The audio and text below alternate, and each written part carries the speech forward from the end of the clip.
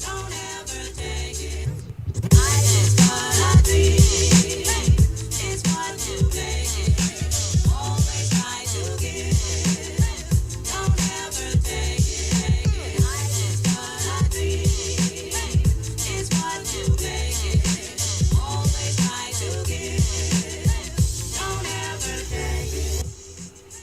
It's what you make it. Always try to give.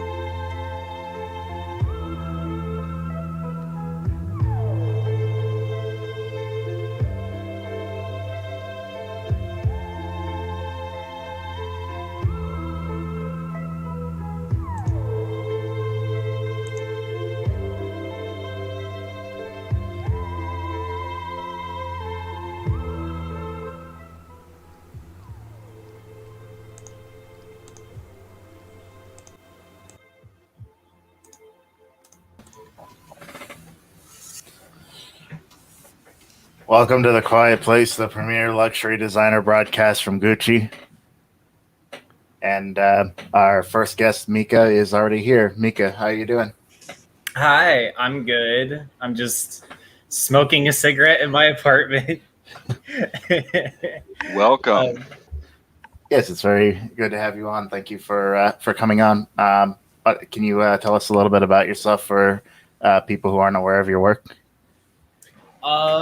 I am a writer, more controversially a poet, and I also run a literature website art project thing called surfaces.cx. And my latest book just came out. Only book came out back in February, called No Tiger. And yeah, I just write poetry about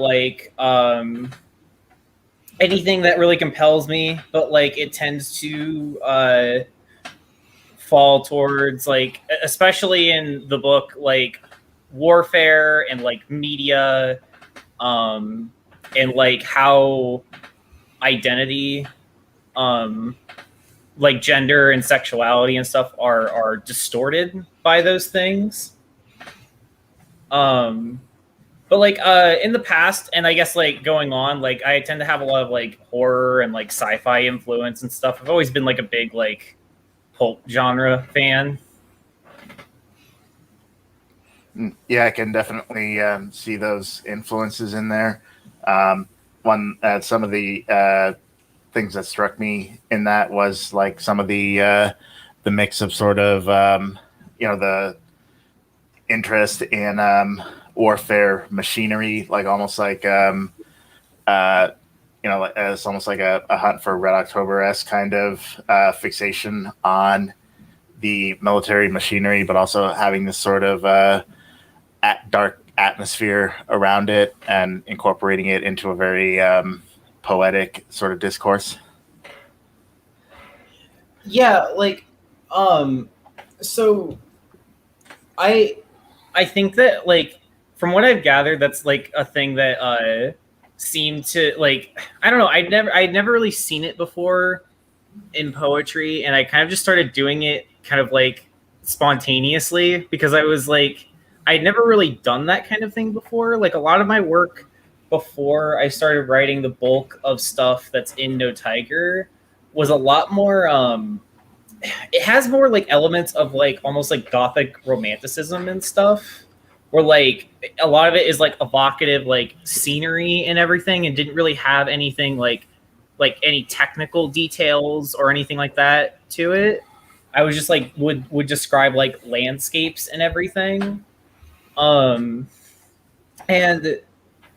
the obsession with warfare tech came basically right before I started writing the book in 2019, and I just got really into reading about it, and I would be trawling around for diagrams constantly and everything. I have tons of PDFs of just military manuals and stuff, and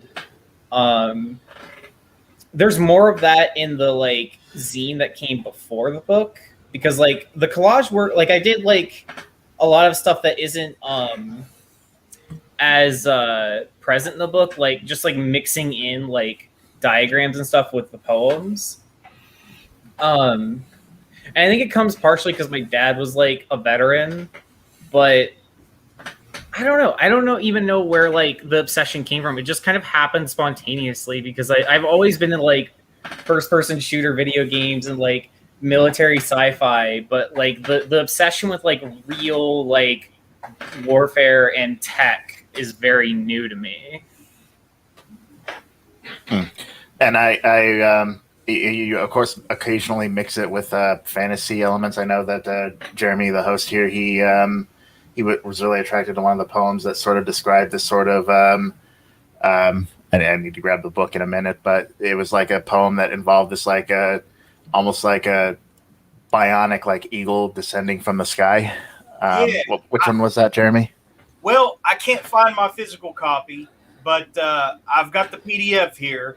But I assure you, I did buy it. And I don't. The style overall really reminds me of Sylvia, Emily Dickinson. Do you attribute that as an influence, as her as an influence? Because I feel that same kind of I don't know, almost abstract play with words, but also like real pregnant with conviction. You know.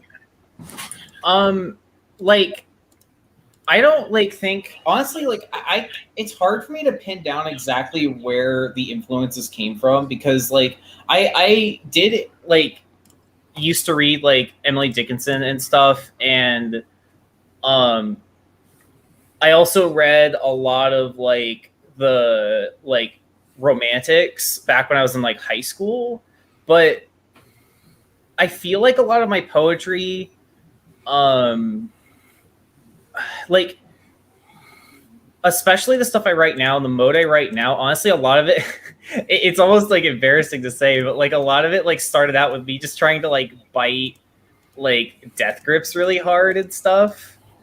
Like their lyricism and also the way I write prose tends to come from like a lot of my obsession with Joyce early in like high school and stuff. So I don't know, like like I wouldn't say Emily Dickinson was like a influence necessarily, but I do whenever I read her work now, especially, do feel like a resonance there. One of the fun things about like my book and everything with people reacting to it is that I'm like, I've had to deal constantly with it's exciting, but like with people saying like it reminded them of this or that and me and like at points being like, oh, I've never even like read this person before. I've never read them before. It just kind of happened. So I mean, the reader brings their own, you know, experiences to a text too, though. You know, that's an interesting thing, and people will get, you know, accused of borrowing from this or that, and actually, it's probably more like they're all drawing from the same, you know, pool of creativity, I guess, right? Yeah, like I feel as if like even with like the influences and stuff that writers have, a lot of it has to do with like what they already like value or value aesthetically or thematically in their own work. And so like I always feel like when I come to a writer and feel drawn to their work, it like that resonance is there because like I already like I'm already like on that wavelength at least partially. I'm just being like pulled into it further by seeing someone else like make it real or actualize it in some way. Would it be all right if I pulled up the one that I think Ben is referring to here? Would that be a problem? No, yeah, go ahead. I would love to know which one you're talking about. Yeah, it's interesting you mentioned Death Grips because I can definitely see that as an influence. Like, and you know, speaking of like that, like when I read through the books, it's one of those books that reminded me more of like music acts and other writers. Like I kind of mentioned Vatican Shadow in my Goodreads review of it because it has that sort of like dark and oppressive atmosphere while also having this you know, focus on military conflict as well as this sort of implicit criticism of U.S. presence in the Middle East. And sort of just by coincidence, I started listening to the rapper Backwash before that, which was an interesting coincidence because both No Tiger and Backwash have very angry and dark expressions of trans identity. Oh yeah, I love Backwash. Like, if more poets wrote like this, I would probably be more, you know, hip to poetry. I've been pretty outspoken as a critic about poetry, but I mean, when it's like when it's written like this and not flowery and sing-songy like most people who profess themselves to be poets make their poetry. I mean, I can live with this, you know, when it's like the language is rich, like copper crown dug through skull, a girl exists shift to shift. a forever humiliation, forced to regularly beg for her life, praying to false royalty to see tomorrow. Demons made the regular, coral snakes around her irises, all while she grovels under boots. There's prettied up war machines on an infinite battlefield, up-tempo mortars in the skybox, 24/7 entertainment always on Channel 18, and ads at every corner yelling, "Let us make you our murder doll." That's beautiful. That's that is a very Emily Dickinson kind of rhythm too. I'm surprised if you have never read her. Yeah, I've read her in the past, but like it was mostly like it wasn't at the level that like the other like the writers that I do cite as influences were. Like I'm aware of her, but not like particularly like familiar with her like others are. And like definitely like the style that I'm working with how like I write and like phrase things is something that came from like me like obviously biting death grips and then also like being really into Joyce and stuff. But there was like a period of a few years like after I started writing like this or kind of started writing more in this mode where I wasn't really reading anything. I especially was not reading anybody contemporary. I was just writing stuff and like I would watch movies and play video games, listen to music, but I wasn't really reading like literature very much. That's kind of a thing I got back into in the last like couple years. Yeah, I can definitely see that there's influences from, especially like, being online and so forth. You have the poem Flashland in here, or maybe a prose piece. I don't know what you call it, which is like about this sort of weird online program, and that one piece that I posted, Semtex ads in the back of Shonen magazines. That part, of course, I mentioned really resonated with me because I've had nights like that where I can't sleep, so I'm just up going down rabbit holes of weird conspiracy theories.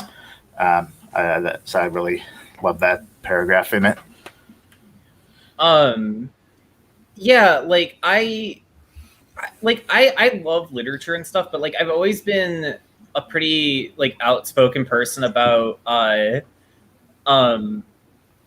especially with poets on how I think that there's a lot of value in like trying to look to other mediums or look to like just things that aren't literary in nature for like inspiration or like just ideas. Because I have had that frustration with contemporary poets before where like I just am not interested in a lot of it because even though like I do enjoy like classic like poets and stuff, I don't know, there's just something about a lot of contemporary stuff that comes out of like MFAs or like the magazines that are under them and just indie literature in general that like I just am bored by. And I've been kind of like I guess purposefully trying to be provocative before where I've said stuff like anime and manga have more to contribute to literature than literature does and stuff like that. You know what? I'll get on board with that actually. Yeah, because literature, I mean, has to remind itself it's literature, and things that are done for joy, and the fun of the medium, like anime and manga. I mean, yeah, they're for the joy of storytelling. So I can get on board with that definitely. Yeah, there's like like when I was in college, I binged a lot of Shintaro Kago manga, and I think he was definitely a big influence. Like there was like a sense in me is like I want to write things in the same way that reading these weird ass comics makes me feel.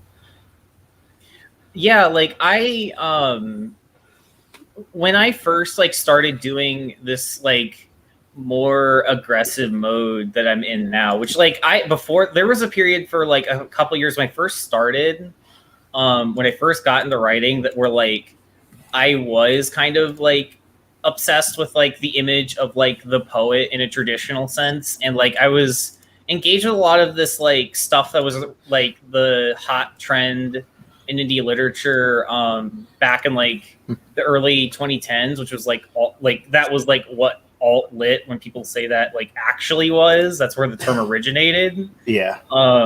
Like stuff like Tao Lin and everything, and it was kind of like twee and like more like indie rock lyrics and stuff. Yeah.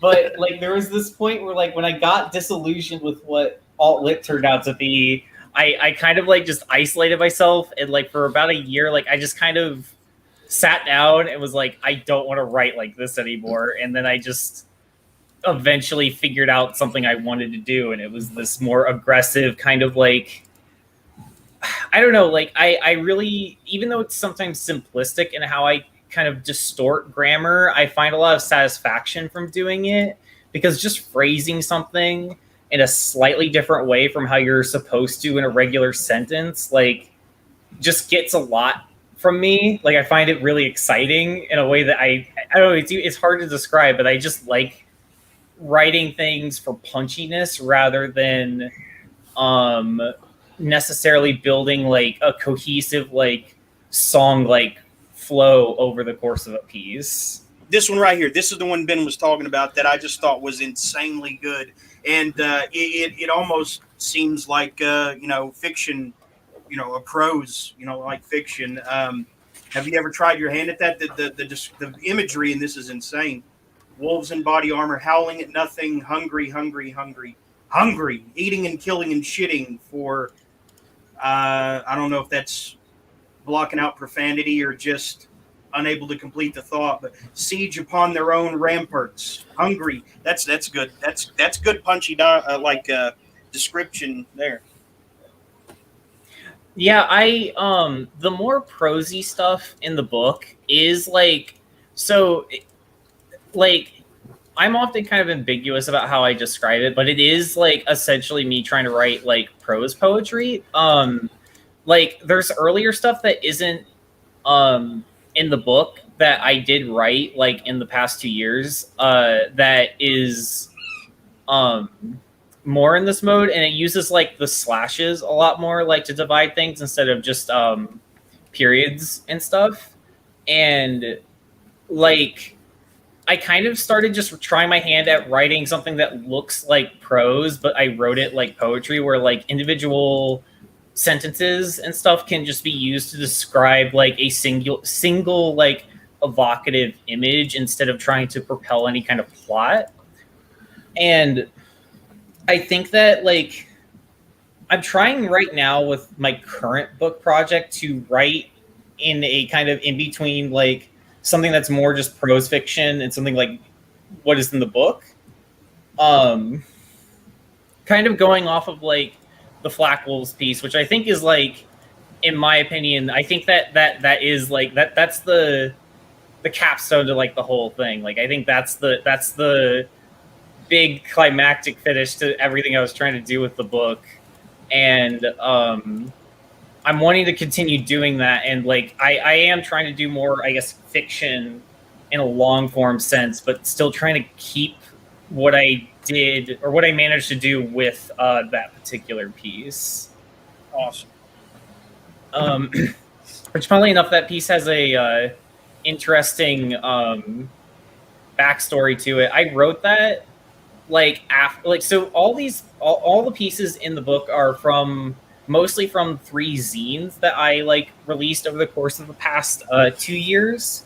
And that one is from the last zine I released, which is entirely all the like warfare poetic stuff. Like it was entirely focused on that. And I wrote that after I'd already decided like, oh, like I finished this zine, I'm going to release it, blah, blah, blah, like on this date. And then I don't know, remember what happened. I think it was, I saw this like line someone used to describe like a TV show where they said it was like figures in a landscape killing or being killed for no discernible reason. And I just like saw that, and it like woke something up in me, and I realized I want to write something that like evokes this particular description. Um, and I just like I had to like delay like the zine and just write that, and I just like was in a fury like writing that whole thing. And it was one of the most like emotionally like draining things to write because it like for me when I write really bleak stuff, there's like a level to which like it makes me feel like bad and uncomfortable. Like I get satisfaction from it, but also it just feels like exhausting to write like that a lot. And I had to like take a break in between writing it because I just like I wrote like a bit of it and I just was like, this is so dark and awful and it's putting me in a bad like headspace. So I had to take a break from it before I finished it. Might not have been as powerful if you had tried to write it in one sitting, right? Yeah, like I just hit a point where I was like writing it, and I think that also part of like writing these things and like not doing it all in one go is part of what results in like the sort of like especially with this piece, the sort of melancholy that it takes on like in the later like half of it, where it's bleak and violent, but also there like I hint at like a sense of like tragedy to Care, the main character of it, and that's something that's started to take on like or become more prominent like the more I write these sort of like prose narratives with like an actual like central character, is that I always have a sense of the tragic or just like sadness to like what's going on, because I never like am it like interested in writing just a reveling in violence. Like there's a level of like where these characters are forced into it and basically just are like fall into it and don't really have a choice and don't necessarily want to be involved, but they kind of just are, and there's no other like way out. Yeah, that I think that definitely makes sense because violence can be fun to write, but if you are trying to do something where you want the people to give a damn about the characters at least on some level, it's hard to just not focus on the. It's hard to not like go into like the consequences of the violence and the fallout, which usually isn't pretty. One thing that I always compare in my head is Quentin Tarantino to Sam Peckinpah. Tarantino, a lot of times it feels like he is just reveling in violence, whereas Peckinpah, even as most violent, is always exploring the downfall of it, or the fallout of it, which is why a lot of his movies end up being very depressing. Interestingly enough, like Tarantino is used to be like a big influence on my work, like early on when I started writing like this, because I was writing a lot of stuff that early on that was like very much just like I was basically just trying to do like grindhouse like film as poems and stuff, and it was just kind of uncritical like reveling in it, and then I started like in the past couple of years getting more into this introspective headspace about it, where it doesn't feel good to like revel in this all the time. And like I've had a lot of like conflicted feelings I've posted about before, especially since the book came out and seeing people react to it, about how my relationship to this kind of work. And I definitely think interestingly, Peckinpah was kind of an influence on this, because I last year had just like got like introduced to his work and watched The Wild Bunch for the first time, which is an incredible movie. I adore it. Yeah, if you haven't seen his other works, I highly recommend it, especially like Bring Me the Head of Alfredo Garcia and Cross of Iron. Those are kind of on very similar themes. No Tiger, was it about how much of it was new material that you had was a good chunk of it old material, or was it mostly like new material that you had written specifically for the collection?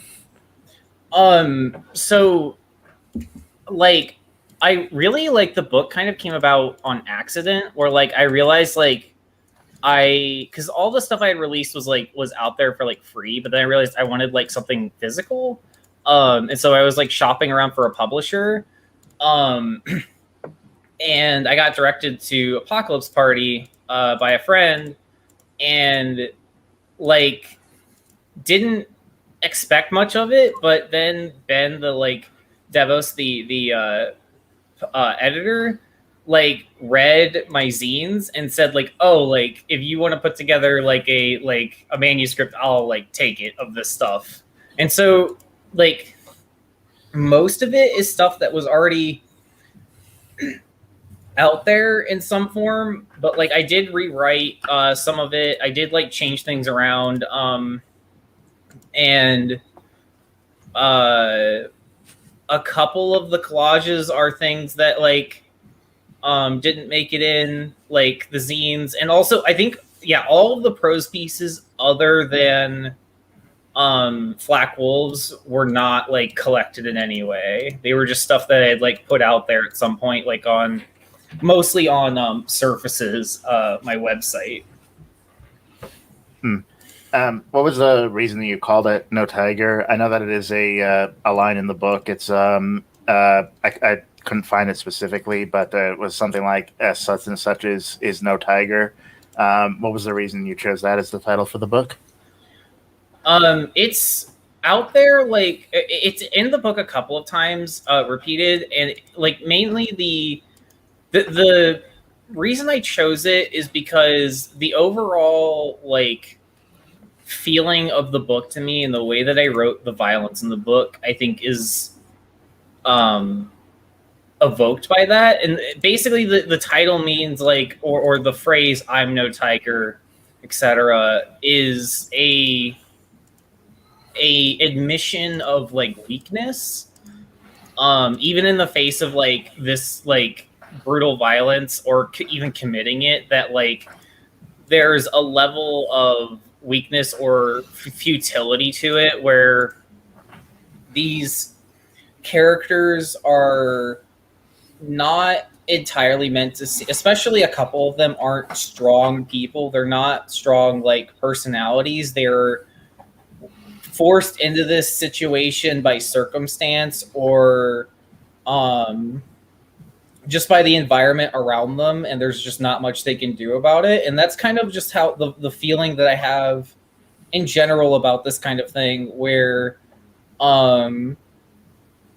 like I write all of this violent stuff, but like in the end, it's not like I'm not like someone that I would consider a violent person, or a particularly even aggressive person. It's like something that I write because like I have to, and because like I don't feel like I can write anything else like except what I'm writing at the time. And when I wrote this stuff at the time, like there was nothing else that I could just write on command, in my opinion. Like I felt compelled to it in some way. I see. And to kind of go back a little bit, when you started Surfaces.cx, was that originally just for your writing, or did you have plans to like make it a place where people could submit their own work? So, interesting background on Surfaces. I didn't found it. Like, I didn't start it myself. It's actually something that someone else started, another editor, and I was brought on along with Anthony Dragonetti as like co-editors with this person. And I had just found it like basically like a month after I had started like engaging with the writing like community or world or whatever, like again, because before 2019 I was just like a ghost to it. I didn't pay attention to it. I didn't read anybody or know anything about it. And then I kind of got like brought in by happenstance again. And yeah, like I discovered it, and I ended up talking to the editor a lot, because it was one of the few lit mags around at the time that like I actually resonated deeply with, and I felt really compelled by early on. And like it had only been open, I think, for like a few months at that point, And yeah, then me and Anthony got asked to become co-editors, and then the founder left about a month after that, and just told us like we could just run the site if we wanted to, and just do whatever, and like he would just pay for the hosting and just let us like do our thing. And me and Anthony kept it going, and I guess like because Anthony got focused on other projects and I got really invested in running surfaces, that it just eventually kind of like I became like the de facto like editor in chief or like face of it or whatever. And since then, like basically it's been a rotating series of like co-editors that help me do a lot of like the slush like submission work and stuff. Do you have Okay. like an engineer's? Oh, sorry, Ben. I just wanted to get this out because I mean the attention to detail on these blueprints or whatever you want to call them. I mean they're incredible to someone like me who doesn't have that kind of mind. Is that all gleaned from your father's veteran, experiences, or do you have like an engineer's mentality by that you got honest? So a lot of the diagrams and stuff in the book or in Mortar are things that I just found and like I was just including basically as flavor. But I have like done like little like technical diagram like collages before, and I kind of try to keep that like air of like technical detail or like machinery involved in the collages I make, where like I tend to prefer like angular like looks and stuff to them, and like just over and like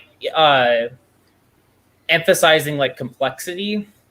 Like the cover for Mortar, which is on there, like that I did by overlaying I think 7 diagrams on top of each other of like guns and stuff that were like in those like blown up diagrams, where it basically shows like every individual part of the gun pulled out of it and laid bare. And yeah, I did that by just like layering them over top of each other until it like became like a distorted mess. But like the obsession with technical detail, I think, is just something that I don't know. Like it's the only thing where like I feel like I have some kind of level of very mechanical, like organized thinking, because otherwise when it comes to like the rest of my life, the rest of my interests, I am a much more chaotic person. Yeah. See, I'm sorry, one more thing, Ben. Sorry, go ahead. I see that you have published Mike Klein on here, who's been a guest and contributed art to us before on here. I'm kind of conflicted on his work, but he's pretty sharp. Is he a frequent contributor? I'm trying to remember if he's contributed anything before that zine, because he did like he's definitely been a reader for a very long time and a fan. I actually contributed like a blurb like or little preface thing to his whatever zine he has that's coming out soon-ish, I think, from where is it from? I think it's coming out from Self Fuck or whatever by Evan Easeline. But yeah, like Surfaces has like a pretty wide variety of stuff that it publishes. Like I have a particular aesthetic like vision for it, but like it's hard to articulate because like there's a lot of stuff that I will put on there that isn't completely resonant with previous things. But I tend to emphasize like stuff that just feels dissonant with other things that I read from like other lit mags, and I just like try to cultivate something that feels like unique and not something you could get like anywhere else. And so that's why I also tend to be very picky, and we don't publish things at the like rate that like a lot of other mags do.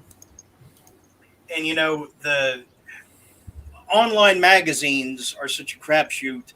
They come and go. As soon as they get established, they're already on their way out. It seems like. So you kind of have to forge your own. And I know because I was co-editor on Surreal Grotesque for about a year, and it felt like it was already dying by the time I got there. Unfortunately, they don't last long. Most of them. Have you noticed? Yeah, like unless like they're getting funding from like some kind of like a lot of like with presses that actually release like books, like the funding can be like really sketch sometimes, or just like comes from someone's like trust fund or whatever. And like lit mags like tend to die out a lot, like especially if they're not run by like someone in like an MFA and they're just done like as like someone's hobby, like I do. But like I don't know, I get like Services has had like a surprising like level of longevity to it that even I was kind of shocked by. And I think it's because I've just always done it as this thing that I just is in the background and I do like just kind of as I go. And also I've never been like really adherent to a lot of the standards that I think that kind of burn people out.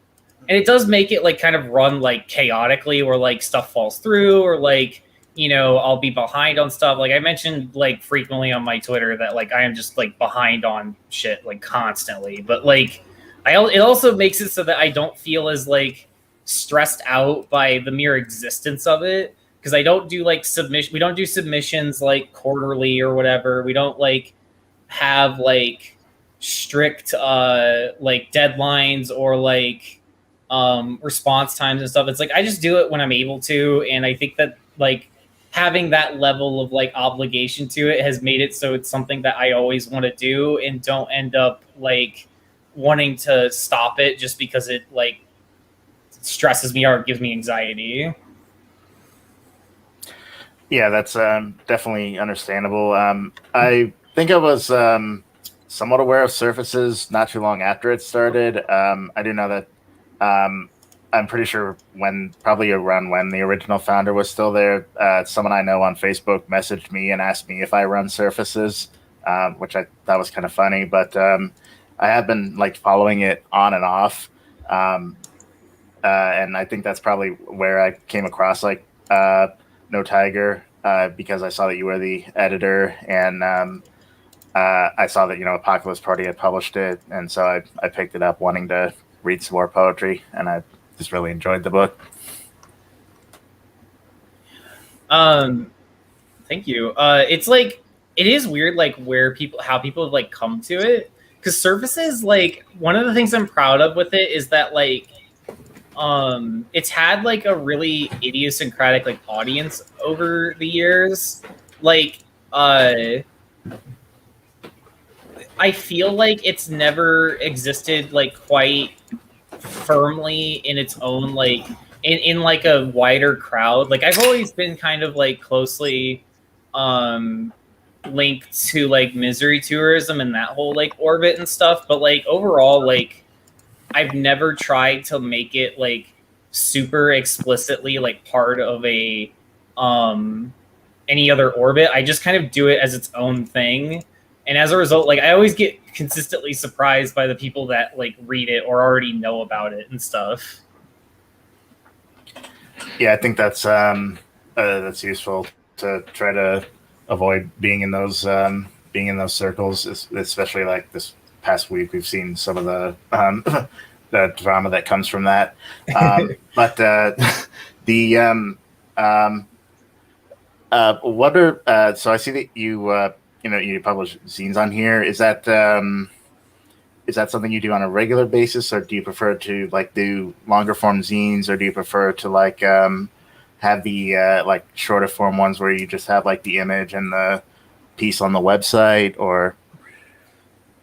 So it's all like digital stuff, and it's basically like just something that like I got the idea of doing it because I had contributors, namely Rachel Lillum, that like wanted to do zines, but like also weren't like looking for like getting them like physically distributed yet. And so I was like, okay, I think it'd be cool like if I just had it as this thing, this like little repository that lets me host zines that my friends make that I think are really compelling or like and like deserve to have some kind of permanent place to sit. Like for example, the Vertical Anarchist Manifesto is something that was made 2 years before I ever like made the zines page. Like it was made ages ago, but I was like I remembered it very distinctly, and that like it only existed like as this like link on the friend's like Twitter post for it that was super old. And I was like, oh, no, I want like some kind of like permanent place to like be able to link people to.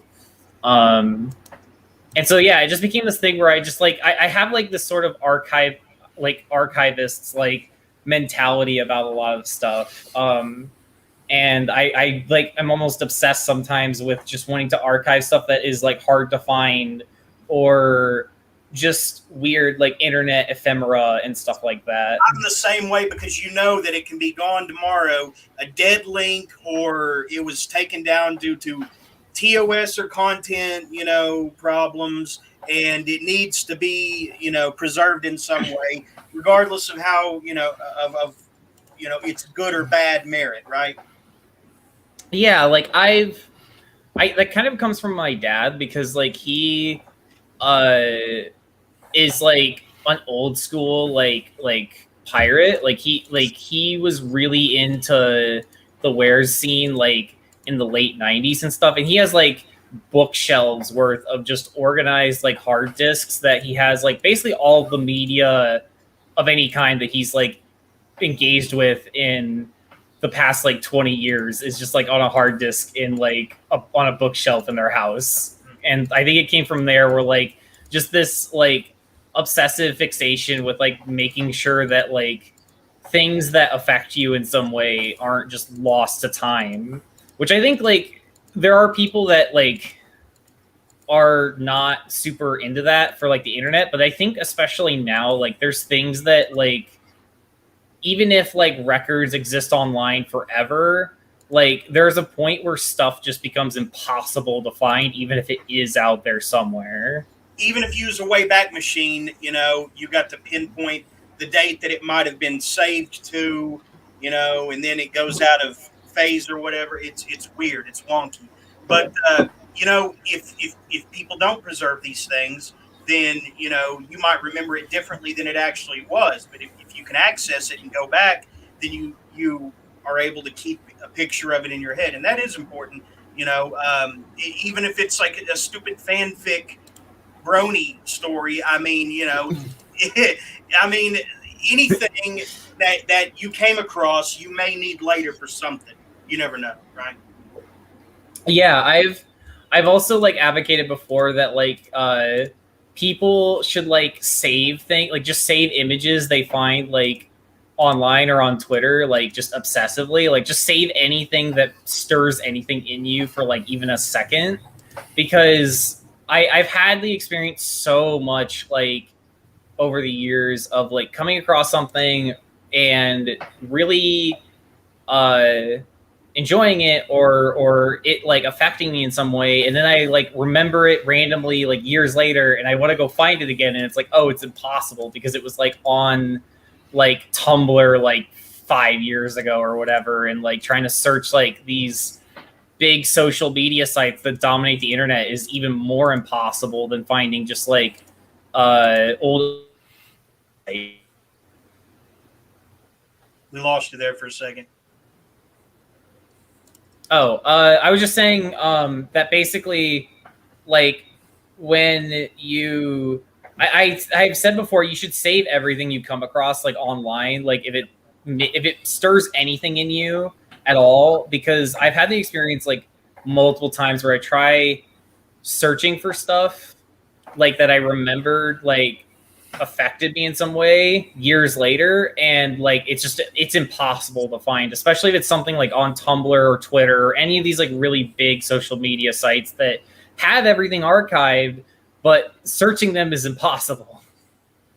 And if you found it on 4chan, you better save it, because I mean those things, the like after a day they become impossible to find. Oh yeah, like whenever I'm on like image boards and stuff, like I basically like it's gotten to the point where I've tried searching for like ways to like save things into a folder in like one click, because like I will go through threads on like /K or X or whatever and just save basically every image in every thread I come across, because like I usually, if I go to the like 4chan now, it's usually because I'm just looking for interesting pictures that people have, because they're like you'll just randomly come across stuff that like you've never seen before.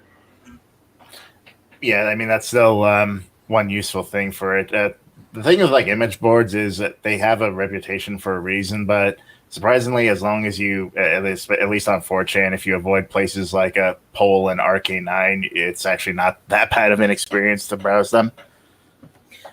Yeah, like a lot of the places that I've browsed, like Poll kind of took over in terms of attitude, like, and just like like that's the attitude of a lot of boards. But like I don't know, like I feel like it's not too bad if I'm like not even there to like interact with any of it. Like if I just read it, like it's whatever to me. And a lot of the time when I go there, I'm like looking for images and stuff. So it really just does not bother me. Like I've never really understood the like boogeyman mentality it gets, I guess, because like even though it has like a lot, it is the source of a lot of shitty stuff. I feel like overall it's like if your level of engagement with it is at a certain point, like it's kind of harmless even to go to it. I've never really been too bothered by it. I grew up like browsing X and like stuff like that, and was not like affected or made like I even like I browsed that stuff for like years alongside just like using Tumblr, and before like 2018 or so I was kind of just like a normal like pretty like soft person that didn't use like any like harsh language really other than the F word. Like Yeah, I guess for me, like those boards, it's less like that they're evil and more that it's annoying, because when you go on Poll, it's like, oh, it's another thread about how black people are the source of every problem in the world. Oh, on R9K, it's another thread about someone complaining they don't have a girlfriend. It's just annoying to me. But yeah, X, it can occasionally have some good content. I mean, like the whole SCP Foundation came out of like one post on there. I think it was originally on X. It might have been originally like on a creepypasta thread. I don't know. Yeah, like I've just never it's like as long as you go there with like not like wanting to engage with like the bad stuff, like it's really easy to avoid overall, because like I don't know, like the thing on like 4chan compared to like Twitter, because I have a lot of experience with like Twitter reactionaries and stuff. On 4chan at least, like they're pretty like it's pretty easy to see when someone's like has an angle to what they're saying, because they don't bother hiding it under like all of the like weird like esoteric language that like some people will on Twitter. Like I'll be on Twitter and there'll be people like end up getting like surprised are like as bad as they are, because they managed to just like mask it under a bunch of like flowery language or whatever. Yeah, no, I know what you mean. There's that's another good comparison. Like 4chan, like you can just be openly an asshole on Twitter. Like you kind of have to hide it, and then it just rots people's brains. Even people who like seem decent at first glance. And then a little bit later, you're just like, oh, what the hell happened to this person? Twitter happened to them. I know Yeah. I'm gonna switch to my fucking not safe for work account and stay on there. It's a lot nicer. Yeah. Let's see. We got another guest coming on in about, I'd say, 12 minutes. But I don't know what. Do you feel we've been representative of your work overall? Probably could have been. I probably could have been a little better informed. But as you said, it's really just No Tiger and Psy Mortar that I know of. Is there more out there in zine form that we haven't discussed? Nothing that's really not in the book. Like, I think the book is pretty like comprehensive about with like what you can get out of my work, because like I really don't produce like a ton. Like, I'm not publishing, like I'm never really submitting anything. I haven't done like just random submissions to places like that I'm not already like involved in or like invested in the person running it in some way. And probably since early 2019, I kind of just got tired of it very quickly. I started doing it for a while and then like just got exhausted with it immediately, because like I can't really do like any of the etiquette or like the like just sort of social game that comes with like literary publishing stuff.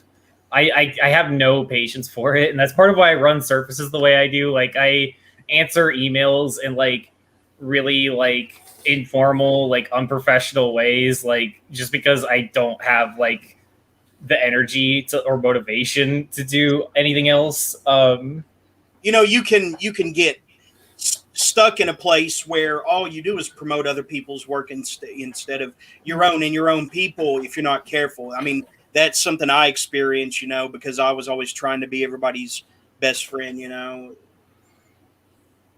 Yeah, like that's like the big thing that I had, like issues I have with literary publishing have a lot to do with like just finding like overall there's a level of like, I don't know, like I don't think it's wrong for people to be positive, but I also find that there's like a level to which you can see that a lot of it is like networking facade, and I have no like tolerance for it. It just bugs me when I'm around that kind of thing. And like overall my work like is basically all in No Tiger. There's a lot of like disparate stuff that I would just post or whatever, especially a lot of collage work that is like just on my Twitter or whatever and not really anywhere else. And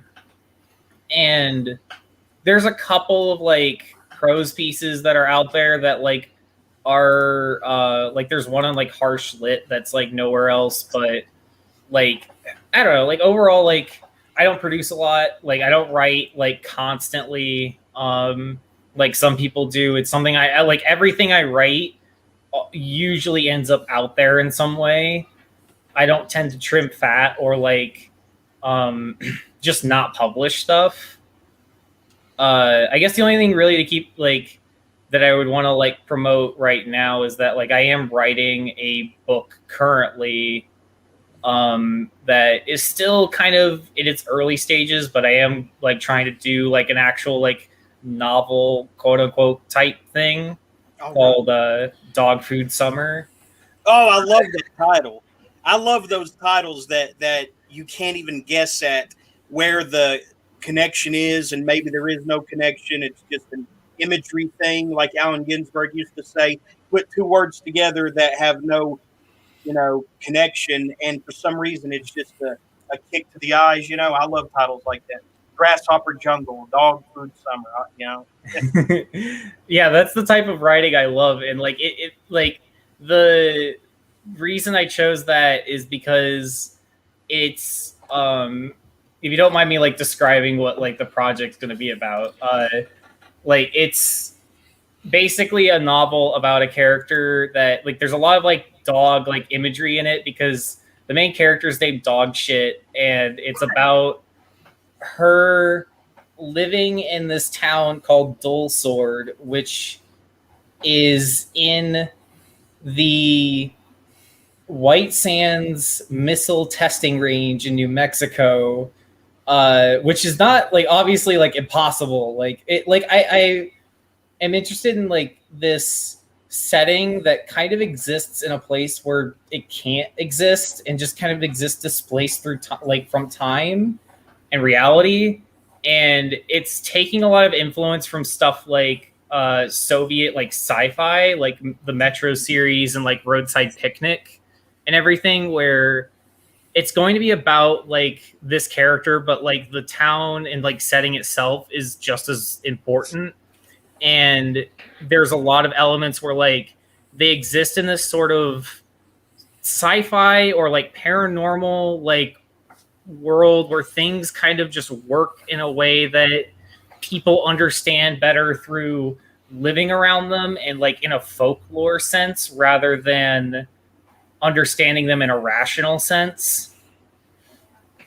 So it's sort of similar to like I guess like magic realism, where there's just it's not like high fantasy where like people like control magic, or it's like a major, or it's like the focus of the story. It's just like it's a everyday place, but you know magic happens there, and it's just part of you know their everyday setting.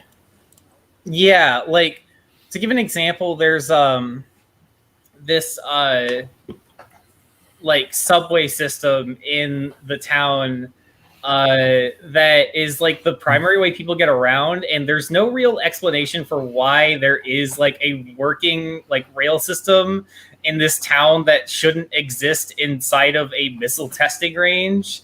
And there's a lot of stuff about how like it operates with no staff or anything. It operates 24/7. There's nobody down there other than people who like take it, and it is basically the only way you can actually like travel around, because there's an implication that like going too far out into the sands, like away from buildings, kind of just you just like disappear.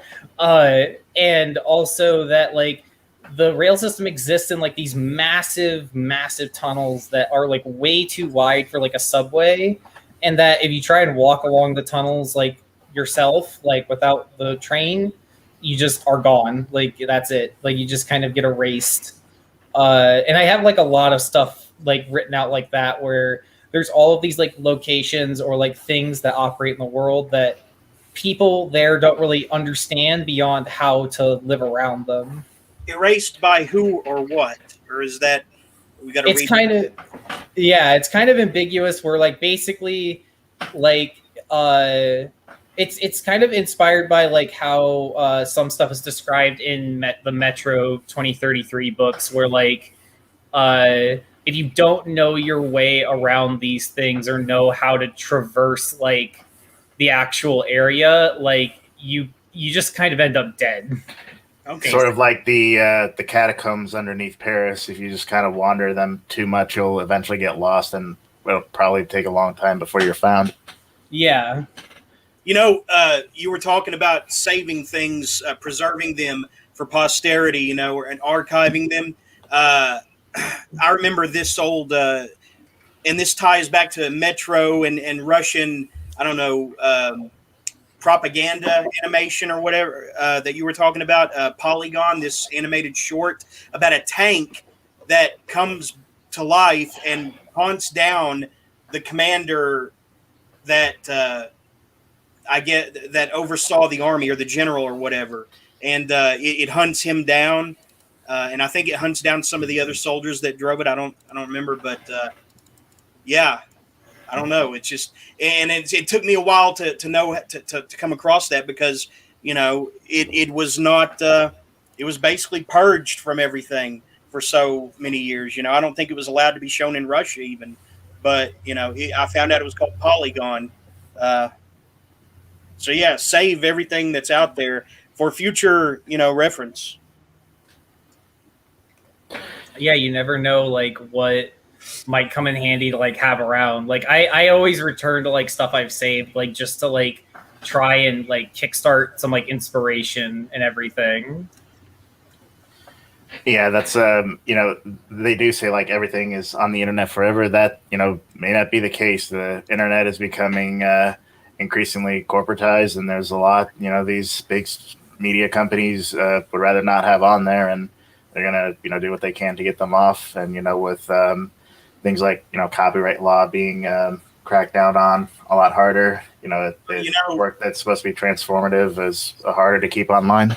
If everybody will stop trying to cancel everybody else, though, that might go a long way in discouraging, you know, corporate hand wringing as well. Though, you know, let people be until they actually physically, you know, trespass or against you is my idea, you know. But Yeah, I tend to like have uh like I don't know, like a measured view of that kind of thing where like I understand when like people don't want to publish certain people, blah blah blah, but like there is one thing where like I have kind of taken a stance implicitly that like even if like there's somebody that contributed to surfaces that like I learned like is a bad person or whatever, uh or I've contributed to like a mag run by like a person that I don't like associate with anymore and stuff like that, like I don't really care to like remove their work or remove my work from their stuff because I don't really see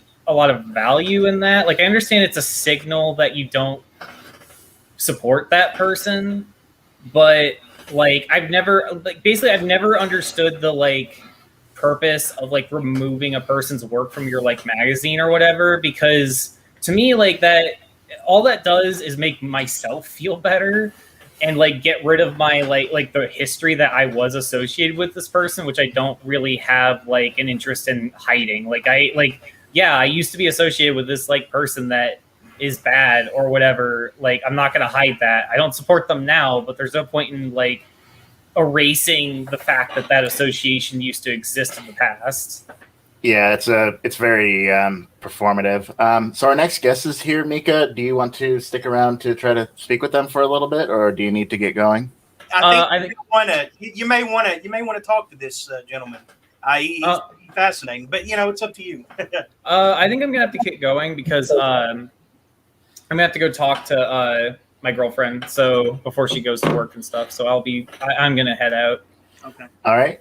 Well, this was Mika. No Tiger is available wherever books are sold, or you can go to her Twitter page at Dagger_actual and download a PDF of it if you want. Although I think it's a really good book and is definitely worth getting a physical copy of. And she runs surfaces.cx, so check that out. Anything else you want to plug before you go, Mika? I don't think so. That's about it. Like I am writing a book named Dog Food Summer, so I guess look out for that when I post about it. I can't wait. That really does sound. Yeah, I've seen the excerpts you posted on Twitter, and it definitely looks really intense, and I definitely can't wait to read it. All right. Well, thank you very much for coming on, Mika. It's been a pleasure. Thank you, Mika.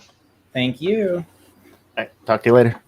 Erik Sprague, the Yep. self-proclaimed lizard man. Thank you so much for joining us, man. I heard you for the first time on an old Opie and Anthony bit a few weeks ago. You went back for that one because I was like, who's watching old O&A stuff now? Like that's just on the edge of when there's things when that stuff was recorded, right? Because that's that's the beginning of having a webcam in the studio and having any video for any of that stuff at all. Like Yeah. anything I think about like my own history, like touring and doing morning radio shows, even the big ones, having the camera in studio wasn't a regular thing and they weren't archiving it. Yeah. Speaking of archiving things, like Mika was talking about. Right. If people don't preserve this stuff, man, it's gone forever. And what was it? Was it K-Rock or whoever it was that hosted O&A and Howard Stern for all those years? Serious. Yeah. Well, when they went from terrestrial on, because I remember when there was the point where they were doing the walk between. Because I did that a couple of times with them promoting the old Jägermeister music tour. We'd have our New York dates and go down and do the show. And it was the time where they do the first half of the show. I think was all terrestrial or just like, and then they'd walk over to the satellite studio. Yeah. You still there? And You're I don't know if you froze. Yeah, it looks like I don't know if you can hear us, Eric, but you're frozen. I can hear you now. Yeah. So I don't know where that got cut out, but just the historical stuff.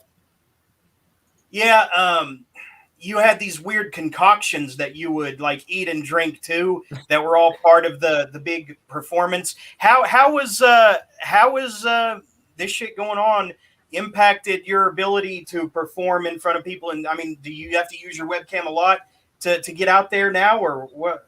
I mean, that's basically all I've done since March 17th of 2020.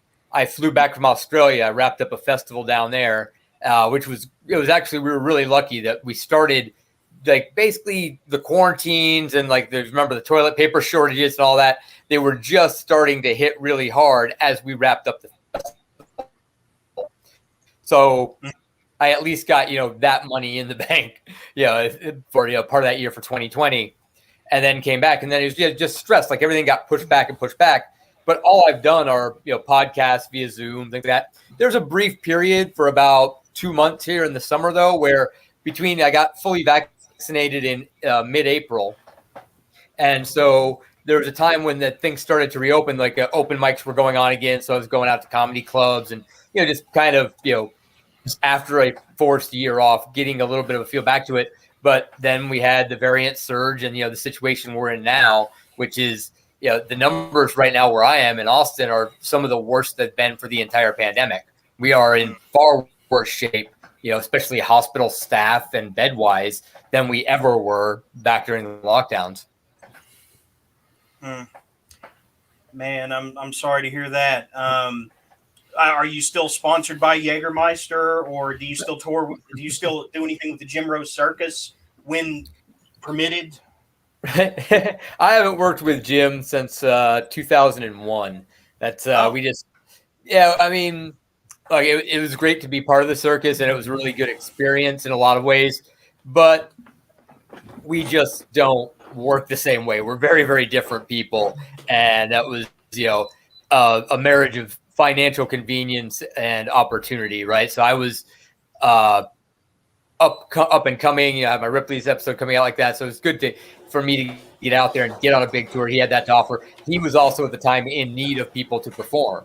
Lifto, Enigma, and had all just left. Came in to replace 3 people. Wow. I took on other acts plus the ones that I brought. But after about 2 years of doing tours now, we've sort of just kind of recognized and amicably said, we work better apart. Like I'm happier doing my own thing, or I was happier, doing my thing for companies like Jaeger and for Ripley's and things like that. And, he's just, it's just better when you get along with the people that you have to work with, right? That's the situation in an office. It's even more so the situation on a tour bus. A lot of great bands have suffered not for lack of talent or creativity, but for a lack of an ability to get along together. And we weren't going to get along together. Wow. One of my friends says she met the Lizard Man at the airport once. He was awesome and beautiful. She's a Jersey girl. But anyway, so did you ever like do any opening act for like somebody like Slipknot or metal bands? Right. Well, that's what I did with hosting for the Jägermeister music tour, and that's our headliners. You just named a couple of them right there, but I just go through them. Like we had Head Pee and Saliva the first year that I did it. Then we had Slipknot, this is the second one. Then Slayer, Alter Bridge, Slayer, Disturbed, The Alter Bridge one was a weird one out of there. If you look at the whole list of Jaeger tours, there's like a dozen of them, and we're like, and then Alter Bridge in the middle there. But so there's it. That's like Crazy Town in the middle of the day at Ozfest. It just doesn't quite work. Right, they're all this weird size. What's the worst case I've ever seen of that was on the Slayer tour in 2004, where we had a band, and I knew them. They were a Jaeger-sponsored band. They'd played on a lot of other shows that I had been the tour host with. And getting back to what we were talking about before, it's like that's what I would do. Is I would do sideshow acts. And then did you fade out? Their Kangaroo album from my earlobes.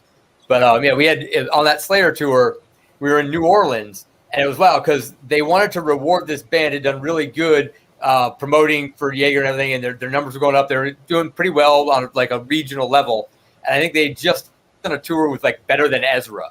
So that's the style of band they were. But based on the stuff that they had done touring-wise like that, somebody just looking at numbers, not looking at musical styles, looked at the numbers and said, oh, yeah, put them on the next show. They've got really good numbers for us. Like, yeah, but it's the Slayer show, and this is a band that tours with Better Than Ezra. And that's the first time I ever saw two guys lift up another guy so that he could moon the band from the pit. He stood on two dudes' shoulders, dropped his pants, full on fucking mooned the band. People were flicking lit cigarettes at them. The rug is at the House of Blues, New Orleans. The fucking rug is smoking with lit cigarettes. People are tossing these. And to their credit, they just fucking manned up and played their set like the fucking Blues Brothers with the fucking bottles coming through the chicken wire shit. That's it. They're like, just play the set, play the set. They played it. They got screamed at, shouted down, you know, and yeah, not the right band to put on as the local opener for a Slayer show, but you know, not half bad dudes, and they did what they could. Did you ever? I imagine that most people would rather ingratiate themselves, you know, because what you do is distinctly, you know, it has a heavy metal, you know, tinge to it, you know. But have you ever had anyone openly hostile toward you? I imagine not very often, but I don't know. Yeah, I mean, not openly hostile. I mean, the thing is, like, even people who don't like what I do or wouldn't approve of what I've done to myself, my body. Well, there's plenty of people that have those issues, but I'm not usually going where they are, right? I'm not showing up at evangelical mega churches and hanging out in the parking lots on Sunday afternoons trying to meet these motherfuckers, right? I don't need them in my life. So, but you know, every now and then, yeah, we cross by in an airport or something. They're not going to yell and scream at me, especially these sorts of people. Bigots in general don't have a lot of balls, right? Unless there's like 100 of them and they know they've got the power, right? They're basically cowards. So in a public setting, they're not just going to yell, scream at me for the same reason, you know, that, you know, there's plenty of racists who walk around, but they don't scream the N-word all the time because they know they're going to get their ass beat, right? And they're like, so, you know, somebody who thinks like, oh, fucking tattoos are horrible and, you know, heavy metal music is satanic or that, they're not going to jump in my face because they don't know if they've got any backup. And they know I'm probably going to be Don't have any backup, and they're going to be their ass. Yeah. Sorry, you keep freezing occasionally. It's not too bad. First off, what is this you've done where our eyebrows are those? What are those sewn in or? Yeah, is that like silicone or are those like implants? Yeah, they're actually Teflon implants. They're a little bit older. Mine were done in 1998, and silicone at that time was something that they were just trying out for certain types of implants and everything. And it's become a big boom because the difference being that silicone can be compressed, so you can do a very small incision and compress the implant and place it inside. Whereas for mine, you had to make an incision that was a little bit wider than the widest base because there's 5 pieces in there. They kind of look like the tips of a bullet. It would look like just kind of a rounded cone. And yeah, it's the most painful thing I've ever done in my life, whether on accident or on purpose. It's the most pain I've ever felt. I actually hallucinated and vomited from the pain. Wow. Oh, wow. And how long did it take for these patches on your cheeks? Oh, that's just the tattooing there. For individual sections, I don't really have a good piece of time for most of it. For overall, I can say it's been roughly around 700 hours, and it was done over the course of 25 years. So I got my first tattoo in January of 1994, and then I finished it in January of 2019. Now the tongue. No, did I do that right? I got to do that. I'm sorry, I'm thinking about that. Like, did I have my years right? Yeah, 94. But yeah, sorry. So the tongue. I would imagine that would have been painful. Well, I mean, it wasn't. It doesn't just because it's not the most painful thing doesn't mean it wasn't uncomfortable, right? The big thing with tongue splitting. How long did it take to get? The tongue splitting was actually done. Mine was the first surgical tongue splitting. It's done by an oral surgeon with a biopsy laser. So my tongue was burned in half, which gives you the interesting sensation of tasting and smelling your own burning tongue as it's happening, which is probably grosser. That sort of nausea, stomach churning, sort of burning flesh in your mouth thing for me was more overwhelming than the actual pain. Now I had been given a little bit of lidocaine because they wanted me to be able to hold still, and my tongue was being held in forceps. so you could get a nice clean burn and keep the separation going.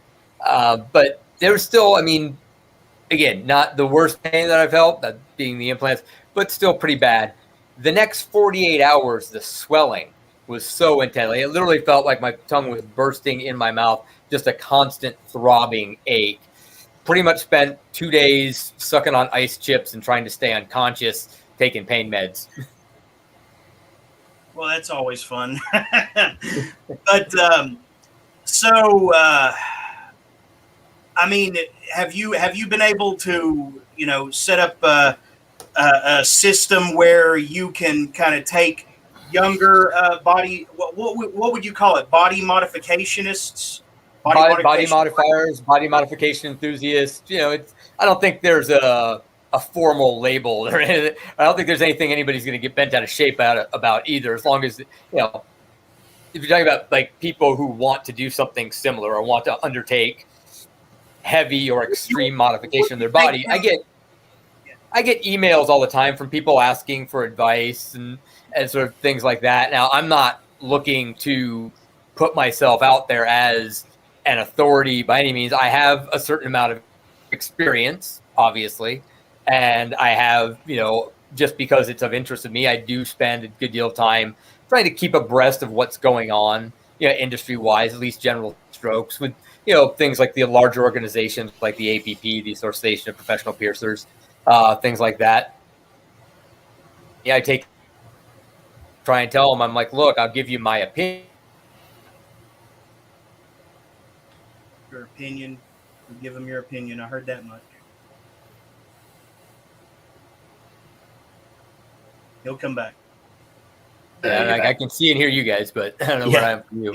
You can give them your opinion, right? And that's as far as we heard. Well, and I say, but I always tell people, like, remember, it's just my opinion, right? Mm-hmm. And so as I say, like, you shouldn't listen to me because I'm the lizard man and I know what I'm talking about. So they're not going to make an appeal to authority like that. But I can say, hey, I'm the lizard man, and that means I've had certain experiences, and I will gladly share when I think there's something that I've learned from my experience that might help someone else. But you take it with a grain of thought. If anybody's looking for, when people go looking for answers and like, oh, just tell me, like, that's, to me, it's dangerous. Like, just don't do that. Don't let somebody else make your decisions for you. Yeah. Don't be like, oh, well, you know about this. Tell me what to do. No. It's, about this. Tell me so I. Yeah, with the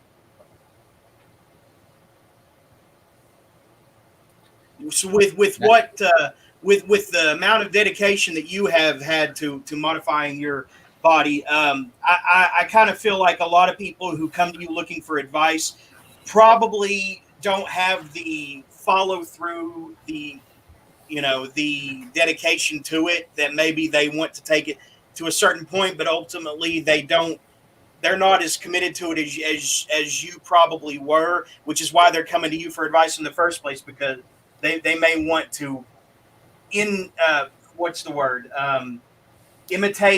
right.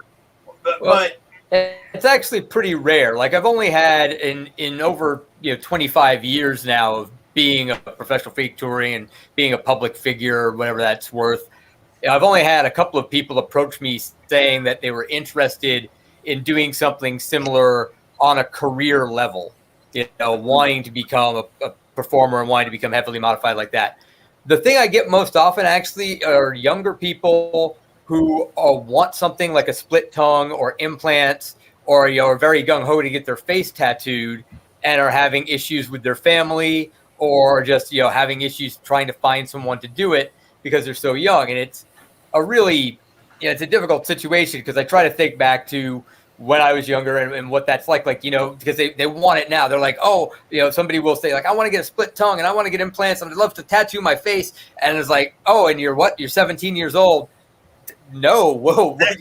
Yeah. Right? But I mean, I still, even though I'm almost 50, I remember what it's like to be 17. And I'm like, you couldn't have told me anything that would have changed my mind. I was too damn dumb. So I'm sitting here as an older person going, I don't know. I couldn't even talk myself out of shit. How am I supposed to talk somebody else out of it? And not talk them out of it, but tell them to do it the smart way, right? You can do dumb things in smart ways. In fact, I like to sometimes that's how I brag. I go, look, I've been successful because I've done every dumb thing that I've done in the smartest way possible. I had a plan, I had a reason.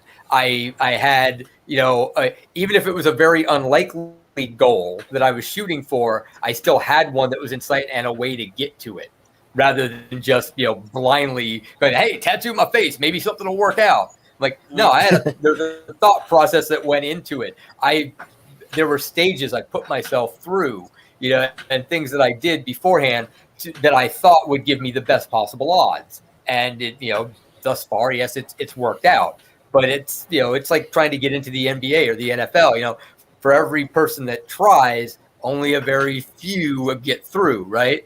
So that's always that risk that's there. And, I think, sometimes people have looked at me and been like, yeah, that's you. I could do that too. I could tattoo my face. I could learn to swallow swords. I could do that stuff. I'm like, no, you think you can, but you only know if you can if you do it. And the problem is once you do it, you can't undo it. Right? You can't undo tattooing your face. In fact, I've known people that have been that way. They've been like, oh, shit, like they get them removed or they cover them up because all of a sudden they realize they don't want to be the guy with the tattooed face all the time. And if you've got a tattoo on your face, too bad. You're the guy with the tattoo on your face all the time. That's it. That's there's one rapper, I can't remember which one, but apparently like they did that on purpose. They got tattoos on their face because they thought it would force them to pursue their rap career, because since they've got the tattooed face, they can't really do a whole lot else. Yeah, it did work out for them, but in retrospect, that probably wasn't the smartest way to go about it. Yeah, that's not a good bet, right? There's no, that's the sort of bet when the bookie is like, oh, fuck yeah, I'll take that bet. You should be like, oh, maybe I don't want to do this then, And any bookie would have been like, fucking give me your money. It's like someone trying to tattoo Budweiser on their neck or something to get Budweiser's attention, as opposed to the guy who gets endorsements, deals, sponsorship, endorsement deals tattooed on his body. I'll let you tattoo this on me for this amount, for this. That is. Or like I know people that I worked with at Jägermeister who are others and it's like if I decided to do it, if I got like a Jägermeister, like a deer head or something. I knew people that were like me, they were independent contractors hired on, but I more than 5 years of my life hosting tours with them.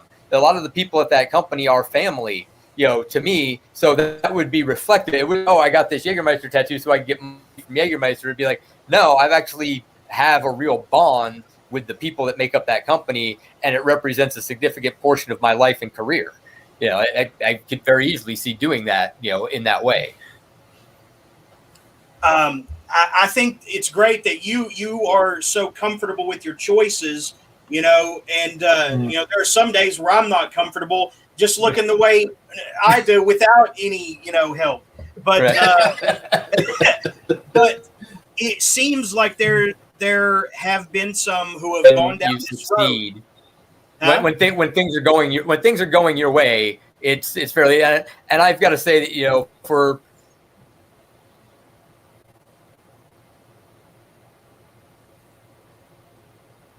I didn't. It wasn't overnight by any means. Like I had to get tattooed. Obviously, I did my struggling artist phase, whatever. But from the time things took off, they went very well and went steady. So going out with Jim Rose on tour in 1999, doing the Ripley's TV show in 2000, 2001, going to Universal Studios and performing for Halloween Horror Nights till 2003. When I started doing the Jaeger tour, then I'm with them until 2008.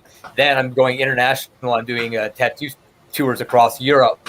2012, I'm in Australia doing Fringe Fest, and in the UK for the Olympics doing a pop-up sideshow. I mean, the only thing that's ever slowed me down in over 20 years now is a worldwide play. So it's hard to complain. There have been others who have gone down this path who seem like they may not have been as comfortable with their choices later. And I hope this isn't a sore spot to bring this up, but he was a friend of yours, Dennis. Oh yeah, Stalking Cat. Yeah. Well, the thing with him was I don't think he ever regretted it because we were actually close. We knew I'm sorry, you cut out there. Hang on. each other behind. Okay. Okay, I'll start again. So yeah,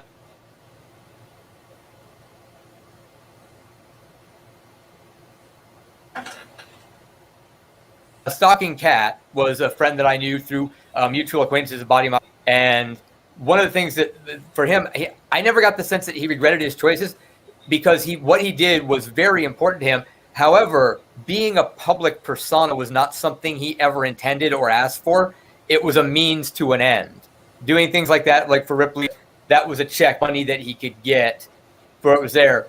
But he didn't embrace the sort of. But for me, as a performer, it's that, and the type of performer I am, doing sideshow and live, street theater and street performance stuff like that, means that you wanted to say what is the skill that I bring to any situation? It's an ability to deal with the public. He didn't embrace it in that way. I don't know how much of that cut out or not, but I mean, the gist of it being that for him, he loved his choices, but he didn't love being in the spotlight. Right. I understand there's another lizard man. Are you friendly with him?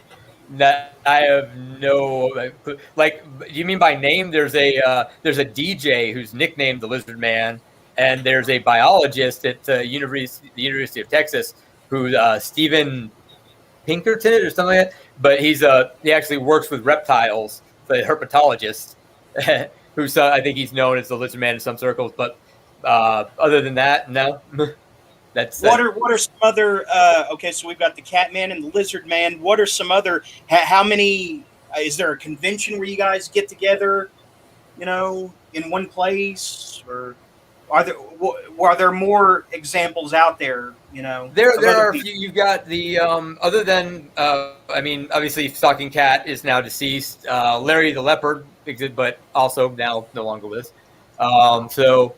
There, a couple of years ago there were more. Now it's basically there's myself for completely tattooed performers, myself and the Enigma, who are out and actively working. Lucky Diamond Rich, the most tattooed man in the world, has retired from performing and taken a regular job. He's gone 9 to 5, living in the suburbs down in Sydney. So yeah, basically for completely tattooed, heavily modified performers. These days, you're looking at myself and the Enigma. Enigma is the guy with the jigsaw pieces tattooed, right? Blue puzzle pieces. Yeah. It looks wicked. Well, it's lighting and color. Like if you actually see him in person, it's like sometimes people look at my green and say like, "Oh, it looks bluish." If you see us in person, he's more blue than you would expect, and I'm usually more greener than people expect you because it just doesn't come through. Like right now, I can see my camera here. The green on my throat is actually a very bright green, and it never really comes through. And even if you get it lit well, yeah. So he's blue, I'm green. There you go. But. What are these dolls over your right shoulder? There are they just visual aids or? This is a statue. This is a bust of me that was made by a sculptor in Australia. A friend of mine, the Space Cowboy, is a sword swallower who puts on a freak show in Australia for the Adelaide Fringe that I participate in, or did participate in until the pandemic kicked in. He had one made for his personal museum of himself. He wanted one of me and a couple of other people. So he had one made, and when he had it made, he had the artist make an extra one so that I could have one as well. I've obviously, I've thrown a clown nose and some googly eyes, a pair of my old sunglasses, and it wears a lot of my old laminates and tour credentials. My Guinness medal is on there. The other guy in the back is just a trash sculpture of mine. That's trash totem number 1. Now, what's the Guinness medal? What, did you win a drinking contest or something? I assume you mean Guinness Book of World Records. Duh. The Okay. medal. Yep. So I got my medal. Jesus. What- Man, I was yeah. slow on the uptake on that one. Yeah, that's it. Well, That's it what- is the same. Well, I mean, it is originally the same company. Oh, They've okay. had, corporate entities. Which split. is weird. I've actually never made that connection. Well, the story about it is that they started keeping a record to settle bar bet dispute and bar dispute. Somebody be like, Jack Johnson's the fastest man in the world. He ran the 10th, and they get the book out. He's right. So you've had a good audience with the heavy metal crowd, and do you see yourself? I think sideshow and metal go together pretty easily, right? It's They not really do. like you can do sideshow to any music, right? And you can put any act to metal, but some fit better than others. I mean, I could see crossover potential with Guar, Slipknot, which is I've worked with Slimenstra, Guar woman. Oh yeah. Danielle Stamp was part of the original Brothers Grimm sideshow that I worked with. Also part of House of Poppin' for a while. We worked together there. We've done a couple of just random projects where we both got booked. So yeah, she's been a friend for a long time. She's great. And yeah, I've been a long time fan of Guar's. Been on a few different festivals where we kind of crossed over and hang out. First year I did Riot Fest with Hells of Poppin'. They had me and Guar in the press tent at the same time, which was a pretty decent little spectacle. Right. Has anyone attempted a long form documentary about you and your life and career? I wouldn't say long form, but there've been a number of it's been a little while. Like, so you could do, if you go looking for them, you can find like the stuff that I did with Discovery, National Geographic, Learning Channel, decent pieces ranging from 20 minutes to 45, depending on the program. But a lot of those were done at least 15 years or more ago. So back then it was more focused on like, hey, have you heard about the Lizard Man type of thing? So a lot of them kind of like, there's very much those first few years where I got a lot of coverage because it's like, oh boy, a new thing, right? The new kid on the scene, get a little bit of extra attention, and then everybody gets used to you, having you around. They start taking you for granted, and then it becomes a little while. But there've been a few, but nothing really long form, and mostly focused on performing and touring. So I mean, the networks you mentioned though, aren't they kind of PG? And so don't they only get like a peek behind the veil, of your whole world? We were filmed as part of a real sex episode because that was the only show that would get by back then. This is back in the 90s. Standards and practices would go for it. Now you usually got the whatever makes the cut for TV, and then there's an uncensored online version, depending on who's doing it, or the footage gets out either way. Yeah. Yeah, I would have assumed like Vice or something would have tried to do at least a mini documentary about you or people with similar body modifications. Oh, it's the thing is that there's a number of like weird things we had to do. Like there's a lot of stuff that's always like, oh, it's always like, why hasn't this happened? It's like, well, because it doesn't just happen, right? It's like, well, they don't want to pay for it, right? Or there's a time or a schedule mismatch. There's just all sorts of different things. Like, or they want to do it a certain way. And I'm in this weird sort of time period, like in a middle part of it, because I'm older and like so early on online, I was everywhere because I was before Google. I was one of the number one results for Sideshow just because there wasn't that much online. Right, it was me and Coney Island. Because Fredini was also a nerd, and we were the two Sideshow nerds that actually made web pages back then before everybody had to have a web page. So I got a lot of early online stuff. So it was big, but I never got that. It was before things went viral, before there were enough people online for anything to go viral. The internet was still small, early mid 90s. This is when I'm starting to, do a lot of this stuff. And then when I do TV, my TV stuff all sort of hits in the early 2000s when streaming starts to take over. So I was in that period of time where all the internet people that would approach you never had any money and were never going to give you any money. Right. And not that that's changed that much, but yeah, it's just, I just remember the matter of timing. I just remember the feature.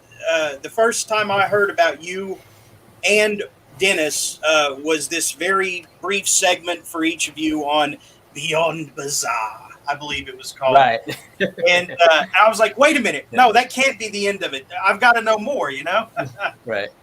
Well, that is the thing, too, like we were talking about, too, about the O&A stuff, and you're finding out, like, those old things, is that, again, like, because I was early enough in sort of internet history, like, you know, we always say the internet doesn't forget. Well, it actually has. It's forgotten a lot because a lot of shit just never got saved, never got backed up, you know, was never there, or has been purged at one time or another.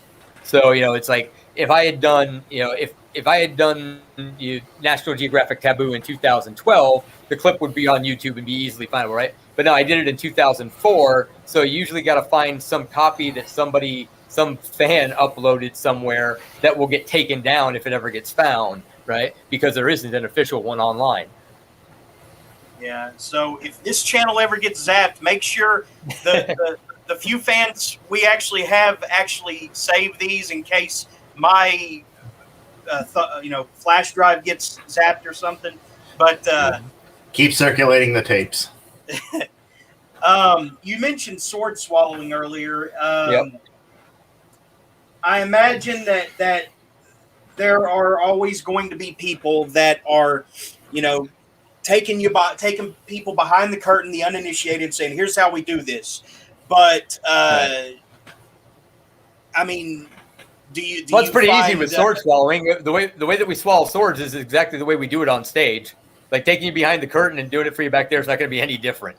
There's literally nothing hidden. It's it's controlling the diaphragm or what? I mean, it's basically conditioning your body and learning to control your reflexes. And it's, you know, it varies from individual to individual, but it will generally take at least weeks, if not months, and be very uncomfortable and unpleasant. And that's why a lot of people will start trying to do it and then just eventually give up because they're like, no, this sucks too much. It's worth it. Because it's just, it's literally just shoving a sword down your throat. Yeah, you can get more comfortable with it and thus get better. And maybe you get comfortable enough that you learn to move around and take a bow, or you're like my friend Ariel Manx. You do backhand. What'd you say he does? Back down your. He has the world record for doing the most consecutive back flips with a sword down his throat. Good God! Yeah. Good God! Years ago, contacted me via email. I had no idea who he was. He's literally a kid. And he emailed me and he told me what he's planning. He's like, yeah, I'm working on doing a back hand flip. I've been doing handstands with my sword down my throat. And of course I was like, fucking stop, man. Why? You're going to fight. Sword swallowing is dangerous enough. I want to see if I do it. I was like, dude, my advice to you is stop fucking trying to kill yourself. Like, you're not going to more money because of that, and people aren't gonna maybe they'll applaud you a little bit louder, but I'm like, you can get applause without nearly dying. But to his credit, he was like, yeah, fuck that crazy old lizard, I'm gonna do whatever the fuck I want. And he did it. He's goddamn amazing. But still way too much risk. I'm like, I get paid to swallow a sword standing still really carefully, so I'm not gonna start doing backflips until they stop paying me. That saying, work smarter, not harder. Right. We see this a lot with with the performers in certain, I don't know, sub community, not sub, but that are more protected communities. Like we see it in the wrestling world where guys have to do insane death-defying drops through flaming tables on thumbtacks and mouse traps in order to garner a reaction, and they probably didn't even get paid worth shit. Yeah, the more exploitable people. Yes. Yeah. I mean, so have you had to get smarter in order to not be exploited yourself? Oh, I mean, here's the thing about being exploited.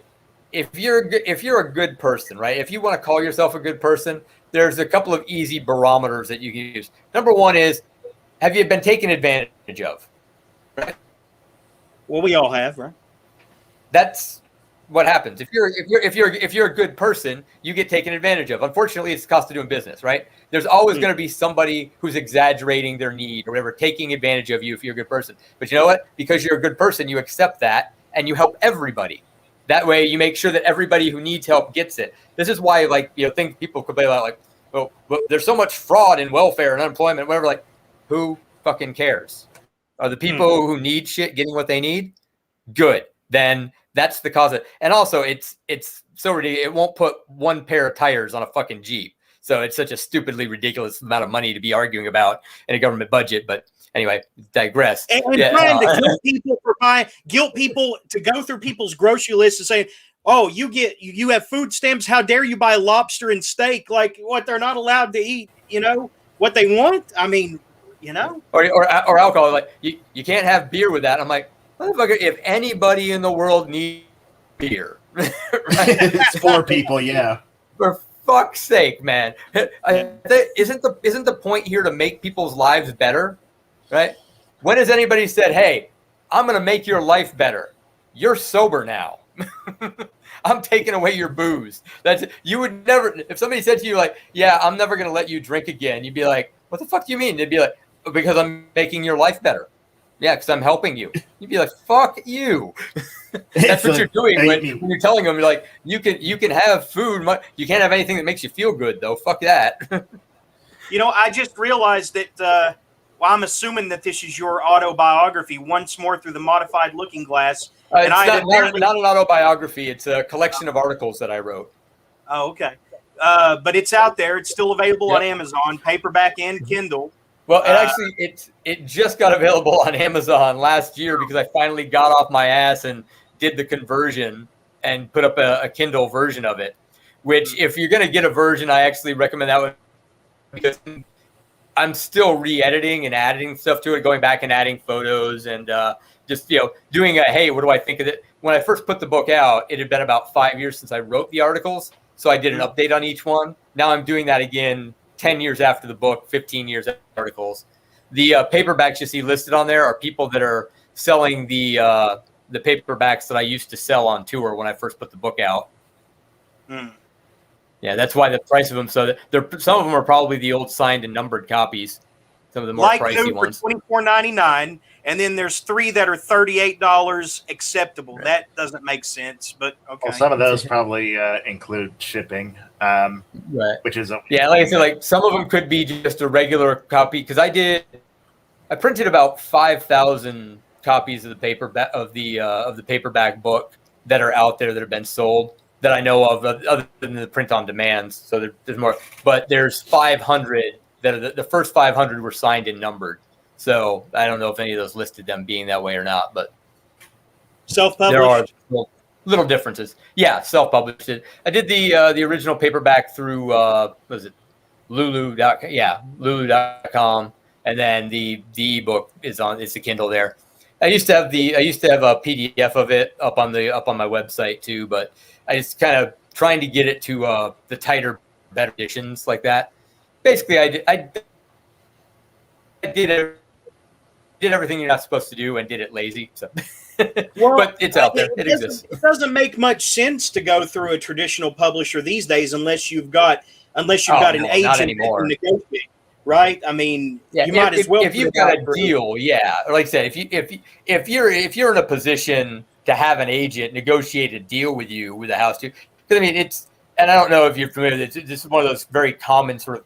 It's not a pyramid scheme. I forget the proper name of it as a business scheme, but the whole deal where your book gets on the New York Times bestseller list because you create another company that buys 500,000 copies of your books, which then gives them away as free donations to some program and gets a charity right off of it. So that you don't actually make money on it, but you make your book look like your book has made a lot of money. And then you're like, well, hey, I've already had a book on the New York Times bestseller list and all this. Like, you can literally buy your way through the industry that way. Similar things, done in the record label industry. Like it's just one of these things. I think they call that a shell game or a shell company. Yeah. Well, I was going to say, yeah, you would use company, but it's not. There's something like a pyramid scheme is obviously where all the money goes to the top. This is a different sort of thing, but it's done very often with political books. When a figure comes out, like when James Comey puts his book out, right? it's an instant bestseller and all this. Or Trump, Trump writes a book. His book goes, well, why? And a company is set up that explicitly buys all those copies of the books, and like I said, like turns around and puts them in a gift bag and gets a credit for it or something like that. They minimize the loss, sort of circle around the money. Yeah, but yeah, it's apparently publishing is like the publishing and the art world, the gallery, the gallery industry of fine arts, things like that, all this stuff are just really weird money circles, right? And if you're not plugged into the right part of the circle, you're just contributing the fucking fuel. Yeah, I remember like the Scientology would do that. They would just send like Scientologists out to bookstores with loads of cash to buy up Hubbard books to make sure he was on bestsellers list for up until when he died. I am surprised that no one like came up to you like to give you a deal to do like a book, but I can imagine like if a major publisher did that, they'd probably want to have either a ghostwriter or a editor babysitting everything you did with it. Oh, I'm sure they would, but I think the thing is that there's a certain level of success or exposure, whatever that you want to call it, right? That you reach, but they're still very conservative. I still I've got 25 years of experience. I've done major companies, trade shows, touring as a representative for Jaeger, all this stuff. But the business world is so conservative. They're so risk averse, right? That it's still huge for them to go anywhere near anything like writing. Even though you might think, you're like, wait, you've been around forever, and then people see much heavier stuff on the internet all the time. In the corporate world, it's still considered just the craziest, wildest thing. Like, you want to do a book with them for what? Like, yeah, sure. My Ripley's episode did good numbers, and when I've toured, but it's not the overwhelming numbers, right? It's not the tens of millions of people that make them go, oh, well, if we don't do a book deal with them, we're losing money.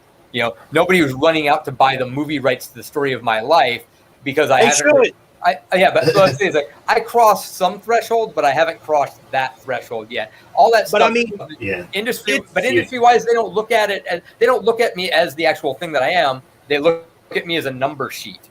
And I don't just mean me. I'm not saying I'm not special. This is just the way it works for everybody. I watched it happen with bands. Literally watched a band that was one of the support bands on a Jaeger tour, and there's some of their people from their agency being in the production offices, and they're going to sit around. So you just, like a fly on the wall, whatever. And they're just like, if the solo, because, when you're doing support on a tour with us, they would have when days that our tour was off, they played their own headlining show, smaller venue for them because they were the support band for whoever, that they like when Chimera was out, as one of the first bands before Slipknot, when we had a day off from the Slipknot tour, the Chimera guys very often were working in one of the smaller towns or in the in-between towns playing their own show, right? And so everybody looks at that and they see what numbers they do and if their numbers are going up or down. And this isn't about Chimera. This is a different band. I'm not going to put their name out there on this, but this is their people. Their agency people going, they're like, well, the numbers aren't moving on these off.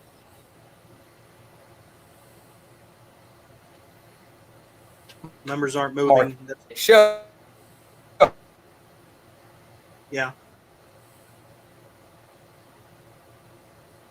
I heard the numbers aren't moving, and then it froze. Right. Oh, so yeah. So if the numbers aren't moving, that's their people, like basically saying, well, we don't know if we're going to put in the effort anymore, right? They're not. They don't care how. They don't see how thrilled all the new fans are that saw them for the first time before Slipknot running to their merch table after. They don't see that. All they see are the sales numbers, right? They don't see people who are going to bring their friends when the next people come over. They see, oh, well, they spent about $10 per head. We want to see them more in the 15 to 17 range. But they're not making the numbers. Then move on to the next thing. So Chimera were not the band that were. No, that's not talking about. Yeah, it's a. I shouldn't have put anybody's name out there, but actually, they did fantastic. I'll put their name. I love fucking Chimera. These guys were great. They were a fantastic group of guys to fucking tour with, making great music. Man. Heavy as shit. Nothing remains classic. If I can, I will. I'll call fucking Mark out on this though. After we toured together, right? After we did the Slipknot tour together, and he saw me get darts thrown at the time. later, I think it might have been the Slayer tour, like right after that fall, and they came out and visited us when we were playing in Ohio. And he was like, I want to throw a dart in you. I want to throw a dart in you. And I had started taking him in my chest. I was like, all right, well, I'll let you throw the last one. Like, just but throw for I just throw this. And he gets back and he winds up like he's going to throw it as hard as he can. And I'm actually thinking like, oh shit, he's going to throw me with this. And then he so gently, limp wrist, arcs it in, doesn't even hit me, and just barely makes it, hits me in the stomach, like right next to my navel. And I'm just looking at it, laughing, like, what the fuck was that? Barely made the target. So you did the human dartboard act too, huh? Yeah. Oh yeah. For years, especially with Diego, that was a standard for me, especially doing metal shows and music festivals. It's one of the ones where I like to get the crowd up. So I usually save it to one of the later ones because I had my assistant, Dr. Griff, and we'd start off with him shooting or throwing 3 darts, and I throw the first one into my back, and then I'd turn around and be like, no, let's do a little better. Like, you throw it into my heart, and he throws the second and third. So we do that and get the darts to the chest. You get the crowd yelling and screaming, and then if they go really nuts, he put a big bucket of darts, and we do a speed round, and I would just keep turning around front to back, and he would just throw as many darts as he could as fast as he could, and I'd end up standing there with 12, 14 darts just hanging out of my chest, my stomach, everybody screaming, and then he'd just let him come over and rip them out, the blood start dripping, and bring on who the fuck ever's next. That is so metal. That is more metal badass. than anybody you were opening for, probably, I'm guessing. But so did you ever breathe fire too? Oh yeah. There's pretty much for any traditional sideshow stunt, I've got my variation, had my version over the years. I started off with fire. That's how I got started. Kind of got into sideshow. I should say got into it. I was interested in a lot of stuff. It's the first thing I really attempted was fire manipulation, and taught myself fire eating and fire breathing, and doing body burns and just messing around with different pyrotechnic effects. Being a little pyromaniac, teenager, early 20s, something. Playing with fire, and then from there picked up the human blockhead, sword swallowing. I loved Houdini as a kid. I knew how to pick my way out. Pick your way, out of locks? Walking up. Yeah, just picking locks. Yeah, picking locks, picking handcuffs specifically. Walking on broken glass, bed of nails, beds of swords, laps of swords, pierce weightlifting, hanging things from whether it be from my ears, my nipples, my septum. Before I had my tongue split, I had my tongue pierced. I used to lift with my pierced tongue as well. Because that's the sideshow stuff for me goes before body modification. I was intro, and it's very early on, about 17, 18, I started getting into the idea. I wanted to learn more about fire eating and stuff, and I really started sort of messing around and trying to learn stuff. And I started going to libraries because at heart, and I'm a nerd, that's my reflex. If I don't need to know something, it used to be go to a library. That's where I went. And both my parents were teachers, so I had access to the school, extra times, and I was a nerd. And I looked up sideshow and circus, and it was through that, wanting to learn about things like fire eating and sword swallowing stuff, that I learned more about tattooed men and and modified people in sideshow history. So it came together pretty quickly, but the sideshow stuff was really there first.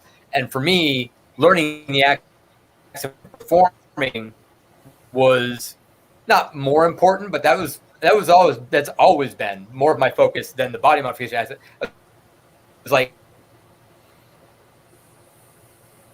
but I didn't want it to be all that I had, right? But my act, I didn't want to be a tattooed attraction the way a lot of them were historically, where it's like, hey, look, all this stuff's been done to my body. Hopefully I've got a cool story to go with it, but that's it. I've got a story.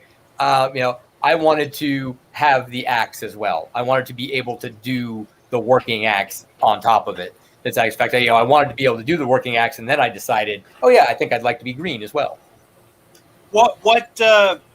What character from sideshow history, performer, first lit your imagination? Oh, the great Omi. Now, what was his? Is a huge influence on me. Hold on, he's behind me here.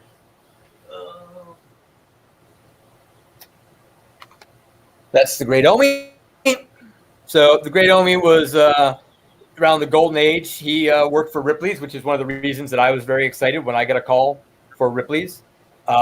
He was a soldier in the First World War, then got completely tattooed, like you see here, and actually tried to re-enlist for the Second World War, and they were like, no, we don't think so. But he ended up raising money for war. He ended up working a war bonds program and raising quite a lot of money for the war effort. A lot of similarities between us. I have a lot of the same piercings he does. Stretched lobes, stretched septum, filed teeth. He filed his teeth. I have my teeth filed as well. He didn't have a split tongue, but it was the 40s. He did what he could. No, he was an amazing performer. To me, he's particularly notable artistically because most tattooed men, most tattooed attractions throughout history have had traditional tattoos, pictorial tattoos, hearts and banners, knives, portraits, biblical scenes, Last Supper. His tattooing is non-representational art at a time when even the art world hadn't fully embraced non-representational art. Wow. So I feel like he's really an incredible person. Story, just a lot of interesting things there. Very inspirational to me. I see myself and what I do as a continuation. Historically, tattooed attractions go back. They were bringing back tattooed natives, and then sailors started to get tattooed, and now you've made it back to civilization, and this is all you can do. Like that was the kind of classic story from Captain Consensus, and it was mimicked a bunch of times very successfully. Basically, it's a business model. And so I made a conscious choice when I started thinking that this is what I wanted to try and do with my life. I made this sort of, in my head, I thought, okay, well, here's the archetype. Here's how it's been done. And like, how do I tweak this for the times that I live in, right? Because that's what you do. You take the recipe for success and you just make it work for your situation. That's so many things are just, it's whether or not they fit their time. He was called the Zebra Man. Yeah, some people call him the Zebra Man because it looked like the black work was kind of like stripes, but that wasn't a conceptual sort of thing. That was more just in the press. Like you're not going to see, you don't see banners advertising him, like the old sideshow banners of the time advertising him didn't say that, but some of the press coverage did. Has there ever been any crossover between you and the wrestling world? I feel like there has been. Larry the Leopard and I did a wrestling match with the amazing Mr. Lifto as our guest referee for the Travel Channel. It's the Travel Channel. It was Austin Underground. This is probably about 2004, 2005-ish sort of thing. So, it's a very good time for TV, especially for that basic cable stuff, for a lot of sideshow and circus programs. And they came up with this. They're like, hey, we're going to do the underground scenes in these cities. So we set it all up. We got the local pro wrestling group to train us a little bit, help us out, and of course use their ring. And they put on great matches before us, to really set us up and make us look good, get the crowd warmed up and going. And we went out there and we had a match, and thank God for their editors. The editors of that program made us look like we could actually wrestle. But wow, it was rough because Lifto and I are huge wrestling fans, and we really wanted to have a great match. Larry knows wrestling exists, but at times didn't seem completely cognizant of how it's real, but it's fake. It's fake, but it's real. He didn't understand where the line was and how it moved. Like at one point backstage, I'm looking at him and go, okay, Larry, if you get confused, all you got to do is tackle me. When you tackle me, I'm going to get up. As I'm getting up, let me hold your head down, and I'll tell you what we're doing next. I'd give him the next move, right? And so, but we get out of the match, and he just immediately forgets everything. He's just tackling me over and over again, to the point where I looked at Lifto, and I was like, you know what? Fuck this. And I just started dodging him and matadoring him, and legitimately planning on it, and jumping on his back, and be like, calm the fuck down. Shit, and so. Yeah, but backstage, I told him that, which, that's how that worked out. The other one I told him, the setup for our big finale was, so I had my corner man, right? So it was the dartboard. So I get the best of Larry, and then he throws the tranquilizer darts in my back. right? And then the whole thing is that Larry breaks free and I'm staggering around and Larry kicks me in the nut. I'm like, okay. And I go, Larry, okay, that's when you kick me in the nuts. Right? And Larry's looking, he goes, okay, good. And I kick you in the nuts. And I'm just looking at his eyes and just something in my head, I'm like, you know, you're not really gonna kick me in the nuts, right, Larry? Larry goes, oh, yeah. I'm like, Larry, inside of the thigh, dude. Like, okay, that was bad. I almost just got fucking vasectomy. Like, it was, yeah. So it was pretty rough around the edges, but like I said, the crowd was into it. They were so drunk they thought we were good. By the time the editors got done with it for TV, I wonder if that one is online somewhere, because if it's not, it was. I remember just watching the finished program and being like, wow, it really made us look like we could wrestle. They took all the good spots and like strung them together and made us look decent. I'm curious now. I got to see it. It was definitely the Travel Channel. I want to say. You want to say something?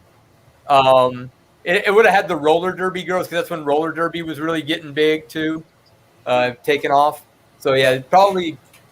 I mean, I bet I have a copy of a VHS somewhere. You know, it's a shame that they couldn't fit you into the MCU, or even just like a cameo to play off of, you know, the Lizard in Spider-Man is like a little cameo. I've been saying that for years. Even back in the Tobey Maguire series, I was like, and that's back when I was, had a Ripley's episode with 40 million viewers and stuff, had a little more, immediate relevance. I was like, they could have at least had one of the flyers for my show, like me on a poster somewhere, like just a little Easter egg. But hey, it's not too late. The movies are being made. It's out there. I don't have I'm SAG eligible. I haven't actually joined up because I've really only done 2 real movies, so it's not like I'm doing so much work that it's that big a deal. I'm surprised you haven't been in. I don't know, horror movies or even I don't know, like action movies. As I like years. I think it was like 2007, 2008, somewhere around there. At one point, somebody sent me, an independent filmer sent me a script that would have had me playing the villain in a horror movie. I thought it was great, but I mean, that's a rough thing to get going, right? I just imagine that he just hit a brick wall with funding or whatever it was, but I was completely on board. But pay your dues. Every one of these things that we're talking about, including your act, you've got to pay your dues. It's very insular, right? Yeah. But I don't know, man. A buddy cop comedy with you, as one of the cops would have even been. That would be a great script for somebody to write, right? I mean. Well, I've done a few things like around Austin. Like there's often a student project or somewhere like that comes around. In the past, it's been hard for me to do a lot of the ones that I get asked about because I was touring so much. Now I'm not moving around that much, but maybe more. But there've been a few where it's lined up properly. So, like I say, not big theatrical. For that, I did a comedy that was done by the guy that wrote Jason Takes Manhattan, and directed one of the other ones. Rob Hedden, he did a teen comedy called Box Borders. That was my first legitimate movie, and then I did. Jason Takes Manhattan. Coincidentally, was also a comedy, right? Yeah, right. Yeah, this was more intentional. Yeah. There's intended comedy and unintended comedy, right? And then Terrence Malick had me in a few scenes for his movie Song to Song.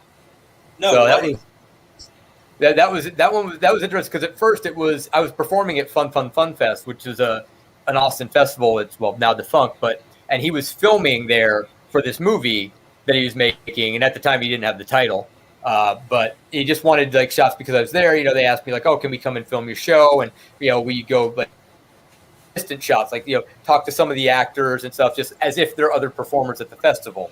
Just to get like the mingling with the actual artists and, actually at the festival sort of scenes, I guess that's what he wanted.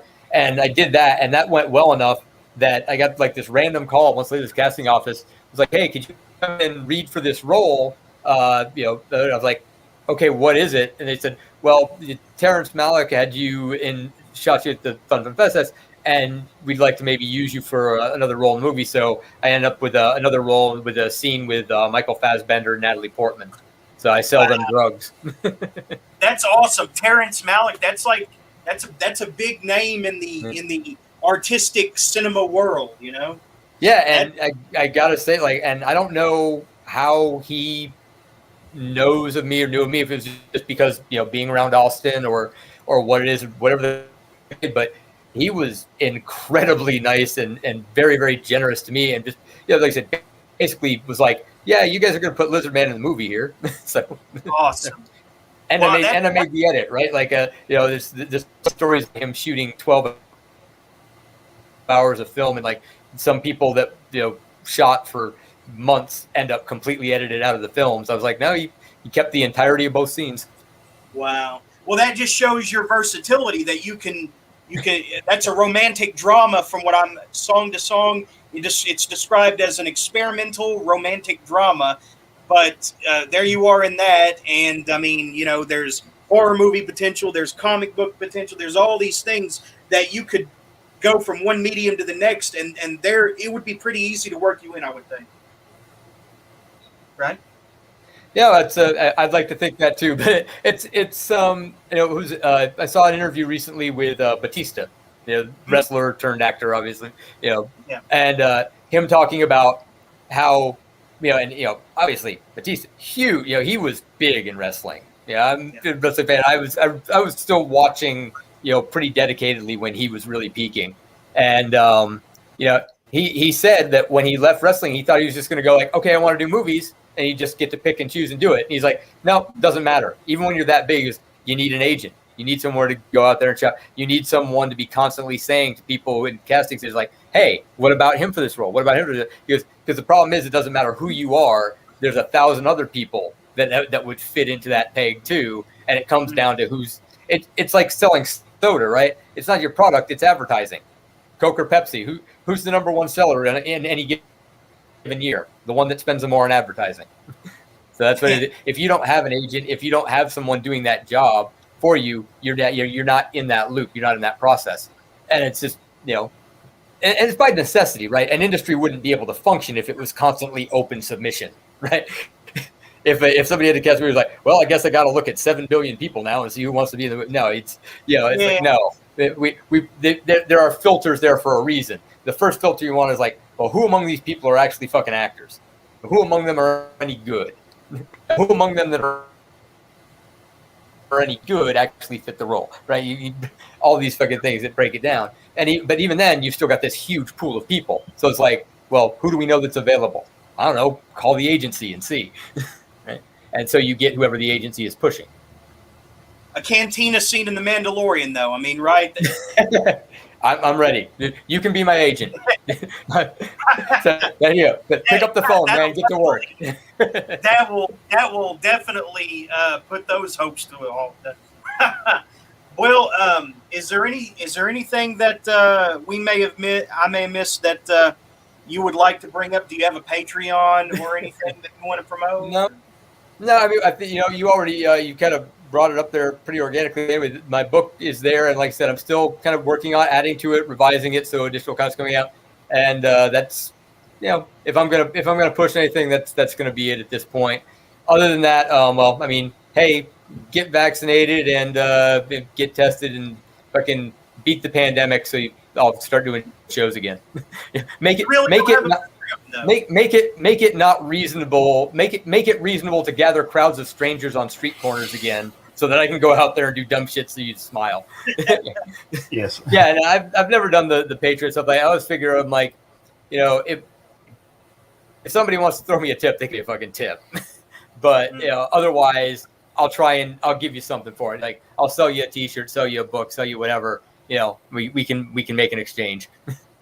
Well, I really appreciate you giving me your time tonight, man, Erik. It was an honor, and on such short notice as well. I mean, hey, that's how it works out. If it's too far in the future, something's going to happen before then. If it lines up immediately, good to go. Right. Good for you, man, on securing, you know, a foothold for yourself, and so uniquely, you know, in I mean, you did it on your own terms, from all I can tell, and good for you. That's the point. Living on my own terms. All right. Well, Yep. I'd love to have you Thanks back for- when you have news to report or something. Cool, man. Yeah, I'll shoot you an email if something comes up, or touch base with me sometime in the future. Feel free. Thanks for having me on, guys. I'm going to follow up with you later tonight, actually, on something, but not for a future appearance, but just I'll follow up with you though. It's good. So. Thank you. Brandon. Great talking to you guys. Great show so far tonight. I mean, both guests,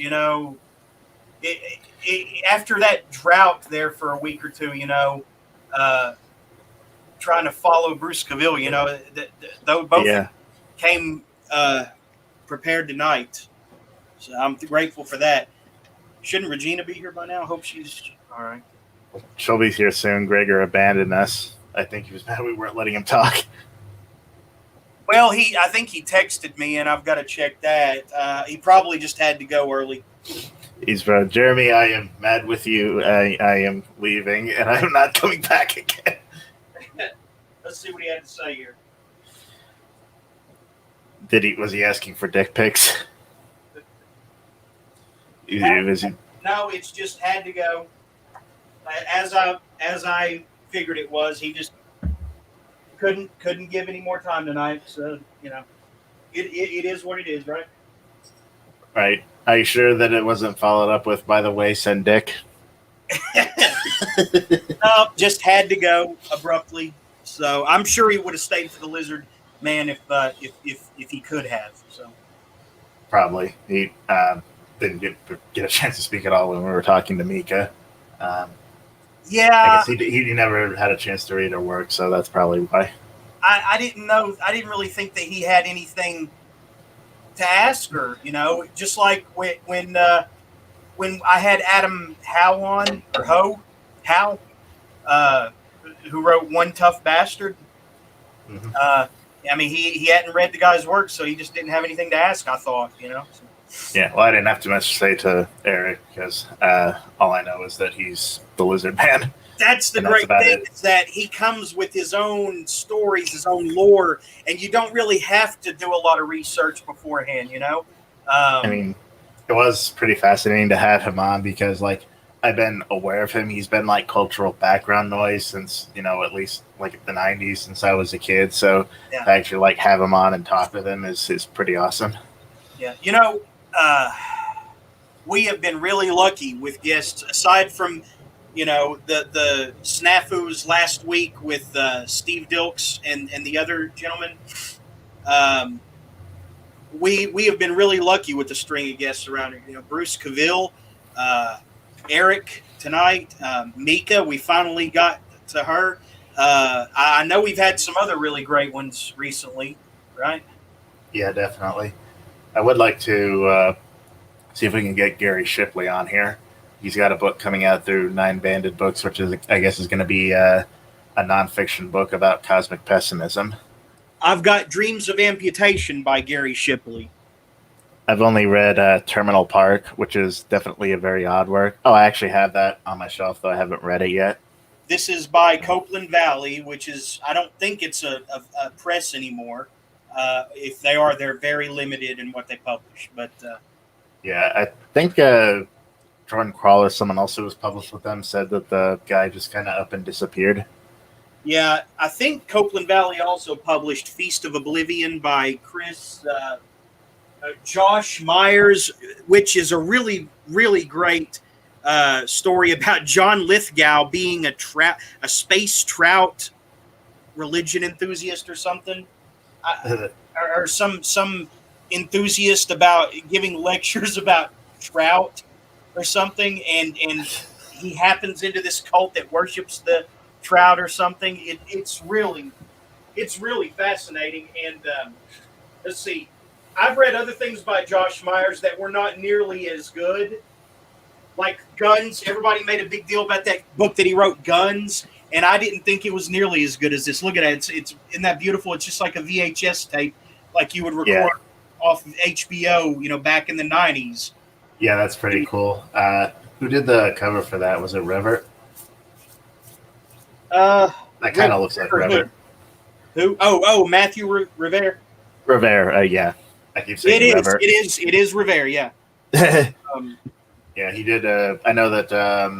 I think it was called something like Horrama or something like that. It was like a collection of 3 novelettes that Grindhouse Press put out.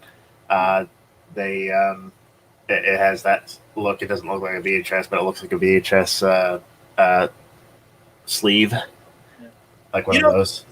speaking of Jordan Crawl, it occurs to me, and I've told him this before. I unintentionally talked shit about him like a year ago, and I didn't even mean to. I was just making conversation with Mike Klein, I think, but I could see how it came across, and I made amends with Crawl, and he is. He is very underrated. When you have all these people, at Erase Red Press who are great at doing their own thing, but somehow, fitting the mold of standards as well. But I see all of them being called Lynchian compared to Lynch and all that, but none of them really reached the Lynchian feeling like Crawl did. If you think about it, you read Crawl's early works, and they feel distinctly more Lynchian than say Donaghy with Wash Your Mouth.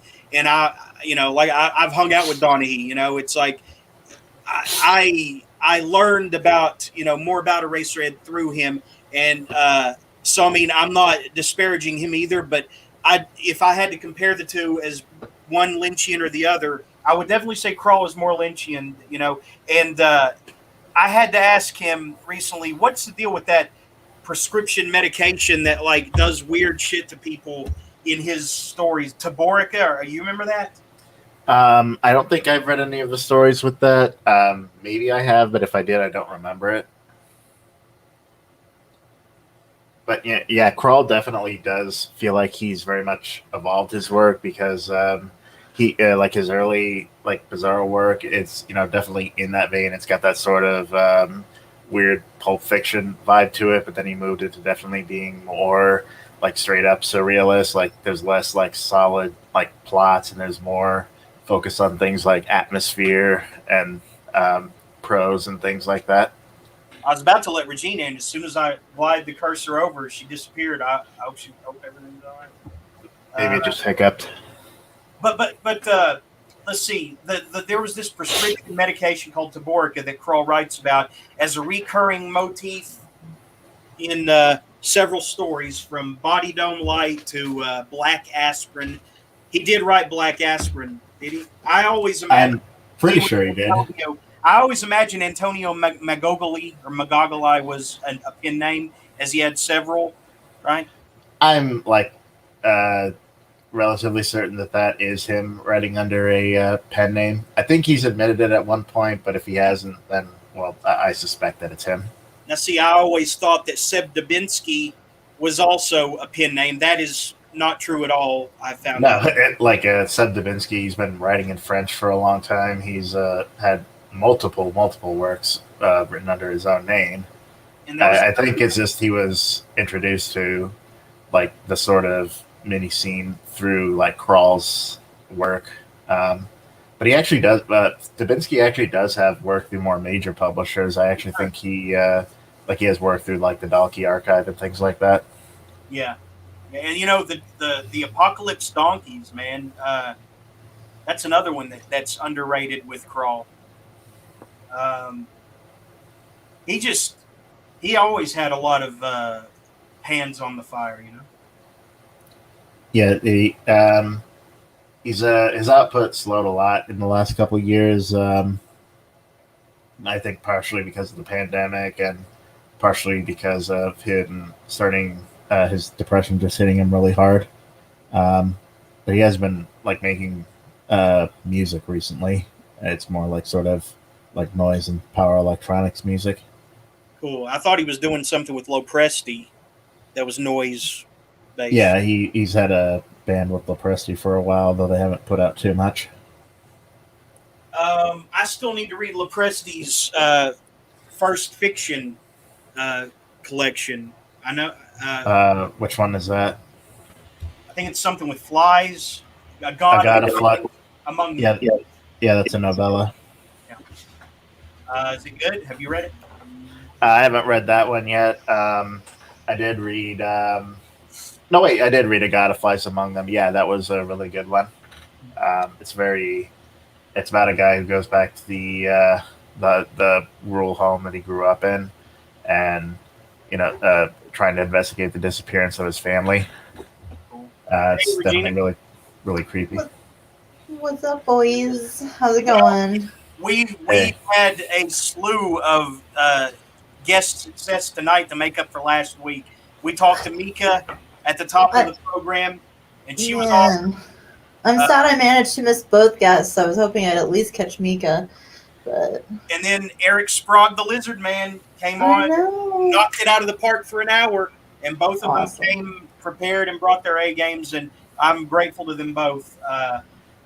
Seriously, Erik Good. I'm so. Erik had some awesome stories. I'll have to go back and watch it. I caught like the very part of the end, and I was like, "Oh, good, he's still in there. I still have time." And I got diverted by like two things, and I was like, God. Yeah. I tried to call him, but it's. Unfortunately, Gregor had to bail because he texted Jeremy asking for dick pics, and Jeremy thought that was really weird and had to boot him. I'm sorry to hear that. Gregor's uncontrollable sex addiction is really starting to be a weight on this program's shoulders. So yeah, I was just saying we've been really lucky with guests the last few weeks. Aside from last week, I mean Bruce Cavill, and then Erik Sprague and Mika tonight, and I know there have been others. I can't recall them off the top of my head right now, but I mean we have been really lucky. And we're so blessed. Yeah. Please, everybody, stop holding the past against me. I want to talk to everybody again. Yeah, That's good, Jeremy. Yeah, I do want to try to get Shipley on here. I'm pretty sure he's in the UK too, so that might cause some scheduling problems. But I really find his work very interesting. Like his Terminal Park, which is a very strange work of almost like theory fiction. That's what I was going to ask, if he wrote Terminal Park. That's the one I've had my eye on by him. Oh, did he write Dreams of Amputation too? I have that. Yep. Yeah, I have that as well. He also wrote a Eraserhead book called The Unyielding, which looks very interesting. Yeah, we both got it. He's got a book coming out from Nine Banded Books. I can't remember exactly what it's called, but apparently it's about it's going to be about cosmic pessimism. Oh, interesting. That sounds depressing. Hey, he also wrote a Dynatalks Press chapbook called Hong Kong Millipede, which okay. I don't. Oh no. I don't even know what it was about. I remember reading it, but I didn't quite absorb it. He wrote another sort of like theory fictionist book, which is about Begotten, didn't he? Oh, Wait. You're right. And I've got that. You with your dreams are dead. Yeah, something like that. The problem is that I could not establish a link to Begotten, and I was hyped for like a year for that to come out because Begotten was like, I spent a year in high school trying to track it down. It was hard to track down then. And I was like immersed when the first time I watched it. So I was really hyped for You With Your Dreams Are Dead, but I just could not find a causal link to Begotten in it, and maybe I would have a better experience trying it again now. But yeah, I've got that somewhere too. Yeah. I think we're trying to get you were trying to get Peter Caffrey on here, Regina. For next week, Peter Caffrey is coming in next week. We're gonna have we're just having all kinds of UK guests coming on. So that'll be 4 p.m. Eastern, I believe you said, Jeremy. It's on the calendar. Yes, we have a calendar now, ladies and gentlemen listening at home. Well, we're doing it semi-professionally. We're getting there. So I actually did buy Caffrey's book, Whores versus Sex Robots, so hopefully maybe I can get that in before he comes on. God of Wanking over at Godless, and Whores versus Sex Robots, which is available on Amazon. I don't know about Godless. Yeah, I got that from Godless. You're godless too. I loved God of Wanking. I am excited to read more from him. I'm going to read one or two other things before he comes on if I can. But God of Wanking I thought was really great. It was like it really nailed the trope of like the old trickster god, and it was just really well done. I really liked it. It reminded me a lot of like a better version of Prunty's Sorrow King. It was like Sorrow King was very slowly paced for me. It spent a lot of time doing things that were artistic and philosophical, but that it maybe necessarily didn't need to do from a mechanical plot perspective. And I'm like to a point in my life, both in my writing and my reading, where I like really, strip down fast-paced fiction that doesn't really ponder too much. And so God of Wanking was like that book without as much introspection, I guess, and more just plot beats, things going, and it was great. Lots of great characters. Evil people are really evil. The good characters are not very good, and it's great. It was a good book. Yeah, even though Prunty published me, I actually have only read two of his things. I read Slag Attack and Neon Dies at Dawn. I think Neon Dies at Dawn is excellent. Yeah, I want to read that book. Sorrow King was my first exposure to Prunty, and I still think it's one of his best. That's great. He never writes the same book twice. It's amazing. Mm-hmm. The Beard is probably him at his funniest. There's one about a guy that has like a Jackrabbit name or something. What's it? Mr. Grin or what is it? Rabbit something? Jack and Mr. Grin, yeah. That one's about a guy trying to track down his kidnapped wife from this psychopath. My Fake War, which I always thought was like a small press take on Enemy Mine, and then Squirm with Me, which was not. It traded in all the weird, sci-fi and small cult status trappings to just tell a straight story about a guy and his sibling rivalry with his brother. And I was amazed with that even. He's like, he never writes the same book twice. Yeah, I've heard that Failure as a Way of Life is more of a literary book than any kind of genre fiction book. He's got a new book coming out. I think it's called Bodies Wrapped in Plastic. It's going to be a story collection. He put the cover on his Twitter. It's by Rivera, of course, and it looks pretty awesome. Oh, speaking of which, the cover for my next novel, Music is Over. I've got that. Can you put that on screen, Jeremy? Find that on my Facebook. So for many reasons, the cover is great, and also the title, because that's one of my Morrison songs, and I know it's not intentional. But that's when the music's over. The music is over came from the fact that the band, the Gay, has a phrase that they use that goes, "Fuck compose, fuck melody, dedicated to no one. Art is over." And I just changed that to Music is Over. So to show a little bit, it is coming out early next year from Malarkey Books. Anyone who's interested can go to malarkeybooks.com and they can join the Malarkey Books book club for either $20 a month or a one-time payment of $240. They'll get every book and zine that Malarkey Books is going to be releasing in 2022. So if you want to support them, you can go in the malarkeybooks.com to either the one-time payment or find the link to their Patreon to do the $20 monthly plan. Looks like a cover to a Radiohead album. That's he hooked me up with a cover artist who immediately clicked with the story, and this is what he came up with. That's very cool. I love that cover, man. Is Malarkey Books run by Vic Scahill? No, that's Cabal Books. The Cabal Books and Thick and Veiny are run by Vic Scahill. The head editor of Malarkey Books is named Alan Good.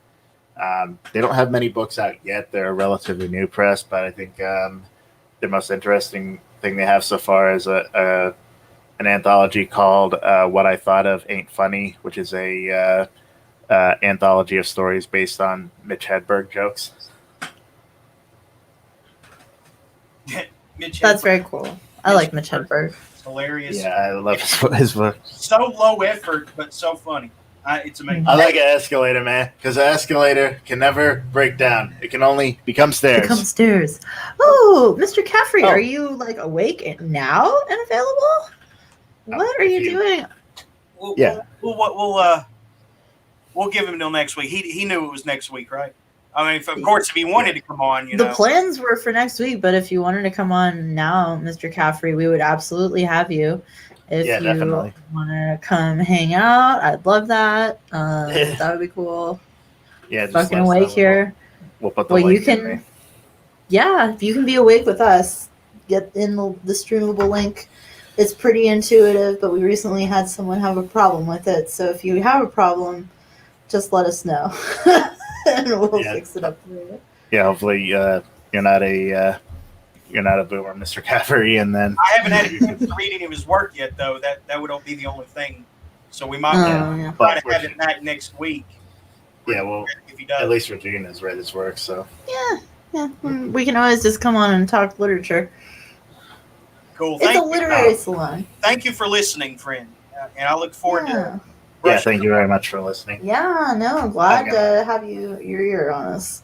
Yeah, I'm gonna be checking out Whores versus Sex Robots try to get that in before you come on. So I'm looking at this is the same Malarkey books, correct? Yep, that's them. King Lord's Rag is their regular zine that they put out on a semi-regular basis. Well, apparently they have more than just a few released, Yeah. Well, they only have a few proper books, but they have quite a few zines on there. Yeah. How long has Mika been doing surfaces.cx? I don't know. Probably at least until like 2018, 2019, maybe. I know she talked about like 2019 was when she really, it got into like the quote unquote scene. This fourth quarter looks interesting. Yeah, kind of a dovetail from Mika, because both her and I were making fun of this on Twitter. But so there's this magazine called Baron Magazine, which does like poetry and prose and such. And, I was hoping we would talk about this tonight. They had an editor who basically went on Twitter and said something along the lines of, look, a lot of people don't read poetry. Poetry is not popular. A lot of people don't care about poetry. So, just keep, basically just like saying, keep your ego in check. And the magazine fired her. Yeah, her point was basically like, young poets should not be taught to labor under the delusion that people are like actively, truly seeking them out, and the magazines just had this totally knee-jerk reaction, and this came on the heels of another publication of some kind, some no-name publication decided to redefine transgressive fiction as being some kind of inherently racist and hateful subgenre, completely missing the point of everything that transgressive fiction is about. Just willfully just being an asshole, basically. And so the whole thing just really blew up. So there's been like this wave of, because what they ended up doing is they dropped someone from their roster again, like Baron, because they felt like his opinion that he expressed in a thread about literature did not reflect their own. Yeah, it was really weird. It was about that Gia Toltina poem that, like, I was going to talk about this on the show, but then it was basically like a case of, like, someone, like 3 a.m. magazine published this poem that was about Gia Toltino, and for some reason it blew up on Twitter, and people were saying, oh, you're sexually harassing this famous person who writes for the New Yorker, and it was just like, what the fuck are you talking about? The worst he says that he wants to kiss her. But it's like a metaphor, Anybody that works and they just is not an oppressed person in my book. I'm not gonna talk about like Gia Totina's like background, but she very clearly is a public figure, and she handled the whole thing well. She just kind of said, she basically just kind of said, "Yeah, I don't really like the poem, whatever." That's basically what she said. But you know, there were people like on there saying like, "Oh, this is racist. This is awful. This is blah blah blah blah." And 3 a.m. just quietly took it down. It was just such a stupid. Knee-jerk emotional nonsense reaction. Just which is why I didn't bother bringing it up. But that guy said he, I guess either he liked the poem or he defended it or something. And this, particular webzine decided to throw a fit and get mad at a bunch of other, online lit zines and so forth, and talk about how terrible they are and blah blah blah, and they're racist and all this shit. Yeah, this is all just, it's like posturing for the same reasons. The Baron magazine people had this post last year that was like, oh, so fucking brave of them to say. Let's see if I can find it real quick. I don't know if it'll come right up. Oh, yes, let's see. They have an executive statement talking about how, just like, where was it? Oh, damn it. No, it was something very basic, like, we'll support all people. We're taking a stand and supporting all people, all creeds, and blah, blah, blah. And it's like, why do you need a press release for this? Why isn't this just your policy? Do you have to make this such a big fucking deal? That's the thing. This is the thing that bothers me. It's like LGBTQ representation in fiction. If you really want to have LGBTQ representation in fiction, just make them characters. Just make them have adventures that straight people have, and make their gender only come into it insofar as, the sexy love interest who appears at some point, It, to me, go on. Well, I was just sorry to interrupt you, but my view is like, if you do want representation, then all you need to do is have your ears to the ground. And, if you realize, okay, if you really do have the attitude of too many like white men or whatever, it's not that hard to find authors who are not white men who are writing really good, really interesting, really out there stuff. Mika, who we had on here right now, is a good example. But a lot of these places, they're very performative about it. They exactly. They just want to yell about, oh, look what we're doing. And this is a problem with mainstream literature, especially. They very clearly only want certain quote unquote politically correct performances of being black or being trans. They don't want anything genuinely out there or interesting.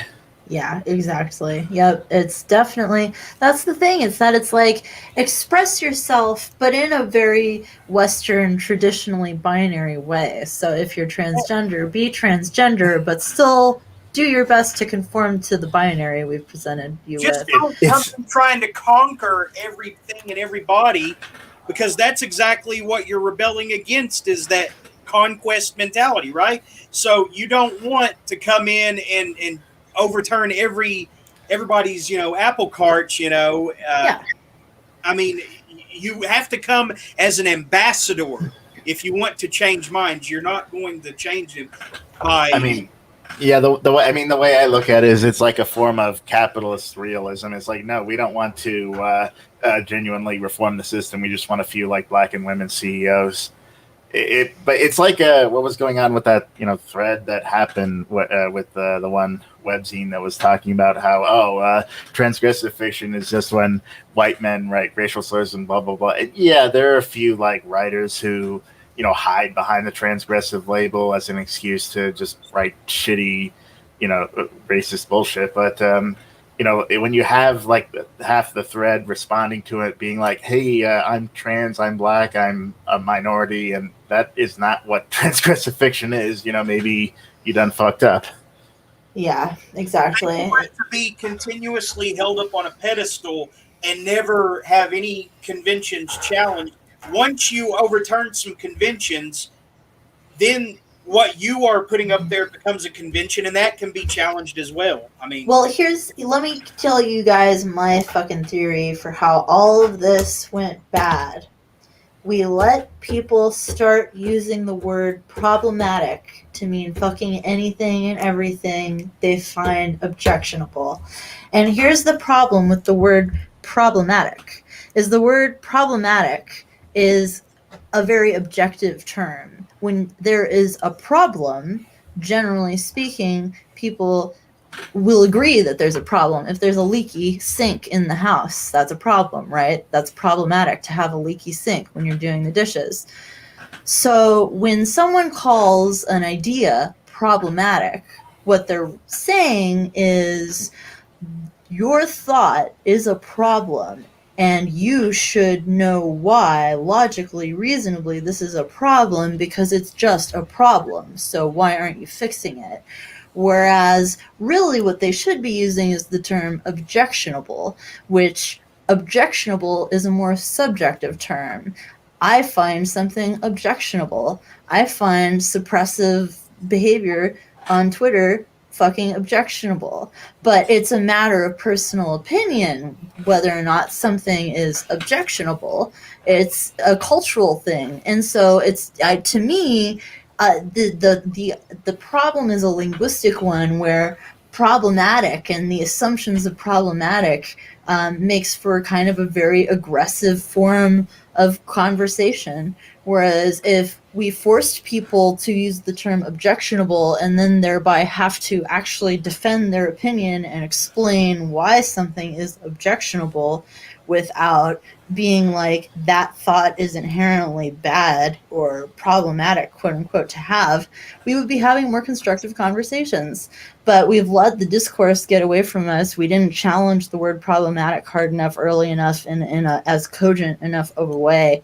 And now it's just like this fucking, I totally agree with Caffrey, by the way. It's a very modern thing because we've seen now on a historical level how people are regarded in the long term. And I think we're all very paranoid about it now. Yeah. I don't know if it's entirely modern. I mean, there's always been people who's trying to suppress ideas they don't like for one reason or another. It's just it's kind of manifested differently. But it does basically boil down to, you can either thoughtfully engage with something or you can just like shut it down. Like just off the top of my head, like the fact that Louis Ferdinand Céline was a vicious anti-Semite who supported the Nazi regime in France, and some people would be like, "Oh, just completely write him off." It's just like, no, it's Journey to the End of Night and Death on the Islamic Plan. Those books are too good to just write off. Yeah, it's the same thing with Wagner. It's like you can't cancel a genius. You fucking can't. It's why Kanye West keeps coming back and he says something stupid. He says slavery was a choice. And everybody goes, boo, yay, boo. Yeah, and even then then, 2 months later, he releases a CD and everybody gets it, It's just, the genius cannot be canceled. Yeah, that's the thing with, his choice of words there were stupid, but if you, engage that in good faith, what he was trying to say is, maintaining a slave mentality is a choice. And again, that's a very Nietzschean principle. Yeah, and there are problems with that, but, it's something that can be engaged in with good faith. It's not just oh, black people just chose to be slaves. That's stupid. Yeah. And there's also some, layers to it. Doesn't he have Chris Brown on one of his new songs? And, that guy, in my opinion, is both a mediocre artist and just a horrible person. Well, he cut out Chris Brown's part, actually, because Chris Brown didn't do, it was just too explicit for the album. And so Chris Brown got all butthurt and released his cut. Yeah, well, Chris Brown's that person. That's someone who is genuinely an asshole, and we would be better off without him. His art really is mediocre, and he doesn't contribute anything. But he's also completely unrepentant, and he's an active detriment to society. But I think that's partially what people like about him is that he just is I beat up women, I stalk them, I'm just a complete unrepentant asshole. What the hell are you going to do about it? I don't know who he is. I don't. Chris Brown, he was the one who beat up Rihanna. He was the. Yeah. Okay. Yeah.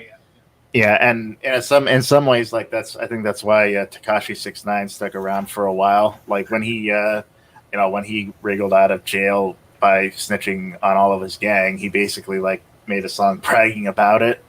But yeah, at some point, I think both of them people are starting to get tired of their shit, so they aren't as popular as they were before. But there's still people that I think if we got rid of them, it wouldn't be a big loss. How many people would not do the same thing in Tekashi's situation? I mean, really? Well, that's not just that. He's also beat up his girlfriend, and when he was 18, he raped a 13-year-old girl. Lovely.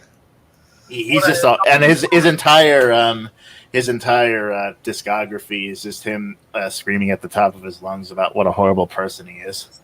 Yeah, I managed to avoid everything by him. So. One more reason why he had to narc, because he had.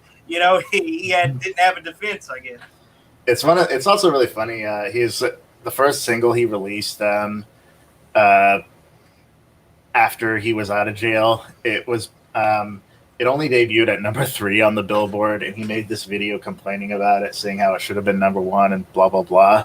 And it was obviously done for attention, but watching that, I couldn't help but think, "You're mad, he's mad, big sad." But yeah, it's there's also like the case of R. Kelly. R. Kelly is obviously just a fucking monstrous person, but Gross. There's a few things he's made, a few songs that I would argue are worth keeping around. Yeah, and of course, you can't deny the cultural impact he's had, right? Yeah, and what he did to Aaliyah was completely inexcusable and tragic. What? He married her when she was still underage, and probably caused some very deep trauma by raping her when she was underage. Did she divorce him? That it was annulled because it technically wasn't legal, but Aaliyah ended up dying pretty young in a plane crash. Yeah. How sad. Yeah, and it's basically like the overall question of like how do you engage in again, I'm putting heavy quotes around it, but quote unquote problematic people. Well, I think it is very complex, and the problem is a lot of people don't want to engage in that. They just want to say like, oh, I like this person, so anything problematic they do is fine, but I don't like this person, so let's toss them and blah blah blah. It's black and white. Yeah, go ahead. It's very black and white. It's like borderline personality disorder style thinking, where a person is either all good or all bad. And that's where, again, it's like if we did not view the person or even the behaviors as problematic, but rather as objectionable, I think that would be different. Because when something is objectionable, it's more like, hey, this is bothering me. What the fuck? Can we talk about it? Whereas I feel like when you're talking about something problematic, like you said, you end the discourse. It's like you just cut it off. It's like do not engage becomes the only way to handle it. Because when something is a problem, you get rid of it. And the easiest way to get rid of a problem on the internet is to stop talking to it. So I think it makes things really difficult, especially in the literary community on Twitter, where people are so fucking knee-jerk and weirdly controlling of other people's opinions. There's something about Twitter that just, I think, makes people feel like, I don't know, like they all are living in your house or something, and they feel entitled to say whatever they want. It's very intense there. Yeah, there's a reason that Jeremy is the smartest of all of us, because he doesn't have a Twitter. No shit. That'd be the only reason. Yeah, about the only. It's like I said earlier. The only reason to use Twitter is for not safe for work stuff. While supplies last, get it while it's hot. These stupid fucking online laws or whatever. Yeah, they'll go away soon enough, I'm sure. I hope not. Yeah, I don't know, man. I don't know. Because there are a lot of sex workers who use Twitter and exactly. build an audience, and I really fucking hate that all these fucking crackdowns are hurting people who do sex work rather than actual sex traffickers. That's the thing. Here's the thing is that it's like, Of all the groups out there of workers who are most likely to come into contact with someone who's probably going to have COVID and transmit it to them, I would put sex workers right up there beside nurses. So don't you want them working from home more than any fucking group of people in the United States? Like, please just let them sell things on OnlyFans and other sources. Like, come on, give them a break.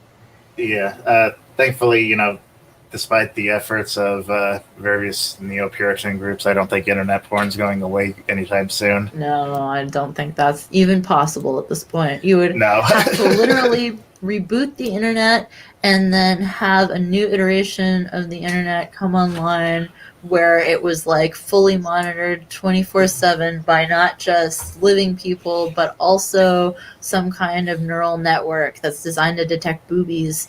And even that would not work. That would still miss all kinds of porn. And then there would be like a new subgenre of like fully clothed porn. And it would just be very weird. It's like the harder you fight it, the harder it fights to get back through. So it's Porn just always finds a way.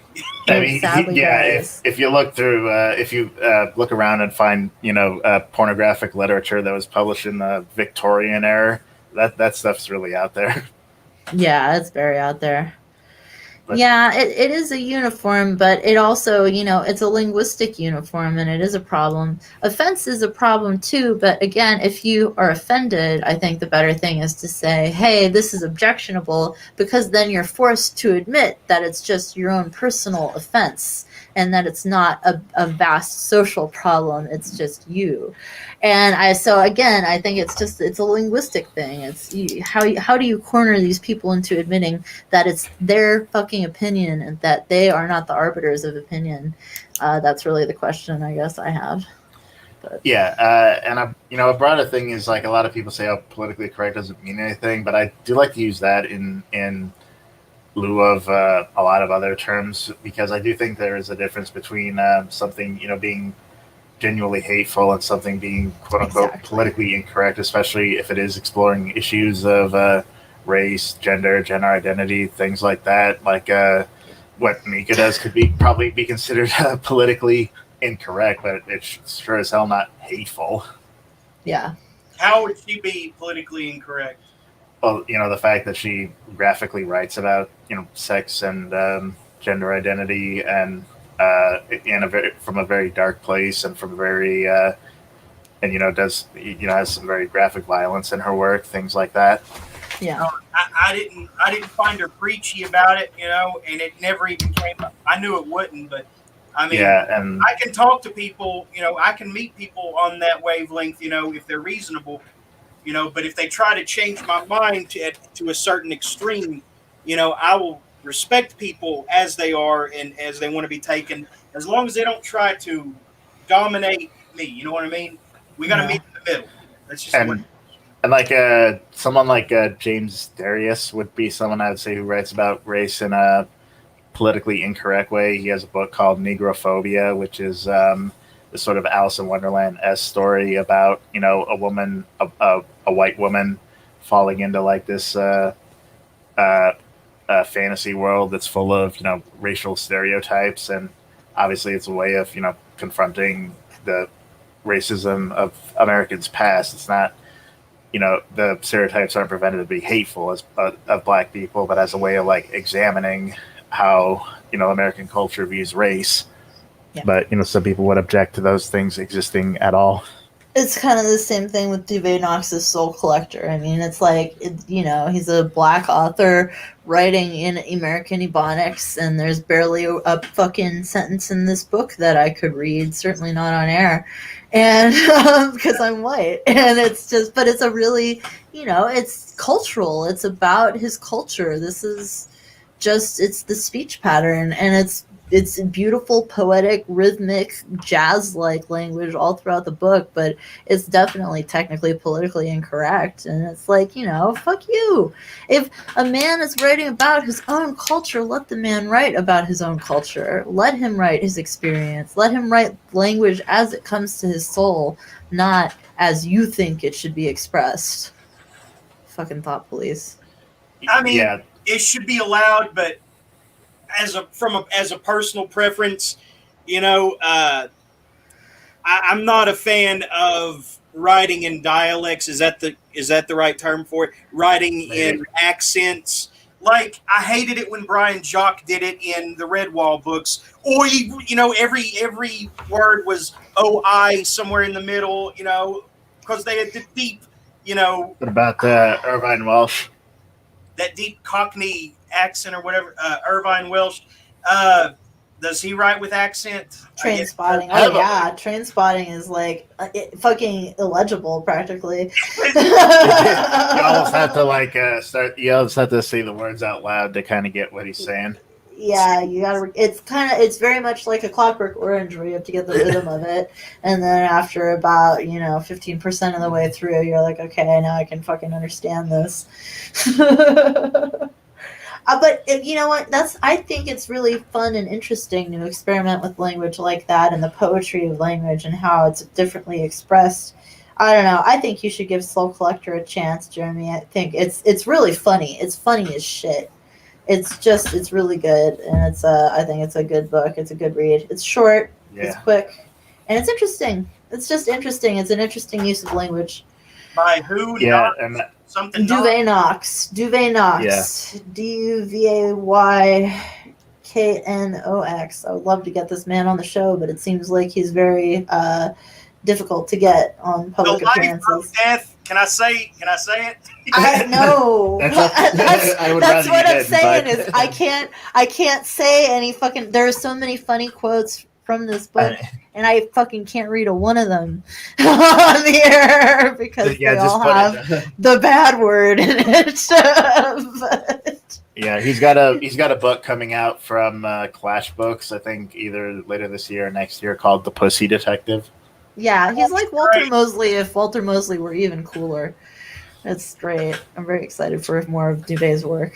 The bosses in hell are some shady motherfuckers. I know. It's really funny. It's so funny. Okay. This book is the funniest I've read all year by a mile. Maybe it's probably the funniest book I've read since Apathy, which was like 10, 15. I don't think I've read it since I was in high school that I read Apathy. So I have not read a funnier book than this since I was in high school.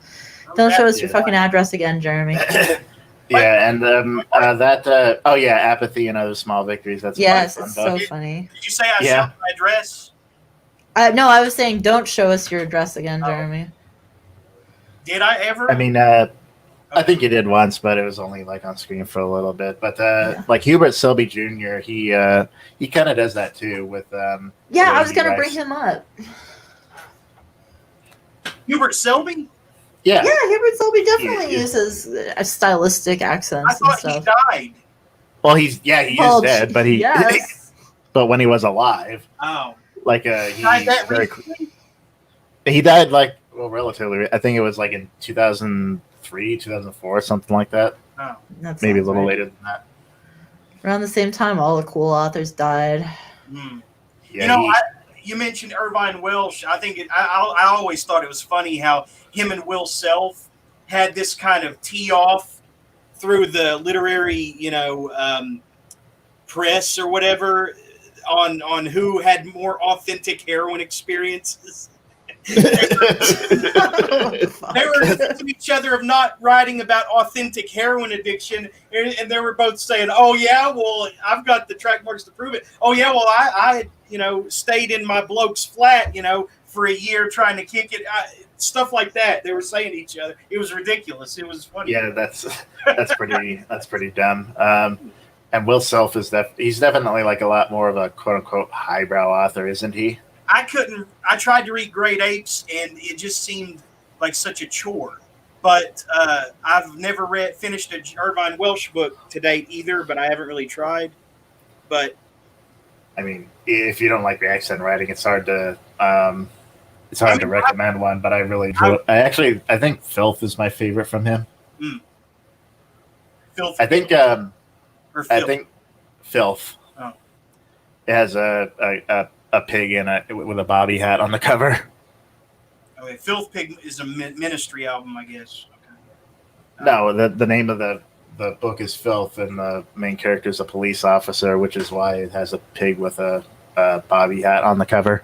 It's a really good story. I've seen the movie and I've started the book, but I don't know, man. I just I really like Irvine Welsh films, but I don't think I've really had one of his books fully resonate with me just yet. But I haven't also read his whole collection by any means. I haven't read his oeuvre, so. Yeah.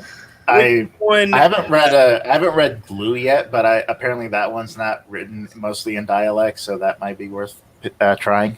Which one has a tapeworm interject its That's Felth. Okay.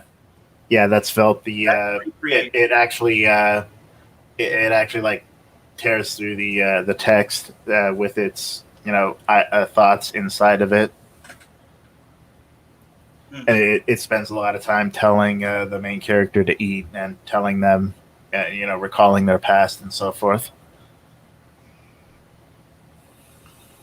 Interesting. Very interesting. I want to apologize to the authors whose books I butchered last weekend when I was still recovering from the night before. Whatever happened there, I don't know. But I was given a bad review to Enoch by Autumn Williams, saying I gave it 2 stars. And right there on the screen, I played it back, and it said it had a 4-star review while I was saying it was 2 stars. So yeah, that's my bad. I was still recovering, but I had gotten it mixed up with the other cryptid story, Down from Beast Mountain by Jerry Griffiths. Enoch by Autumn Williams. I don't have much else to say about it other than I appreciate stories that feel like fiction that are sold as if they're nonfiction. Other than that, I don't have much else to say other than I did not rate it 2 stars. I rated it 4, so apparently I liked it. Oh, that's good. I tried to read this tract that this guy writes and shops or spreads around when he goes on his little van tours that Stephen King shot J.D. Salinger or John Lennon. Yeah, it's like 20 pages. It's horrible, and this is coming from someone who usually enjoys, conspiracy rabbit holes. It's just. I think I've got to check this one out for fucking sure. So I remember seeing pictures of the of the van that's like cut scribbled in the Stephen King killed John Lennon. Stephen King killed JohnLennon.com. Blah, blah, blah. It's like those weird vehicles scrawled in Bible verses. The comparing photographs that tried to present Stephen King as Mark David Chapman or whatever, the gunman who shot John Lennon. They look nothing alike, not even from a side profile or anything. I think this guy is still pursuing this to this day. That's what's really bad. Didn't like this one. I was told by comic fans that this is a good horror anthology type, collection. The Ice Cream Man books, I did not get that from it at all. I didn't enjoy a single story from it. Legend of the 10 Elemental Masters by Nick Smith. Strange was right. He told me that just the sheer ambition of what the guy was trying to do is amazing, but you would not go to this for good reading material. And he was right. It's about a supremely overpowered main character and something about 10 elements, that include holy, which is what they call a spell in Final Fantasy. The guy's straight. It's just really bad. But you've heard of Nick Smith's story, right? Ulalia? Yes, something like that. And the poor he's guy. The best way to describe him is he's like if Christian was nice and likable. Yeah, I admire what he's done. And he designed that video game that to this date is still in beta testing and probably will never be finished, where you can jump and you can just keep on going. I thought that was a nice little thing that he, managed to pull off in his game. It doesn't really translate well to book form, but I'm going to give his Secret in the Basement a try, which seems more book-like than this. This is just... Why would you call a character Knuckles and then overpower him to such an. I mean, it just seems like more Sonichu fanboyism, you know. That's hilarious. Now, this is really the greatest thing I read all week, though. Behind the Dolphin Smile by Richard O'Barry. I went on down a rabbit hole with where Ann recommended some John C. Lilly documentary, and we all know the story about John C. Lilly, right? We've all. Oh yeah. Ben's talked about it. Ann's talked about it on here. I've talked about it. Yeah. And it was Echo the Dolphin was inspired by what John C. Lilly and his wife put these dolphins through. Dolphins on acid. Yeah, and even he came to regret it. Lilly did later. But Peter the dolphin committed suicide. He fell in love with the lady who was jerking him off. Yeah, I mean, and he was just playing. You know, he was being playful and being himself to her, and she was like real stern. I listened to the audio, you know, and everything. Yeah. And saying, you know, now Peter, I'm not interested in whistles and clicks. I want you to speak just English. I mean, just being very cold, you know. After she's very shrill. Peter, blah blah, say blah blah, and Peter's like, nah. And she's like, no. That's wrong. really sad. But Richard O'Barry, you know, he talks about, you know, all these dolphins that he's come to, you know and love, you know, over the years from many different parks, and when he worked in the Seaquarium, and all the different dolphins that played flipper, you know, and he talks about how, you know, some dolphins were more cooperative than others, like Susan, I think, committed suicide by not going up for air after a certain point in the water after production ended on Flipper because she missed all her friends in the cast and crew. That's so fucking horrible and sad. Why do we do this to these animals? Well, they don't anymore because of O'Barry's, you know, campaigning, I guess, right? I mean, he would actually try to free dolphins, and sometimes he was successful, but often not, because they didn't know that he was freeing them. They were just, what they were used to was this little pen, and as far as they knew, that was the ocean. So a lot of times he would do everything he could to lure them out into the wider ocean, but they wouldn't go. But he had a lot more success rate, you know, than, you know, some of the others, and tells a good story about how he managed to get this guy who was had two dolphins as like an attraction at his home in the backyard, and would charge for viewing. He strong-armed this guy into freeing them, you know, within a week's time, you know, saying, trust me, I know all the, you know, wildlife preservation people around here, and you're going to let these dolphins go. And he did. So, I mean, God bless Richard O'Barry, you know, and all he did, you know, he even had to point out to someone that a whale was outgrowing the little confined space he was in. How they couldn't see it, I don't know, you know. Oh, it's just so sad. I fucking hate it when people just, oh, God. But he also tells fun stories about, like, you know, how a stingray stole a spear off him. That's cool. And he got the hell out of there, and talks about Jewfish. Apparently there's something called a Jewfish, and how sawfish were the fiercest when they would when he would feed them, because they would always brush up against him with their, you know, long, you know, snouts that were literally like saws. Yeah.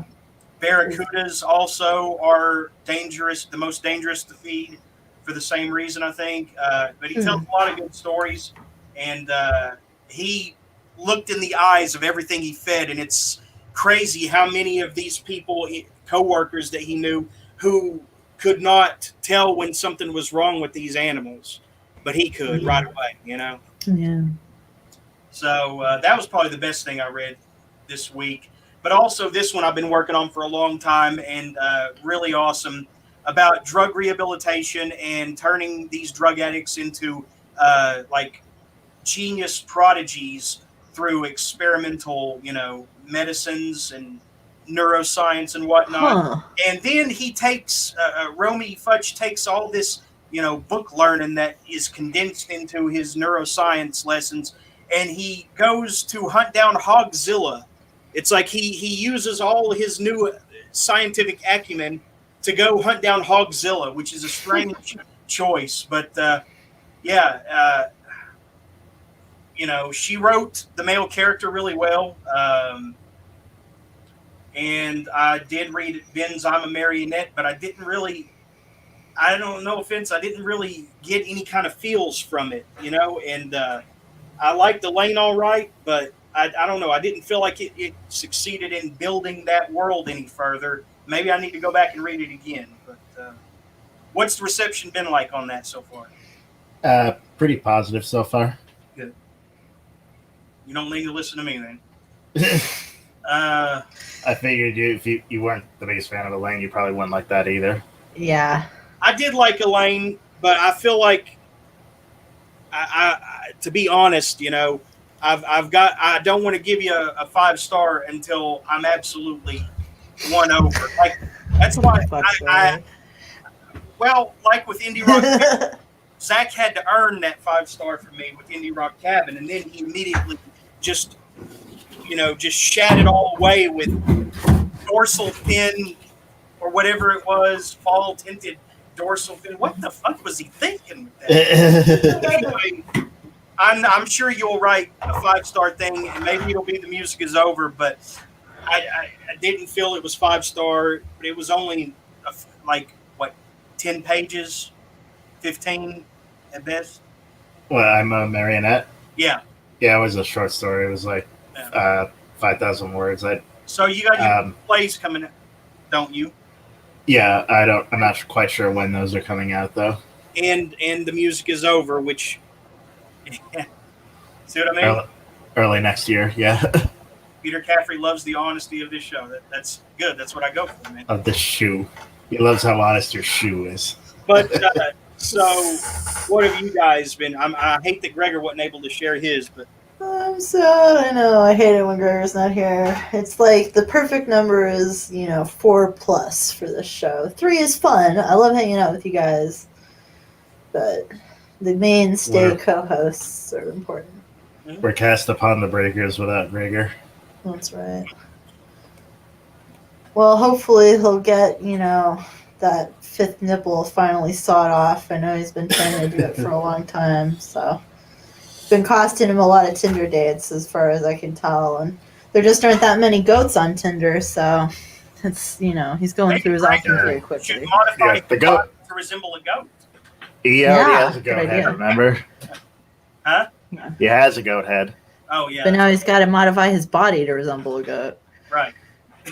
Why would he do that? I don't know, to fit in with Erik Sprague. I don't know.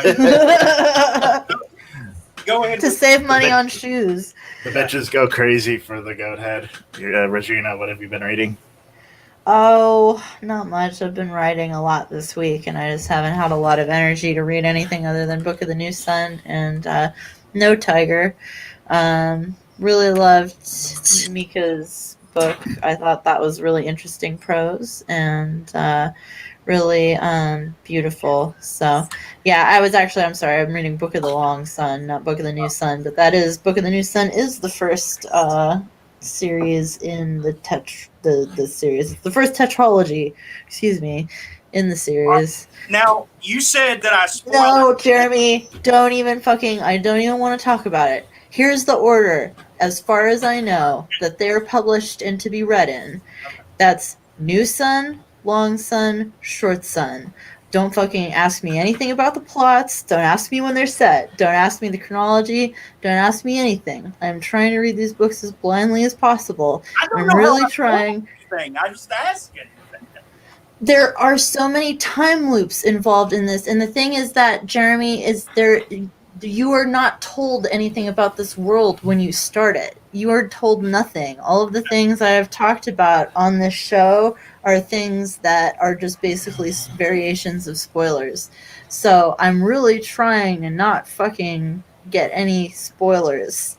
So shh, don't ask me any questions. Don't. Just This don't. is the one that you're reading, though, right? Yes, that is the one. It's wonderful. So This far, it's just specific beautiful. one. This is the what? This specific part of the Long Sun. Yes. So each volume has 2 books in it. Litany of the Long Sun is 2 books, and then the next one is Epiphany of the Long Sun, which is also 2 books. And then the Short Sun series is, I think, 3 books, if I'm remembering correctly. I could be wrong. It's like In Green's Forest, On Blue's Waters, and something about the Whirl. Return to the Whirl. Yeah, Return to the Whirl. Yeah, that's right. Yep. So I'm pretty sure that's just 3, but I mean, it's like, Jesus, the series is already long enough. It doesn't need to be 4. If so, but if it is 4, that's great too. I'm really enjoying it. It's just the prose is just so rich and beautiful, and you know, oh my God. Well, I had reading this book unlocked the contents of a dream that I had 5 years ago that I've been trying to remember ever since. I had a dream that like helped me solve a question about a like an alchemical symbol I was pondering over, and in the dream I like understood it all perfectly, and it was all just like right there. And as I woke up, I just felt the information fly out of my head, and it was like, no, because I'd gotten information from other dreams before, so it was great. But that was like just a terrible loss, and I've like have spent the last 5 years trying to remember this dream.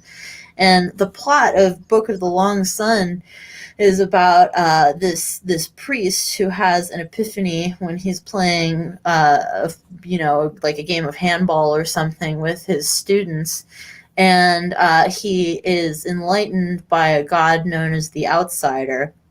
And there's a part in the book where he's talking to like a nun of his order, and trying to like figure out what to do. And she's asking him about the experience he had of being enlightened. And he's like, there's just so much, you know. And one of the things he says is, I suppose when it's time for me to remember, I'll remember more.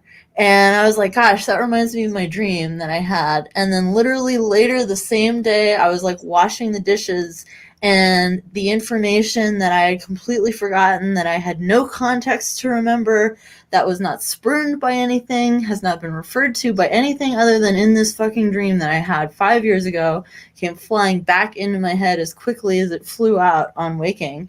And I feel like somehow it was like that David Lynch line triggered it for me. That, and combined with these fucking new thyroid meds that are making my brain work like better than it did 5 or 6 years ago. It's great, beautiful. I feel Euphoria. Is it a euphoria kind of? being myself is just a euphoria. Not feeling like I'm fucking dying is a euphoria for sure. But I feel great, and it's helping me put together a lot of things. But that's one of them. It was great. So thank you, Gene Wolfe, as always. It never ceases to amaze me what I get out of those books. And then I thought No Tiger was very interesting. Experimental prose, again, had kind of a jazz-like quality to it in some ways. I really liked the kind of cross section that it represented between poetry and prose fiction, so that was very cool.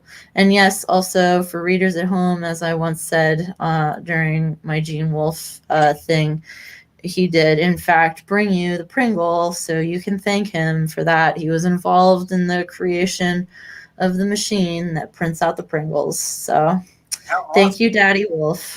Is there nothing the man can't do?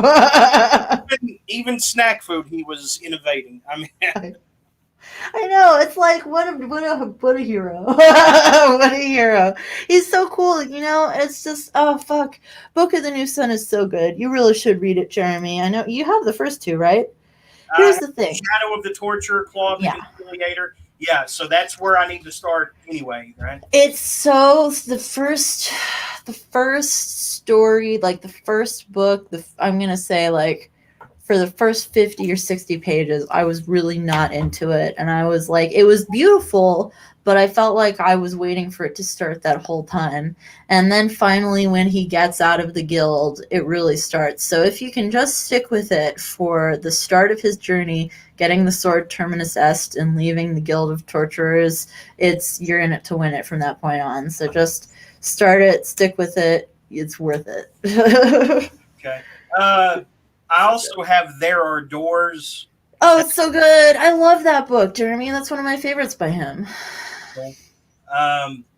You'd really like it.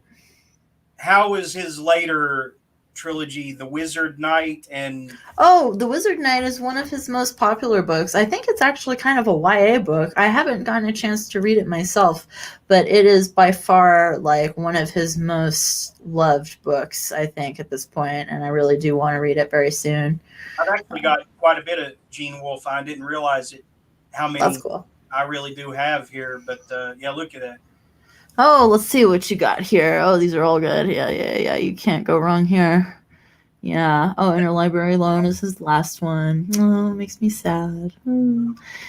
Yeah. And then he's got a collection that is The Island of Dr. Death and Other Stories, which is really great. And his short stories were phenomenal, just like his novels. And yeah, The Sorcerer's House, I've heard, is a very good book. And Call of the Long Sun. I think that's part of... Is this another new sun? So, okay, the original New Sun tetralogy is 4 books. And then people were like, that's it? And he's like, well, yeah, that's it. And they're like, really? That's it? And he's like, well, I guess it doesn't have to be it. And so he wrote Earth of the New Sun, which kind of is a full book-length epilogue to the tetralogy, I would say. And it's my favorite part. It's the payoff for reading the first 4 books. Like, the first 4 books are great, and they're really good, but it's like this rising score that keeps rising and keeps rising and keeps rising and just never has like a grand climactic finish in a way. And Earth of the New Sun kind of solves that and gives us a catharsis that I feel like we didn't really get out of the last of the 4 books. But I love it. Earth of the New Sun is great. It's beautiful. It's kind of like, did you ever read the Narnia books growing up, Jeremy? Yeah, some. It reminds me. Oh, you didn't read them all the way through? Not the whole series. I picked and chose Prince Caspian, The Silver Chair, and Lion the Witch in the Wardrobe. Those are good. Yeah. I love Prince Caspian. I wasn't expecting to love the series as much as I did when I read it as a kid. I must have already been almost in, like, I think I must have been in 8th grade, and I had the collection, and I had already read Lion, Witch, and the Wardrobe, and I think I just started on the next one, and I just got, like, sucked back in. And but I feel like the plot arc of the Chronicles of Narnia's last book and the plot arc of Earth of the New Sun could be considered comparable. You know, something about the Narnia series always had this melancholy overtone. It's very melancholy compared to the Middle Earth series, which is more gregarious and chummy, and hopeful maybe. Well, again, here's the difference between Catholics and Protestants. I was just talking about this the other day, and I think it's the main difference is Catholics, the religion is very death focused and not like, when I die, I'm going to go to heaven and be with Jesus in the way Protestants are.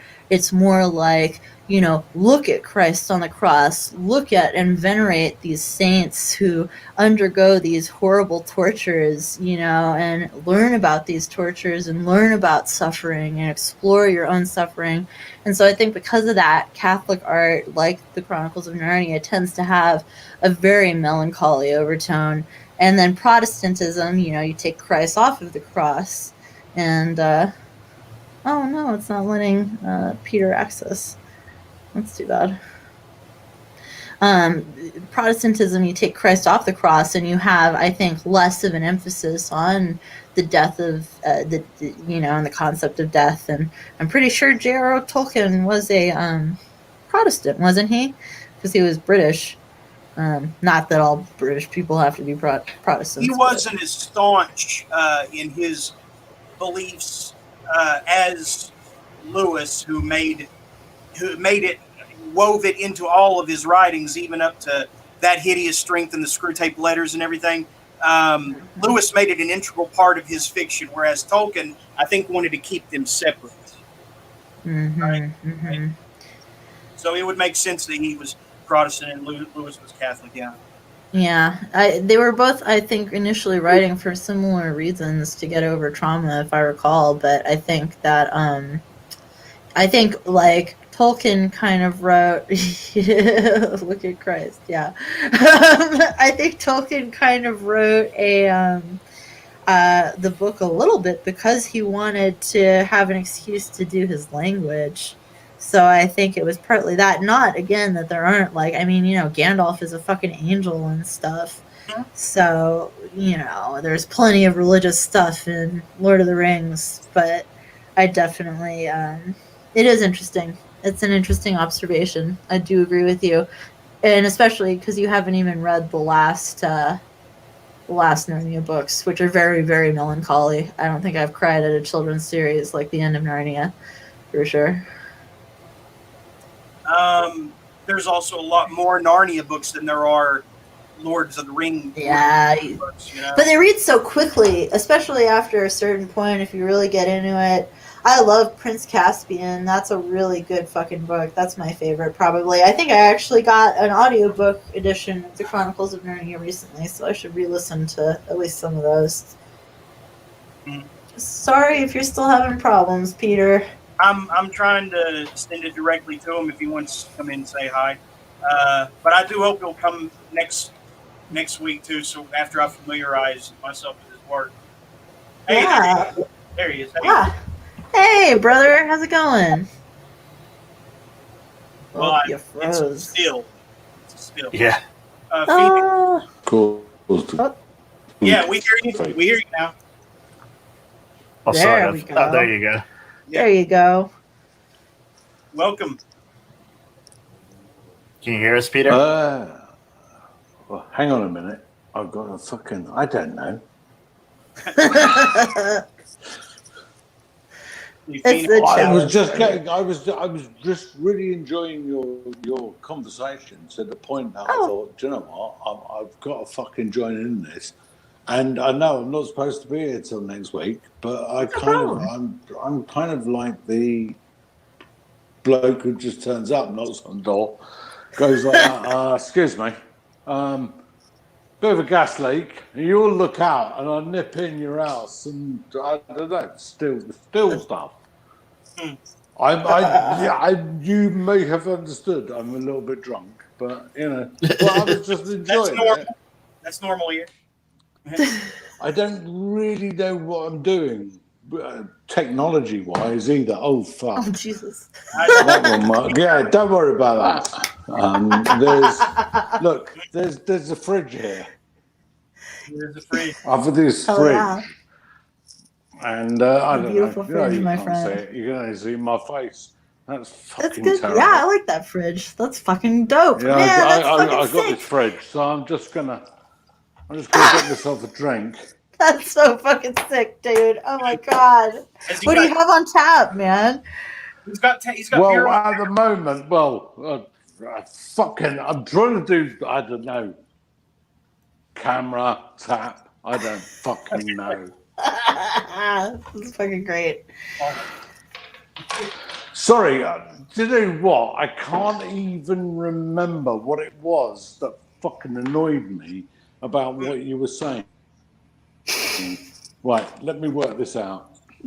Undo, cancel, I'm guessing. Lewis and Tolkien, maybe? Right, I can't see any of you fuckers anymore. I don't know. Yeah, we can see you though, because we put you on the screen, so it's fine. Yeah. There you go. You can see us. We put you on the spot.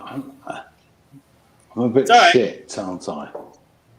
No. Sorry, no. What was We're your glad to have you. conversation? No, I'm having a fucking crouch. Hang on a minute. Okay. Listen. Who's Jeremy? Jeremy, you're the top one, right? Mhm. You are going to have to be used to this because you're talking to me next week. And next week, we've got like this kind of Wicker Man thing going on in the village. And you're going to talk to me at 9 o'clock at night. It's 4 o'clock lunchtime for you. 9 o'clock tonight, I'm seeing a cat's ass. That's kind of what I'm fucking expecting. Right? Hang on a minute. I'm going to have to sit on the floor or something. That's because of my own webcam being. Yeah, I can't even remember what it was now that I just thought, do you know what, I've got to fucking say something. Because there was something you said that was really annoying. And not you personally. No, it's them lot. It's them on that side. Let's see. We were talking about listening to it, and I was thinking, do you know what? I'm just going to go to bed in a minute. It's fucking like, look, it's fucking 9 o'clock or something. I thought it looked very, yeah. Yeah, it's 9:30 where I am. 3:30 in the morning. 3:30 in the morning. Yikes. We've got Labor Day tomorrow here in the States, so I don't have to work tomorrow. We're fucking playing game. Anyway, So- what the fuck were you talking about? And then I'm going to Tolkien, Lewis. C.S. Lewis. do you know what? I'm squatted here. Look, I haven't actually got a chair. I'm just like that. I mean, seriously, look, it's fucking empty. The room is empty. I'm just. It's good for your core. It's fucking great for my. Oh Jesus! Undo. I keep getting fucking. Right, undo. I can't undo. I cancel. Fucking cancel. Undo. Right now. Here you go. I'm squatting now. All right. You gotta I get haven't got a fucking chair. There isn't even a chair. This is my brewery. The only reason I'm in here is if I talk in the rest of the house, my wife will kill me. She'll get up and go, who are you talking to? I go, some cunts in America. Americans. She'll go, it's not about that book about wanking again, is it? Or the one about whores and it's sex really, robots. A little bit like that. No, it's not really. I'm trying to buy some goats. I'm trying to buy some ponies. Yeah. She said, what do you want American ponies for? I said, well, they're smaller. They're almost the height of goats, but they're better. And she'll go, fucking, do you know what? You didn't. No. This is not a joke. This is serious, right? She went to the hospital and they said to her, your eyes are fucked, love. And she's old. She's getting on. We're all banging on a bit here. And they said to her, you got cataracts. And she went, all right. She said to me, I've got cataracts. I was like, fucking cut them out. It's not a problem. Anyway, she went and had the operation. She came back and they said to her,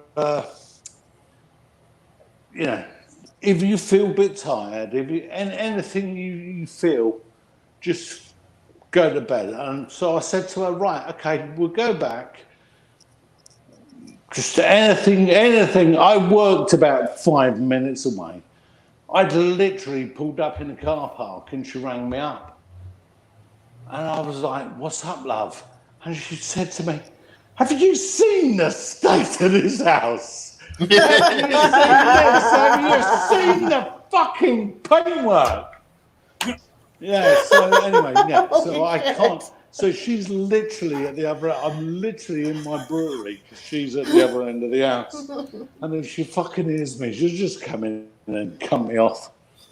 There you go. But all I really wanted to say was, I can't remember. There was a reason why you pissed me off. Well, I'm glad that we pissed you off enough to get you on.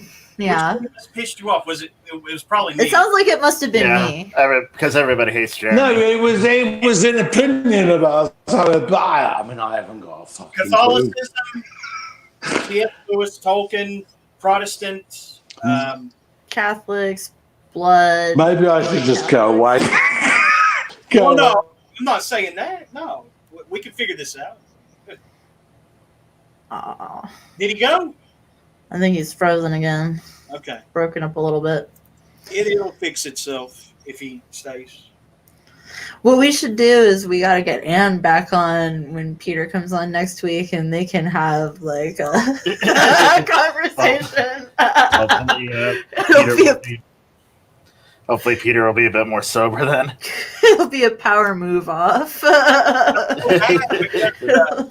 Is the bigger power move walking by the highway while talking on the show, or coming on super fucking drunk and showing off your awesome fucking fridge with taps on it? That fridge is sick as fuck, dude. Yeah, that's pretty awesome. He must have had like 4 or 5 beers on tap, right?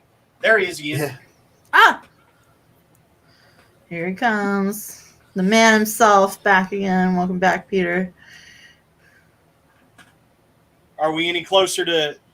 We can't hear you, Peter. No, we can't hear you. Can you unmute yourself? Are you on mute? He's not muted. It might be his microphone. I didn't mute. It's not showing he's muted. We can't hear you yet at all, Peter. The last thing he said in the chat was that. Look at Christ. I feel like that had something to do with that, whatever it was. Yeah, I know. I that. feel like that definitely had to do something to do with why he came on.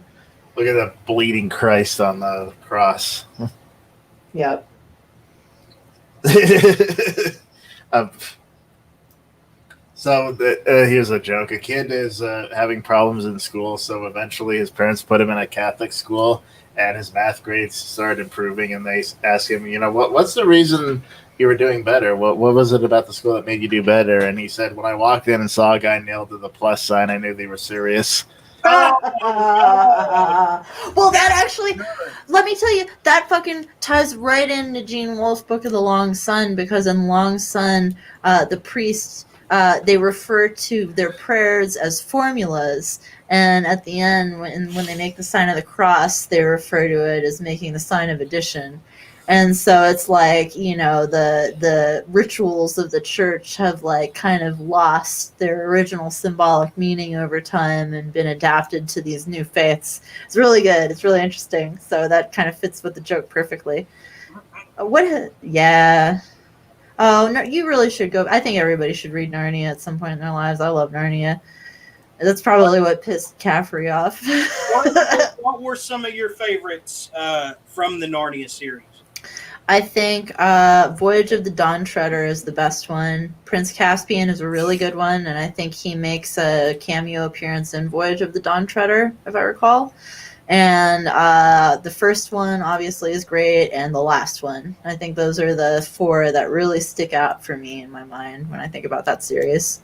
See, somebody, a lot of people have recommended the his Dark Materials series trilogy to me over the years.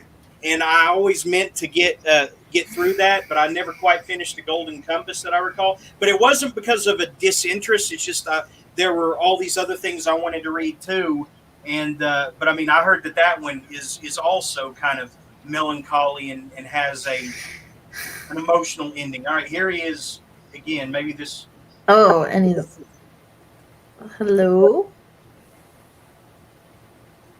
Ah, damn it.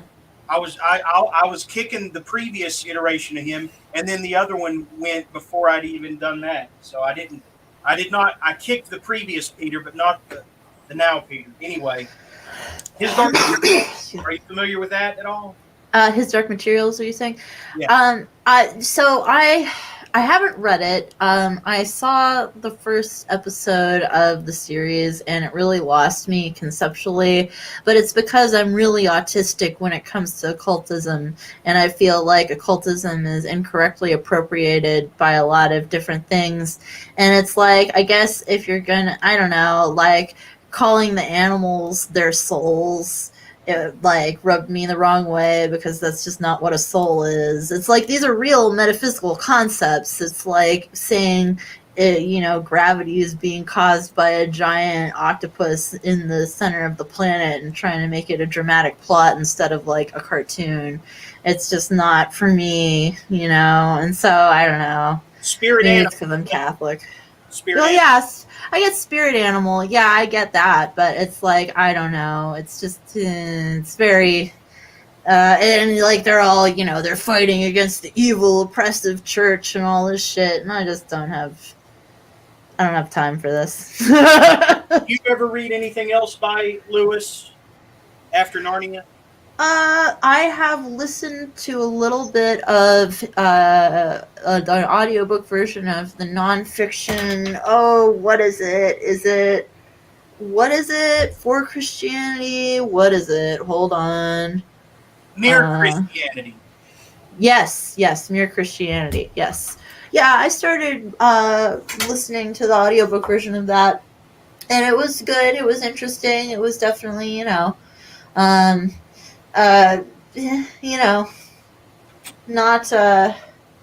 did I agree with it entirely? I don't know. Not sure. But it was good, A lot of people speak highly of the space trilogy that he wrote as well. Out of the Silent Planet, Paralandra, and That Hideous Strength. I don't know anything about them, but that he by that point he was even more, on a mission to convert, people, that it may have eclipsed his storytelling abilities by that point. I don't know, but I've heard good things about the Screw Tape Letters too. Never gotten around to it, There was another British author who was a part of Lewis and Tolkien's little writing troupe or group or whatever. E.R. Edison, The Worm Ouroboros. I've never read that or anything else by Edison, but he is also one that he's probably the least known in larger literary circles to this day of the three, right? Mm. Anybody read Edison? I have not. I haven't either.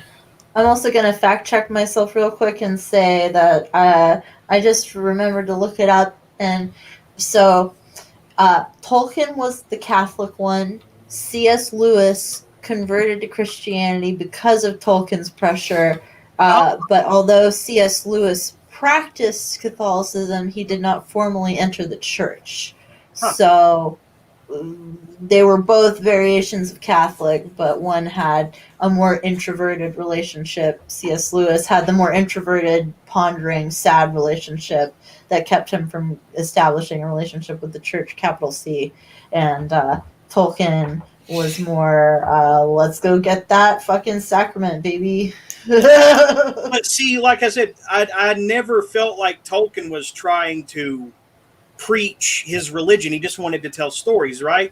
He did, but at the same time, it's very it's about the creation and destruction of a whole world. So I think it's impossible to not have God work through you and telling these stories. And I mean, like I said, Gandalf is basically one of several angels, of one of which is Sauron, who's basically Satan. And there's a lot of religious aspects. Have you read the Silmarillion at all? I tried. Yeah, that's where I think a lot of the really more obviously religious, metaphysical elements come into the Tolkien universe. Beren and Luthien, which I don't believe he published in his lifetime, if I'm not mistaken. But that one's actually more interesting than anything I tried to read in Silmarillion, if I recall. It was about a woman and a giant wolf, right? Is anybody familiar with that? Oh, no, I'm not familiar with that. I think it was like the early Middle Earth, before the age of hobbits and man and everything. It's interesting. Well, I guess Peter gave up, probably went to bed. But yeah, I can't blame him. But thank you for trying to come on, Peter. I'll do a test run with him, or any of us can do a test run with him before the show Sunday. I'm going back to work Tuesday. I'm kind of nervous. Don't know. Oh. Well, there he is again. Let's see if he. Hey. Boom. Do you know what? I don't know What's up? fucking doing this. It's What? just kind of weirdness. I'm shit at technology, but somehow I'm talking to you again. Yeah, we're glad you came back, brother. But you were talking about religion, funny enough, when I come in. Got in. Yeah, Were you not? We were. we were. Yeah. We were. Please I feel love free to come in. religion. Me, I'm all over religion. No, seriously. Totally. Got a wanking. It's all about religion. Devil's Apple, all about religion. I'm fascinated by religion. Hell yeah, man. Christianity to me is the one. That's the baby. Baby is in good or bad? I don't know. The baby, as in that's my fella. That's the one I grew up with. Mhm. That's the one I like to fucking sit and look at right in the face. And yeah, it never gets any better. But I don't want to do any of this shit. I'm talking to you next week. I don't know how I ended up talking to you this week because I'm next week. Right. I'm just. Well, it's You were because gonna- we're extremely lenient. Some shit. I was just, what happens there? I was listening, I was watching, I was pressing some shit. Suddenly it went, oh, you're there. You think, oh, fuck.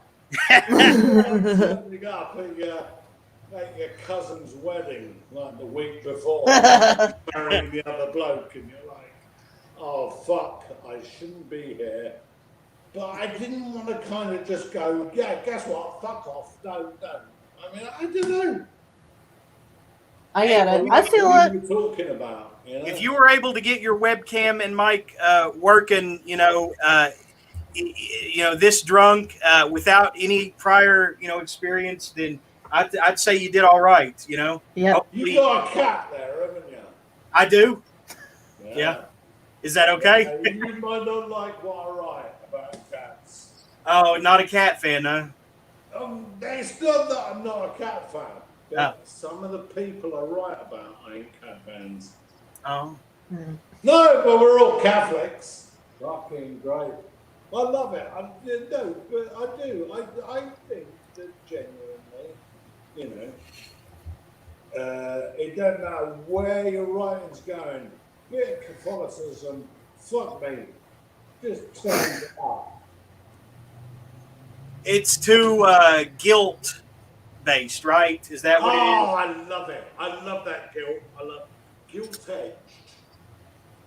I like that thick, good old, oh my God, I'm so guilty. I remember, one-eyed Sarah back when we were kids, and she was like, no one will ever fuck me. And you thought, no, we're Catholics, they will. We'll just never be honest about it. Yeah. That's the key. Yeah, it's interesting. It's it's the religion that really built the Western world in a lot of ways, and it's all just based on, living a double life, basically, where it's just like, here's. No. There's no double life. It's a fucking single life. Basically, you're an altar boy. It's true. Well, you're not, obviously. You're quite clearly, you're a woman. So you are different. So that's the nice thing about Catholicism. We don't fuck about. We don't have any kind of. It's like women, men. Men important. Women, fuck off. There you go. That's your boy. It's your boy. Do the sweet thing, And it's everybody goes, oh, I'm going to get really annoyed about the Eritrean way of it. No, fucking just look at Catholicism. If you want to be angry, it's easy. Men do the shit, women clean up, bit of flowers. So, yeah, Catholicism, great. You wanted to do something? Yeah, come on.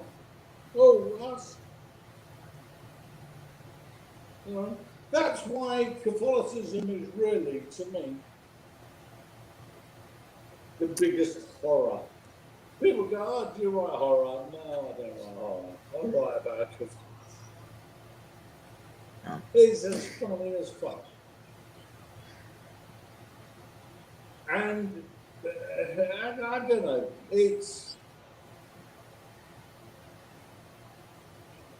there is a time where we've got to realise that this is our life. This is what we are. You know what I mean? I heard this is Yeah, I totally feel it. this is what we are. What are we? What is what we are?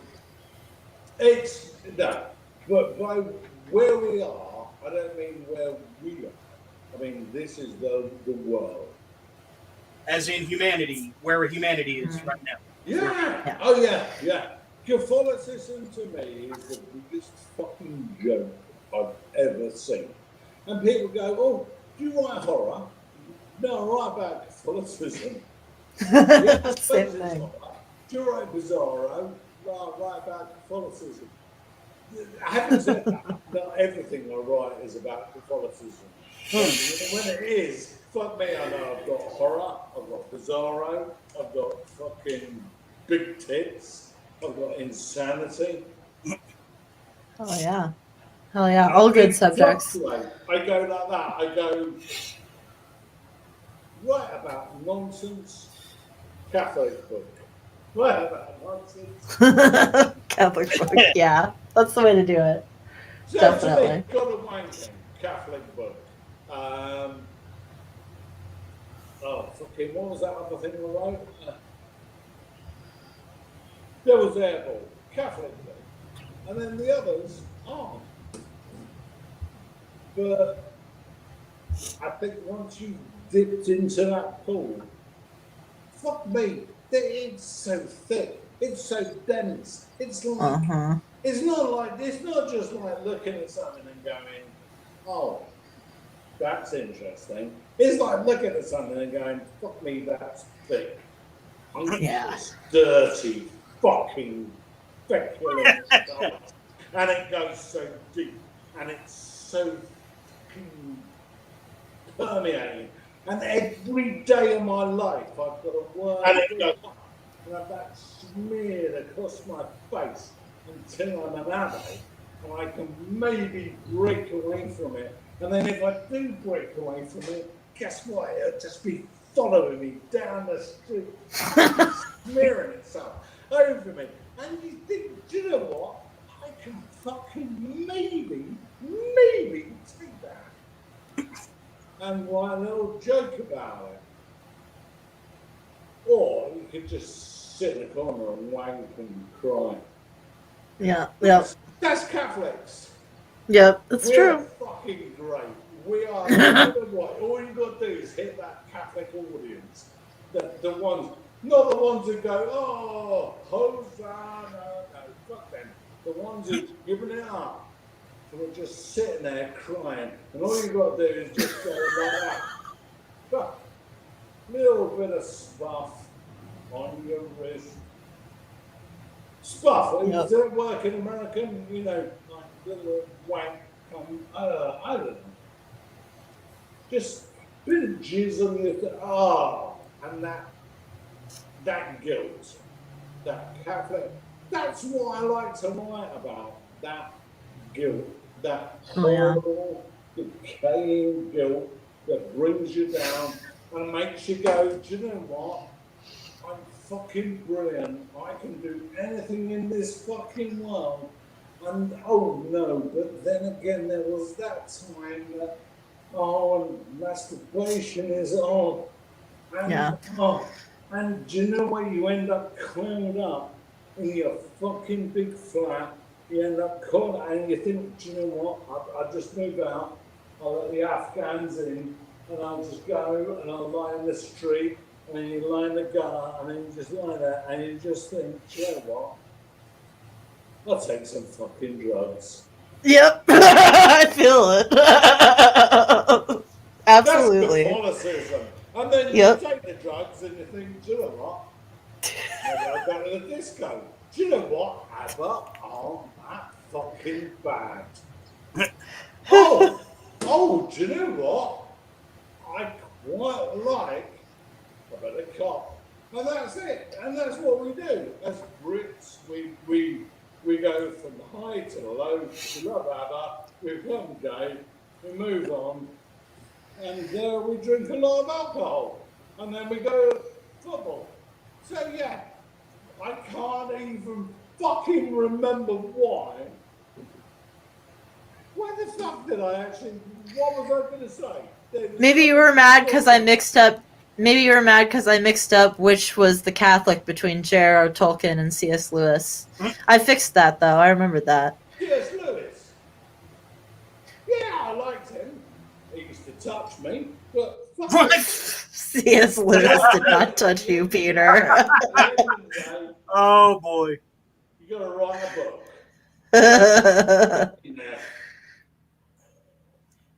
Show us on the doll where C.S. Lewis touched you. Yeah, where's your doll? I haven't got a doll.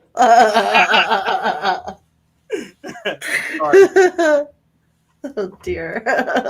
I should have come more prepared. It might look like I've disappeared, but I've just got it in my fridge. Mm-hmm. That fridge is baller, man. We love that fridge. I've got a fridge over there. Yeah, I love that fridge. How many beers you got on tap? That fridge is so sick. 4? 5?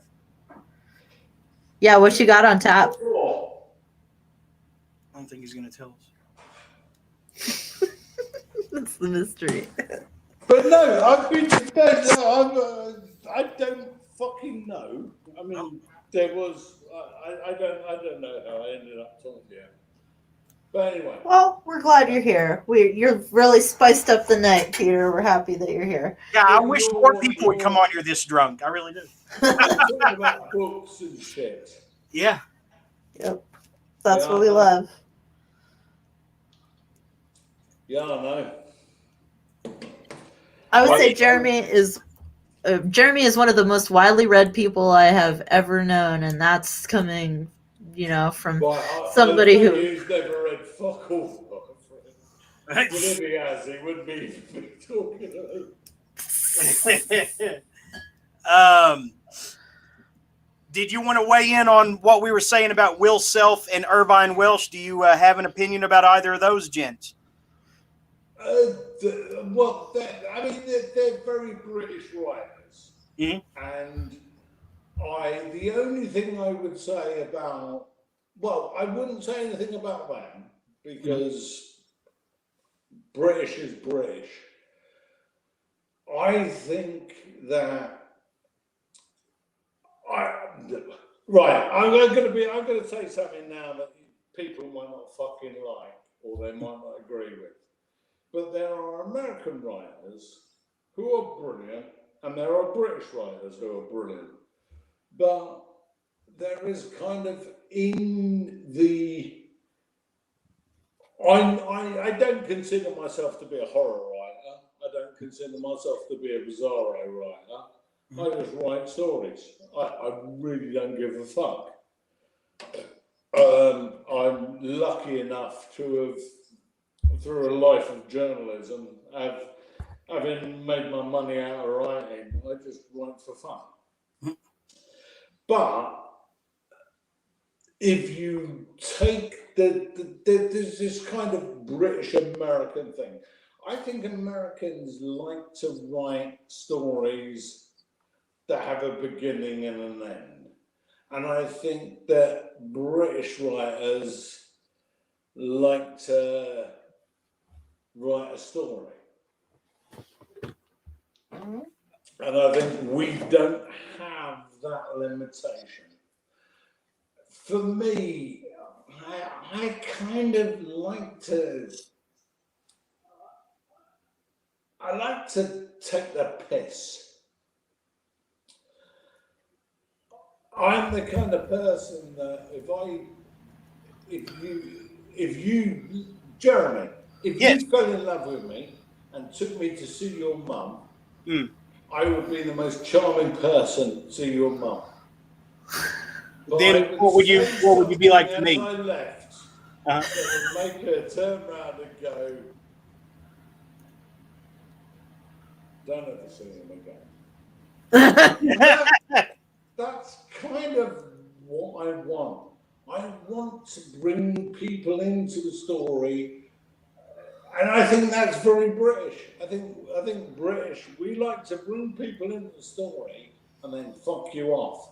Whereas I think American wise, I am being very, very general here.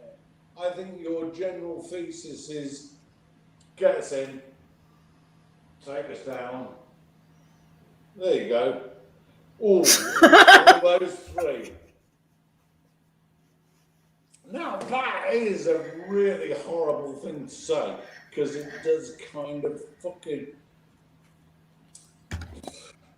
It does. I am really kind of generalising here, right? What I'm really saying is, do you know what? We write really funny stories. No, for me, a story has to end. It has to go. What the fuck? And I don't. Yeah, totally. I agree. Like, even if it's like, you're a kid, you go out. Oh, it's your birthday. Oh, mummy's paid for you to get some. I don't know. You go and bounce on trampoline. Come home. Oh, mummy, bounce on trampoline. Why is Uncle Simon up your arsehole? That's the kind of, to me, that's the world. Yeah. Anybody Totally. comes home and goes, oh, I bounced on trampoline, mum. Oh, thank you. I'll have some cheese. That's not fucking real. Even the kids, even the 5-year-olds are going like that. Why wasn't Simon up her arsehole? So, I don't know. What am I doing? I'm just writing shit. We're all writing shit. We're all pretending. We're all playing, aren't we? We're all playing. We're all pretending. Oh, let's pretend the world's nice. I try to. Actually, I try to pretend the world's nice.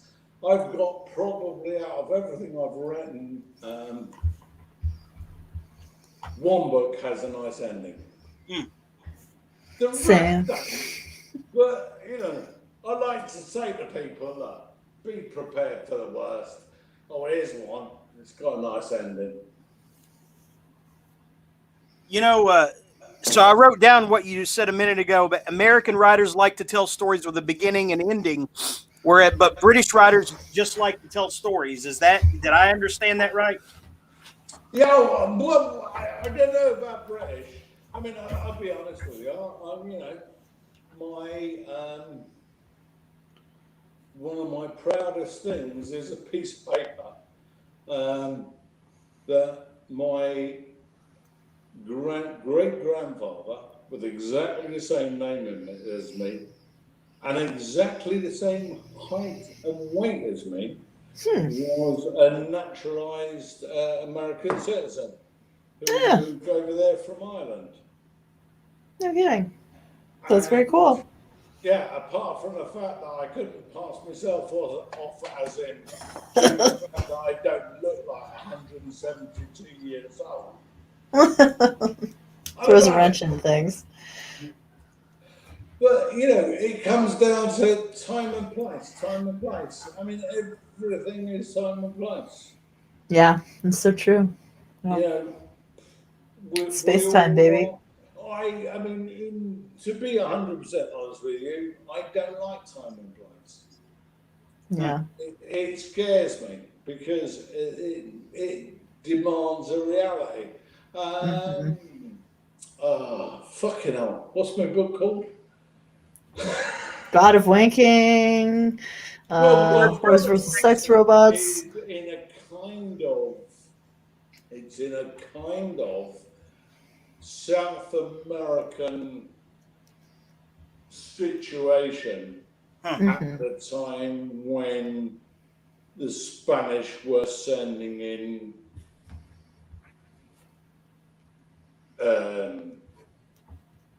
missionaries. when they were, well, no, because this is the thing, it's complete bollocks. It's basically set in a kind of South American-ish situation when the Spanish were sending in the conquistadors and therefore the missionaries, but they've got electricity. Yeah. Because I want them to have electricity instead of Yeah. So it's kind of like, oh, we were ploughing the fields and then they turned up with electricity. And the Devil's Hairball, once again, I mean, the Devil's Hairball is my favourite. It's my favourite book. And it's very much,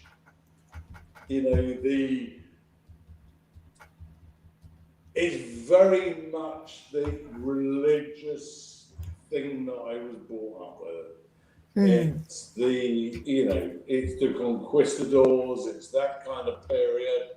It's, in a way, I'm more influenced. I mean, it's always hard to say. People go, oh, are you Bizarro? And I think, well, no, I'm not. I'm probably more influenced by the almost the stories of those epic fucking voyages. Totally.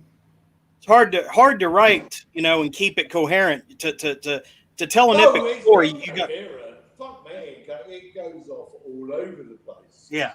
But I'm trying to think fucking Cervantes. Don Quixote. Yeah,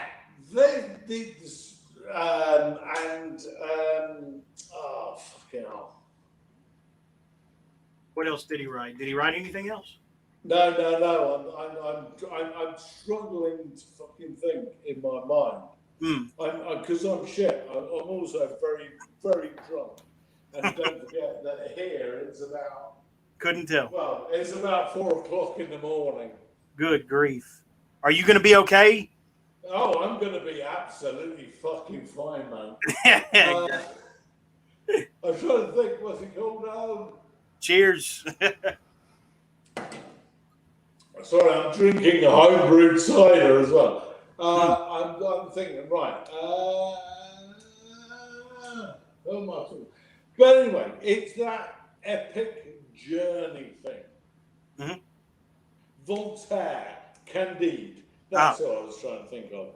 It's that epic journey thing. So when I wrote Devil's Hairball, it's very much in that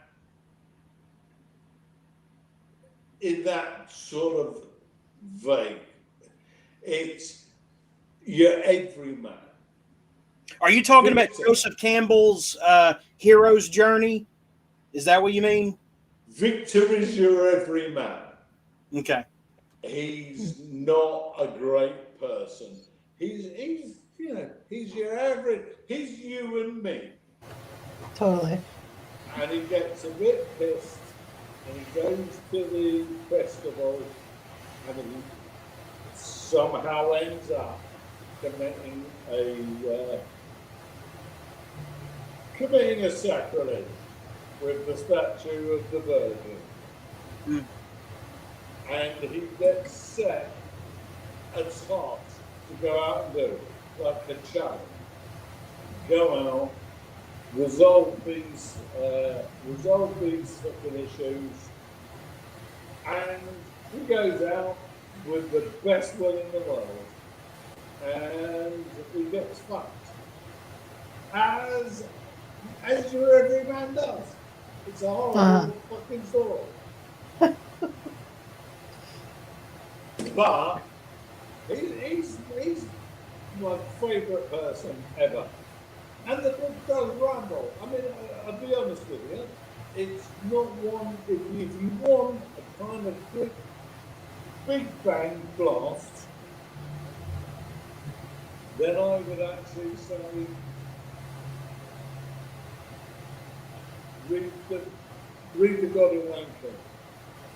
God of Wanking is nice, it's short, it's quick. The God of Wanking is not as big. Is that what he said? Is not as big as the as Candide or Devil's Hairball? Or, Yeah, I didn't quite catch that, Peter. Can you maybe get nearer to the microphone? he's gone. Oh no. Gone but not Aw. forgotten. I feel like we were actually starting to get somewhere. I think I was almost I know. starting to understand and speak his language.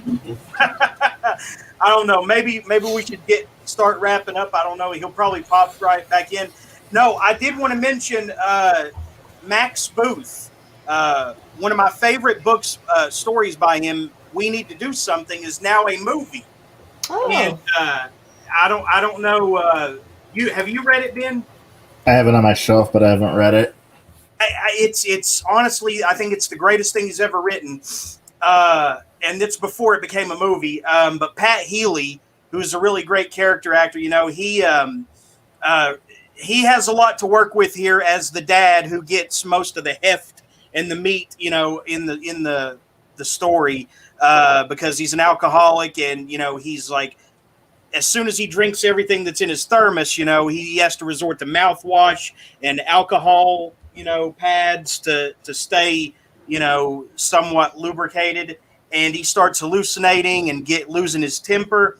So Pat Healy just steals the show here, but he has the most material to work with. But I thought I had it up on the screen. Okay, I'm sorry. But yeah, this just came from out of nowhere, and it makes sense that they would adapt this because, it's one of those things that it works like a play. One setting, dialogue heavy, a handful of characters. And so they probably didn't have to, blaze through a budget to make it.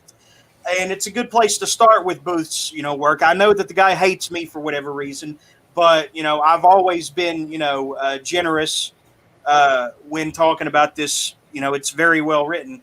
And I haven't even gone into what it's about. Okay, it's about this family that gets stuck in a bathroom in their home during a tornado / hurricane, probably a tornado. It never really says for sure, but most likely an F5 tornado situation. And, they're stuck in the bathroom. There's a tree that has, fallen down and blocked the door. So they're stuck, and no one's quite sure what's going on outside, because at different times when they'll try to peer out, or retrieve a phone that's out there or something, they're always seeing different things, like they're not sure if they're hallucinating. And I'm not going to spoil it, because I'm a spoiling ass motherfucker apparently. Love you, but apparently, there is a reason for all this that's happening, and it's more than just an F5 tornado that they're riding out. But and unless you read it, you're not going to guess what it is. It has to do with one of the child characters. But yeah, man, it's the drama, the tension is ratcheted up very expertly. I mean, Pat Healy carried this production on his back, but Vanessa Shaw is also in it. I don't remember what she was in. She was in Hills Have Eyes, the remake, and maybe Final Destination. I can't remember. Was that her in Final Destination? I don't know. No, that was someone else. Well, anyway, I have no idea who the two kid actors were, but you got Pat Healy and Vanessa Shaw, and they carry it as the mom and dad. And yeah, this was a great adaptation, and I think it may have actually added some things that may help the plot make more sense. So congratulations to Max Booth. Even though he hates my guts, I'd always be willing to talk with him on here. And I spoke glowingly of this story before it ever hit the big screen. But whatever. Well, I'm very intrigued, and I will definitely check it out. And Mr. Booth, if you ever hear this, I would encourage you to give Jeremy a second chance, because I think he's a very nice guy. So, before we get back to our Ben's books, what he's been reading, because I don't think we got to that. We did not. We should probably talk about this because it warrants a little discussion, right? One of the Yeah. best revenge movies ever, right? It's very good. It's very fun. Yeah, I liked it a lot. It's just intense. He has the guy, and he could easily, finish him off right there. But no, that's not enough for him. He wants to play cat and mouse with him. He gives him like what, $10,000, or 10,000 yen or something, and sets him up to go on the run so he can chase him and prolong it, because it wasn't enough that he had him and could have finished him there. No, he wants it to be drawn out and more torturous, like what he's been through with losing his wife to this guy, this scumbag, who has a homemade guillotine in his bedroom. Go ahead. Yeah, even though the guy is a very clear danger to everyone else, and it's very clear he should have either killed him or turned him into the police. And the guy had police connections. I don't think he was a police officer himself. He seemed more like a diplomat of some sort, or some. He was a government agent, I think, like a secret agent of some kind. But he had law enforcement connections, like on speed dial, and so that's how he was able to get all this information that led directly to the guy's door. I don't remember the guy's name, but it was the guy who played Odaisu in Old Boy, and in a total role reversal. Oh, that was him? Yeah, that was the guy from the original Old Boy that played the son of a bitch in this. I didn't recognize him. Choi Min-sik. Is he a bit older, or is... Well, he looks exactly the same to me. I mean, I saw Old Boy first. He didn't look the same to me. Well, he had the long hair in his face. I mean, if you look there, if you look at him from Old Boy and I Saw the Devil side by side, you could kind of see, I guess he wore more makeup in Old Boy to look older, but yeah, he definitely, he made me forget about Odaisu in this hardcore, because everything the guy does is antisocial, sociopathic. I mean, the guy is a very fiercely talented actor, and so is the protagonist in this, who is Lee Byung-hun. That's the actor's name. Okay. I'm not good with pronunciations, I know, but That's okay. No, you're fine. But this. If you like revenge movies that end with the good guy getting revenge instead of the bad guy, like with Old Boy, then you would probably like this better than Old Boy. I love how he cuts through the guy's tendon. You came through halfway through. Did you see that part, Regina? You didn't. I've seen the movie before, but that sounds vaguely familiar. But unfortunately, I've not. I don't remember that part this time. He doesn't slice the tendons, like he doesn't go inward. No, he doesn't like do it from the outside to in, slicing the bad guy's tendon. Mm-hmm. No, he goes from in at the ankle and outward. And so the guy nails what it would feel like. The screaming, it's like really pronounced. Yeah, I love a good scream. The vocalizations that they do in reaction to the pain, it's just great acting and great writing, storyboarding, whatever. I need to see. Yeah, it was a pretty decent dub. If you can see it with subtitles, though, I would recommend that. Yeah, I agree. Yeah, it's probably better with subtitles. It really was, because when you hear an English actor trying to mimic those little vocalizations, those little under the breath vocalizations, it sounds fake, in dubs, You know what I'm talking about, right? Yeah. Huh. Oh, huh. That kind of a thing. Yeah. Yep. It sounds faker, because it's it's embarrassing as fuck. but It occasionally sounded a bit silly when he was like just screaming like "You son of a bitch! You motherfucker! You son of a motherfucker!" Yeah. I'm It sounded like sure. he was reading lines instead of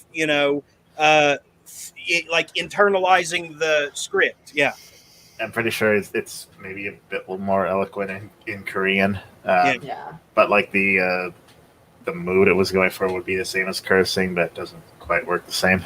I hope that Yeah. someday North Korea is able to tell stories as good as South Korea. Maybe one day if the regime is ever deposited or dethroned, deposed, Deposed. deposed. Imagine all the angst that they have built up if they're ever able to tell stories that don't, wag the dog, so to speak. Yeah, I don't think North Korea has many movies. Apparently, they do have like a Godzilla remake that's pro North Korean propaganda. That's sad. That's right. Yeah. The bootleg North Korean Godzilla. I do remember hearing about that. Yep. You know what? There's a bucket list item that I maybe you've already seen it, Ben, but there is a bucket list item I want to see at some point before the end of the year. Some kind of Golden Bat movie. Are you familiar with the Golden Bat, Regina? I don't think so. What is Golden Bat? He was basically the very first superhero. So he's like Ultraman. He's the pre-Ultraman. Yeah, I think he's kind Yeah, of but- fast than Ultraman, though, right? Well, he's even before like comics or anything. He originally came from, I can't remember what it's called, but essentially it was a form of Japanese street storytelling where they would have like illustrations of the scene and just like show the illustrations and tell a story to kids. And he was basically like, so he sort of preceded even a lot of like pulp superheroes in that. Interesting. And yeah, his whole Very thing is that he's like just an ancient superhero that was discovered by like scientists and woke up and is now a superhero. That's cool. That's fucking cool. I like that. I'm just trying to figure out what would be the best entryway because there's so many different kinds. There was an animated series there, right? Yeah, There are some where he just makes a brief appearance halfway through the movie. He's public domain, right? Is he public domain? he's public domain in Japan, but not in the rest of the world. There's apparently several Golden Bat movies in Japan. I don't know if any of them have subtitles or dubs or anything. I know there's a few like I think either Korean or Filipino Golden Bat movies because he's popular over there too, and I think there's a few South American ones too. Yeah, he's been around forever, and he has a lot of stuff, but he's never made it into the English-speaking world. So, do you know what would be a good entry point for Golden Bat? I have no idea. There's like a bunch of them out there, but like most of the information is in Japanese. Yeah, I mean, I guess the ones that would be subtitled would be the best bet if there are any. Surely there's got to be one too, right? I'm like 90% sure about the only thing that was ever either dubbed or subbed in English of Golden Bat was a few episodes of like a 60s anime. Mm-hmm. Huh. Geez, can you imagine how weird 60s anime would look when you look back at 80s anime and how weird it looks compared to everything now? I mean, Record of Lodoss War looks surprisingly modern to this day, but no one else has heard of it but me and Regina, apparently. But I mean, a lot of the 80s anime looks like downright like cave art compared to where we're at today. And I really like I think the oldest anime that I ever watched was a World War II propaganda film, and basically it just looked like a Disney film. Wow. It's interesting. Yeah, probably the oldest anime I've ever seen, at least in part, is Speed Racer, but by no means have I seen the entire series of Speed Racer. Yeah, and that's another one where the dubbing's really weird. They talk fast and try to match the lip flaps. Oh, it's so But bad. The dub is so bad in that. yeah, I think even beyond that, I think I've also seen a few episodes of Astro Boy and Gigantor. Yeah, Astro Boy too, definitely Gigantor. Yeah, totally. Those were Gigantor was on television when I was a kid, so I saw some of that for sure. My father was big into all these old anime when I was a kid, and Ultraman too. So I'm surprised I haven't heard of Golden Bat actually, with all that in mind. But I learn something new all the time. That is one of the things that it's like incredibly huge, but it just never made it into the English speaking world. The first anime that I remember watching is probably G-Force Guardians of Space. Oh yeah, totally. Some other good ones that were on Adult Swim. Paranoia Agent. Yeah, I know what you're talking about. With Little Slugger, the ghost, the little boy. That's by Satoshi Kon, right? I'm not sure. Yeah, that's Satoshi Kon, the same guy who did Perfect Blue. Outlaw Star, Cowboy. Yeah, I was just thinking about Outlaw Star recently. I love that show. Cowboy I love Bebop, that too. obviously. I mean, yeah, that's probably my all-time favorite. I love that epic ending to Cowboy Bebop. I love those kinds of endings. Where it's Tenchi Muyo was on Tsunami too. Yeah, I remember that. But there was another one. It was I did like Sailor Moon a lot too. You like Sailor Moon? Yeah. Well, you got a problem with that? No, I used to love Sailor Moon. I used to fucking read all the manga, watch all the shows. I tried to watch Sailor Moon, but I mean, it was because I thought it was like Power Rangers, and I guess it kind of was, but maybe a little too girly. Did you guys ever watch? Even as a kid, I thought it was girly, but I still loved it. I watched Tattooed Teenage Alien Fighters from Beverly Hills, so I have no defense on anything. That's probably like the only American Sentai series that ever came about. But the only like 100% pure American Sentai series. Oh, that because they it didn't use any action. Yeah, the action scenes are filmed in America. They didn't use any footage from Japanese movies. We've talked about Superhuman Samurai Cyber Squad, and that came from Gridman. Gridman. And then there was VR Troopers, which I thought had the best storyline long term about the father. The father is the lost father thing is so easy that writers use it as a crutch now. Have you noticed? Kinda, yeah. That's been a thing for a while. But it never gets old. I do remember they tried to introduce Kamen Rider as Masked Rider, but it didn't really last very long. Like they gave it a crossover with the Power Rangers and everything, but I guess it just didn't take. But it was pretty cheesy, even like compared to Power Rangers. Like both his car and his motorcycle talk to him. All that stuff was cheesy. Yeah, but unless you were Japanese, you probably couldn't tell the story right, without and overlook the cheesiness. Yeah, I think there were some dubbed versions of just the Super Sentai series that did air on American television before the Power Rangers, but they just didn't catch on. Like who? Like what?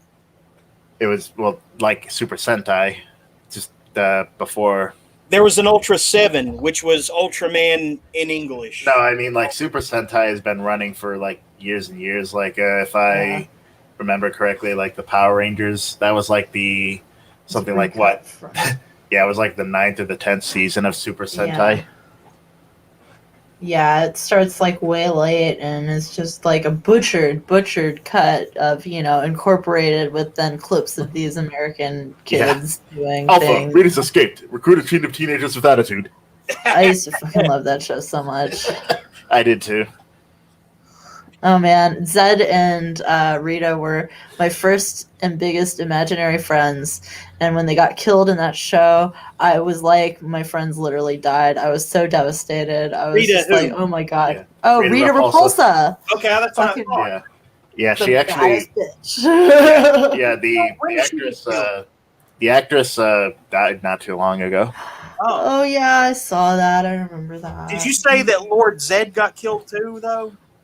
No, well, they like at the end of this the original Power Rangers run, they get like sent into exile in some kind of multiversal dimension or something. I think They they were actually already did come in back in a later season too, but They were already in exile to begin with. they were, but then they like got sent out into another dimension and they were not the villains on the show anymore, and I was devastated.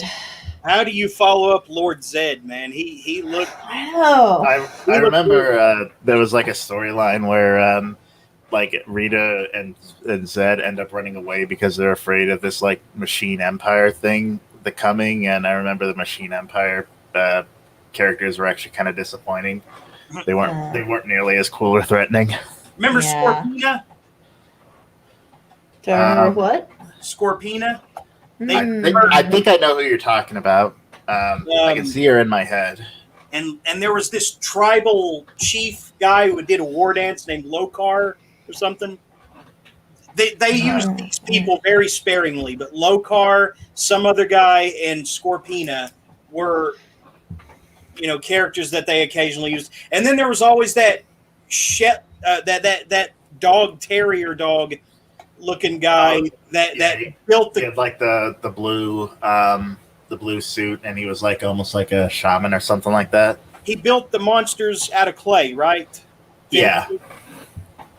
I'm remembering too much of this. I'm actually going to remember Power Rangers fondly if I'm not careful. Well, I mean, it was cheesy as hell, but there was, it was fun when it was on. Hell yeah! Like I mean, I was 4 years old watching it. I loved every second of it. Yeah. I was 12, so I had no excuse.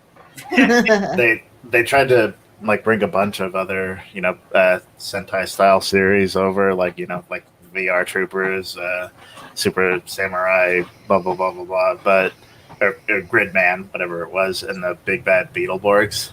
But oh yeah. yeah, I hated Big Bad Beetleborgs. The whole haunted house full of good guy monsters. It just seemed way over the top cheesy, and that was coming from someone who watched Tattooed Teenage Alien Fighters from Beverly Hills. yeah, It was too cheesy even for that. I mean, yeah. The Tattooed Teenage Alien Fighters, that was like, it was really cheap, really cheap looking. That like the fact that their uniforms were basically just leotards. But yeah, I was gonna. Oh yeah. your books. Go ahead. No, I was gonna say something else about it, but that just slipped my mind. But yeah, I'll go ahead and talk about the books that I've read. So I think one of the books I read this week was also one of the best ones I've read this year so far. It's Forever by Thomas More. I really love the book. It's basically about a guy who's planning to commit suicide, and he spends his last days both in an isolated cabin and then in Paris. There's not too much of a plot. A lot of it is just him is the main character is a gay guy, and he does a lot of cruising and does a lot of contemplating and all that. I did want to read from the first page of it because I think it's really beautiful. This is the first page of Forever. I'm writing this instead of killing myself, perhaps more on a whim than anything else. It doesn't mean that I'm not going to kill myself. It just means not yet. Not until these words have done what I want them to do. Not until I've made sense of something. Although I know that would be placing too much expectation upon language, the words I write won't do what I want them to do. Let me prove it to you. I want these words to come to nothing. I want these sentences to wrap themselves up like a snake and lose every breath in their lungs. I want these pages to fall apart in your hands. I love that. That's a great opener. Yeah, it's really great. That's a big theme in the book, is like how frustratingly limited language can be to express things. So yeah, it's a really great book. I really encourage everyone to go over to Dennis Cooper's blog. Peter Sotos interviewed Thomas More about the book over there, and I think it's a really great interview. That's cool. Yeah. So that's another great one from Amphetamine Sulfate and from Thomas More. Like at this point, I'm convinced that Thomas More is one of the best authors right now. So yeah, It's the covers that make me uneasy. I know it's going for a certain,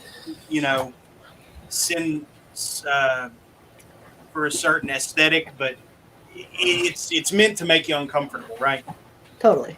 yeah. This one's less discomforting than the one for Alone, but this really great book. It's hard for me to, again, the frustrating limitations of language. It's hard for me to articulate, how great it is. You actually can't get that on Amazon. You have to go to the Amphetamine Sulfate website. I mean, is it worth it? Oh yeah, definitely worth it. I pre-ordered it, as soon as I was able to. Based on, I mean, you know my tastes pretty well. Do you really think that I would enjoy it as much as you? Did you like that first chapter that I read? Or that first? Oh, it's the first chapter, but that first page. I'm sorry. Did you do it tonight? Did you? You just read it like 2 minutes ago, Jeremy. I'm sorry, man. I got a message from somebody about next week, and I must have gotten busy producing instead of.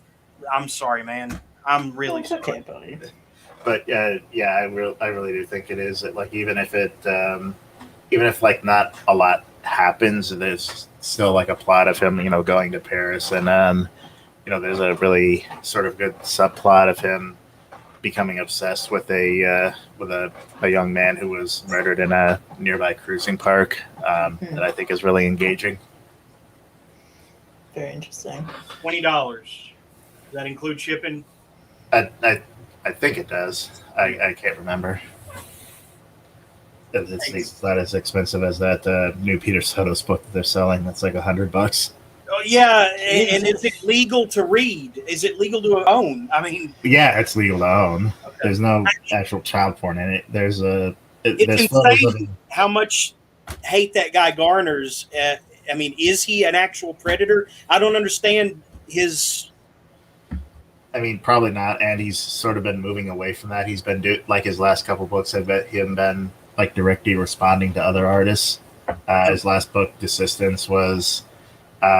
Were his responses to a photographer whose name I can't remember, and the new book, the name's on the book, but I can't remember who it is. It's him directly responding to a sculptor's work. So he's a sculptor's work. A sculptor? Is that what you said? Yeah.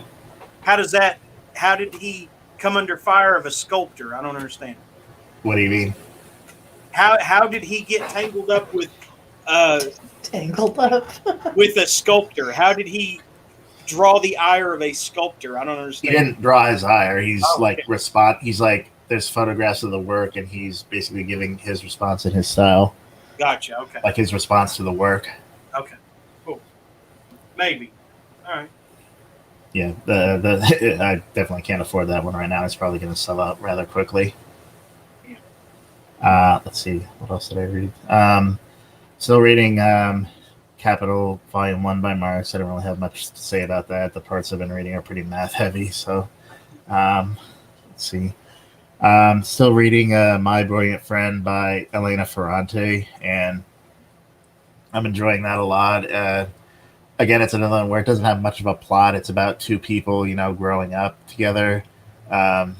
And I think it's really honest, really engaging, really beautifully written. I'm enjoying it a lot. I feel like, coming of age stories, I'd very highly recommend it. Let's see. And besides that, I've also started reading the Ghost in the Shell manga. And I'm on volume 1 of that. And I'm enjoying it a lot. The artwork is really great. The plots are pretty cool. I'm not sure how much of the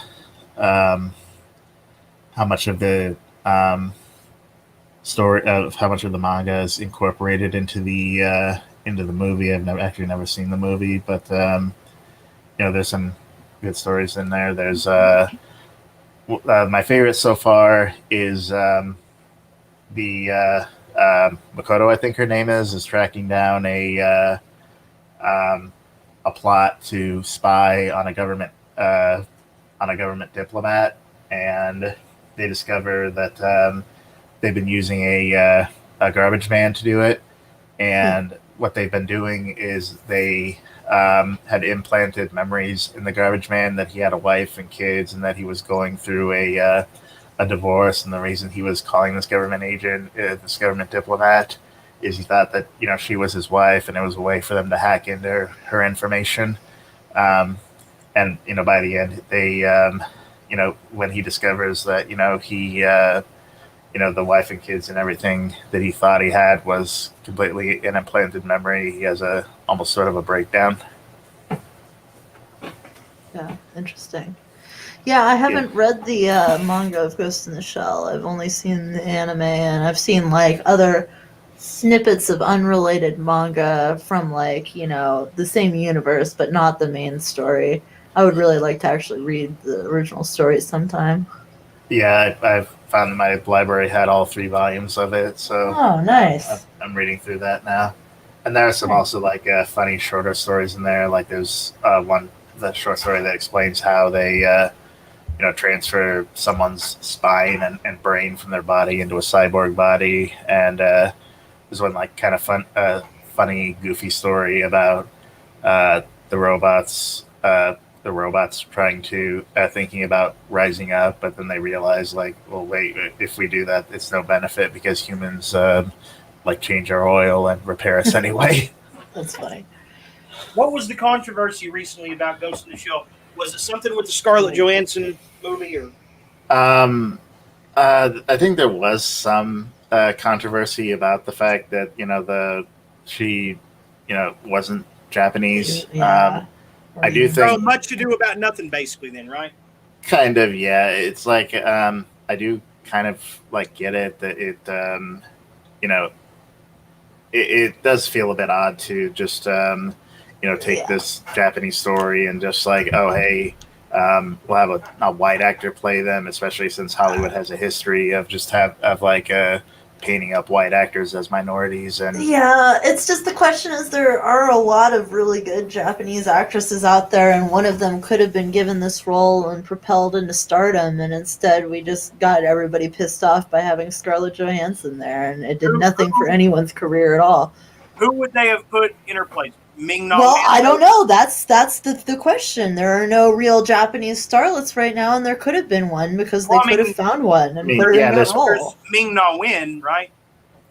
yeah, I mean even if they technically aren't Japanese, there's still plenty of Asian actresses who could have been in the role who would have fit just as well.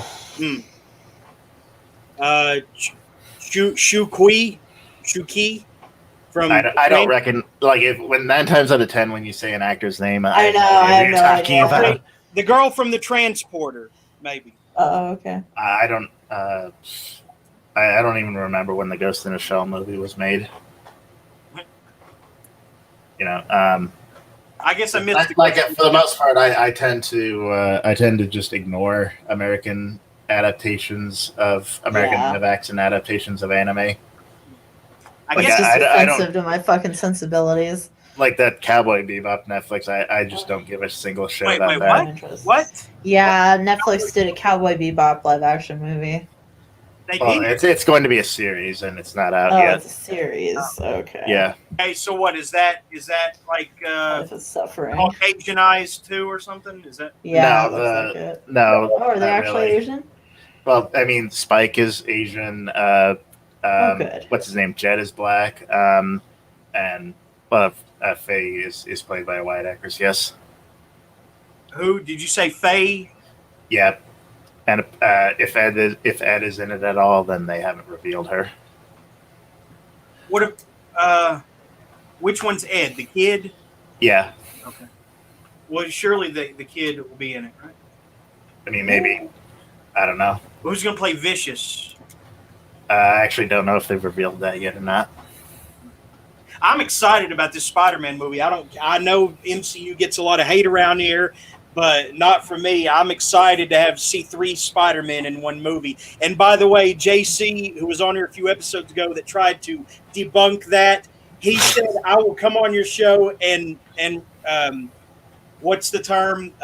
Recant that. Yeah, that retract. because Tobey Maguire was photographed on set. It is a go, and most likely Andrew Garfield too, who I think was the best version of Spider-Man of the 3. I'm excited. Then you got Doctor Strange and Daredevil representing the Tom Holland Peter Parker in court.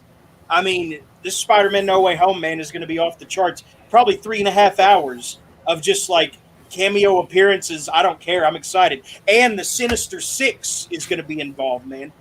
Dr. Octopus, Electro, Green Goblin, all from, different universes, probably 2 from each universe.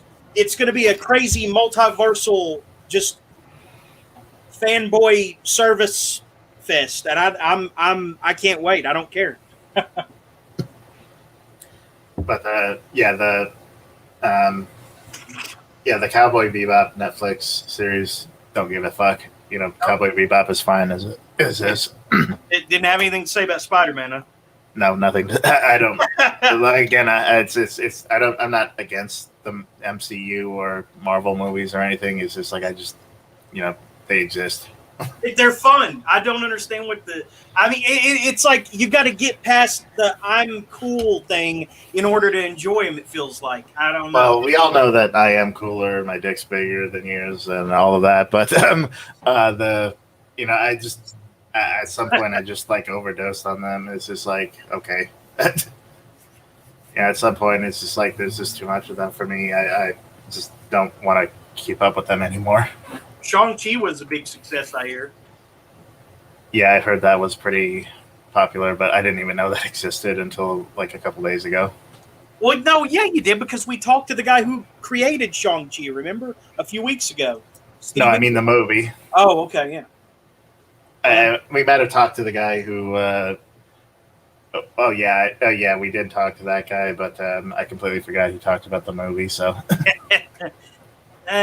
Yeah, to be fair, it wasn't a popular character, but it will be now. He will be now, probably. Anyway, was there more on your... No, that's pretty much everything. I've still making progress on these. Ghost in the Shell manga is actually longer than I thought it was, so again, it's just going to take a little bit for me to get through it. And Regina, so you didn't read anything you said earlier, right? Just No Tiger and Book of the Long Sun. Those were my 2 things I read.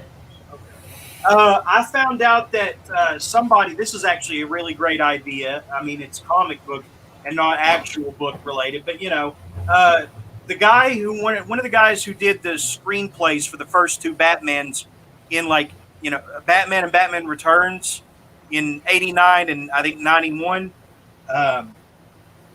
He actually got together with someone to write an ongoing comic book following up after Batman Returns, in that same universe of that iteration of Batman, okay? You following me? Because there was more there that they never got to in the Burton verse, basically. Are you following? Okay, yeah, you're not No. over, are you? You're not impressed? So I guess I'm not following. It's set in the Tim Burton universe, basically? Yes. I mean, here's my problem. It's I like that concept, but I just want them to stick with it for a while. I feel like they're rebooting shit in the DC universe every 2 years in a desperate attempt to finally get people on board. They do, and they will continue to do it. That's the problem. Nothing ever sticks in comic books because of the revolving door of writers, artists, and everything. That's a side effect of the comic book industry, that somebody dies, like Jean Grey's Phoenix. She dies, and it's like a tragic thing, and then instantly, like a year later, she's brought back like it's nothing, and it renders all that meaningless. Reboots and reconfigurations and and let's take this from this angle instead. Time warps, time loops, clones. I mean, but that's kind of It- something you have to accept as a comic reader, unfortunately. No, but This- it wasn't this bad in the DC universe. It wasn't as bad as it is now until they let Grant Morrison come in. The thing is that it's like you want a character to show a little bit of development or change in comics, but not too much. There's a point where you develop them too much and you basically have no choice but to hit the reset button. And Grant Morrison kind of came into Batman and just took it right there. He had the Joker saw his own face off. How do you fucking come back from that? He like totally changed the character of the Joker. He broke him up with Harley Quinn. He like introduced a lot of change into the DC universe, and on the one hand that's fine, but on the other hand, when you introduce that kind of a change, it like that defeats the point of the comics where it's these characters over and over again. And so I think Grant Morrison really fucked things up. And after that, they had the Darkest Night event, which was fun and cool. But ever since that, it's just been truly an endless series of reboots, so far as I can see. So, like, while part of me is like, yeah, it would be cool to have comics set in the Tim Burton universe, I guess, one, I'm a little sick of nostalgia, and I would really like new concepts to be developed. But two, I would also prefer those new concepts to be developed without like having to constantly reset right now. Just take a break from resets. I don't like Ben Affleck as Batman, so Me neither. I didn't. I mean, it's only barely better than George Clooney as Batman. I mean the present DC movies have basically been poo poo pee pee doo doo except for the Joker. Yeah. The Suicide Squad one, No. the new Suicide Squad was actually good. Well, I haven't Yeah, seen you that, but said yeah, I've that. heard people say I would that that's watch pretty it. good. I'd show it to you guys if you ever wanted to see Yeah. it. No, I'd watch it totally. we got to watch Anti-Birth Yeah. next Friday, and where I'm going back to work and then getting up at 4 a.m. I may have to limit it to one a week for a while. It's okay. But yeah, Anti-Birth will be worth it. Trust me, it's crazy. It is insane. Is there a day of the week that would work better for you, by the way, if you're going to be going back to work? I don't know if Ben's schedule is as flexible as mine, but Well, maybe Saturday there's a day night- that works. Saturday night, but if you guys have social lives, that's not the best I mean- night, you know? I mean, It's a- most Saturday nights I'm free. Yeah, where the fuck am I going to go? It's a pandemic. I've got an immunocompromised older boyfriend and breathing problems of my own. And even during a non-pandemic, I wasn't doing anything on Saturday nights. So I could totally do it on Saturdays instead, buddy. You want to try Saturdays? Okay. Yeah. All right, so Yeah, it works for me. Anti-Birth and what else? Well, Suicide I don't know. Squad. I don't know what else you had that would We'll match talk with that. about it. We'll talk about it. But I just wanted Yeah. to say on the Batman 89 comic book front, Billy D. Williams was Harvey Dent in the original, and we never got a Billy D. Williams Two-Face, and so that is why I'm interested enough to read this comic. Yeah, I back. get it. Peter is back from Oh, the... shit. God, dead. what are you still doing up, Peter? Wow, he's black. He went blacked out. Is he still And now there? he's just pay. Isn't that an element? How did you go upside down for a second, Peter? How did you manage that? You were upside down. Are you audible? Can you Can say you hear us, something? Peter? Oh, Yes. Oh, yep, we can hear you. can you hear me? Hello. We're about to close out soon, but did you have anything to add from earlier? Can I ask a question? Yes, sir. I'm kind of fucking, that's me just talking shit. I kind of do my own thing. Oh, fuck me. I kind of do my own thing, and I don't really know why everybody would want to fucking talk to me. And I'm kind of I am a bit fucking rude. I'm a bit Your character. Then you fit in right here very much. You know what? Yep. I write a bit of fucking shit, and I've for many years I worked as a writer, and I've earned a really nice life as a writer, and now I'm gonna die soon. Hopefully not. Yeah, no, that's kind of, and I just thought, do you know what? I'll write what I want, and I don't know what I'm gonna fucking offer to. What you're offering us now, you're I'm a cunt. well, that's okay. But that's great. That's a great quality, though. Those are some of the most interesting interviews, huh? I don't want to be nice. I am. You don't have to be. I'm a cunt all the way to the day when we were fucking. Do you remember, Jeremy? Yes. Remember when you fucking really wanted to love that woman, and I took you, and we went to that fucking place by the cave, and I came, just got you to bend your head, and I just shot that bolt through it. I am not really kind of, I don't have a nice kind of. I don't remember going to any cave with you. You but will fucking come and you will do it.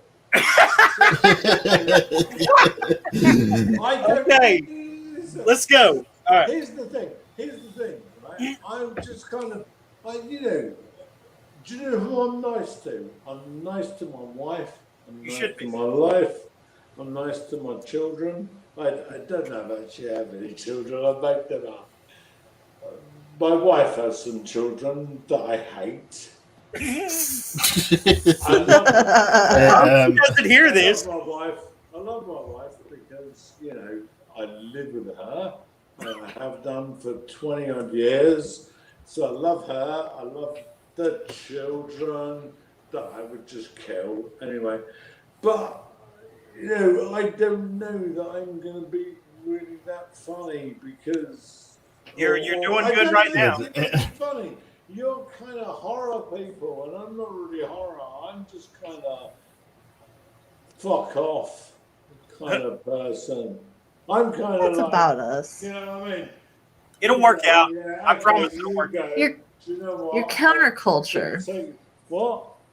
I said you're counterculture. We're all counterculture here, more than horror. I'm not really counterculture. I'm just an old person. I'm just an old man. I promise it'll work out. It'll work out. Just fucking, Yeah. I just do what everybody does at my age. And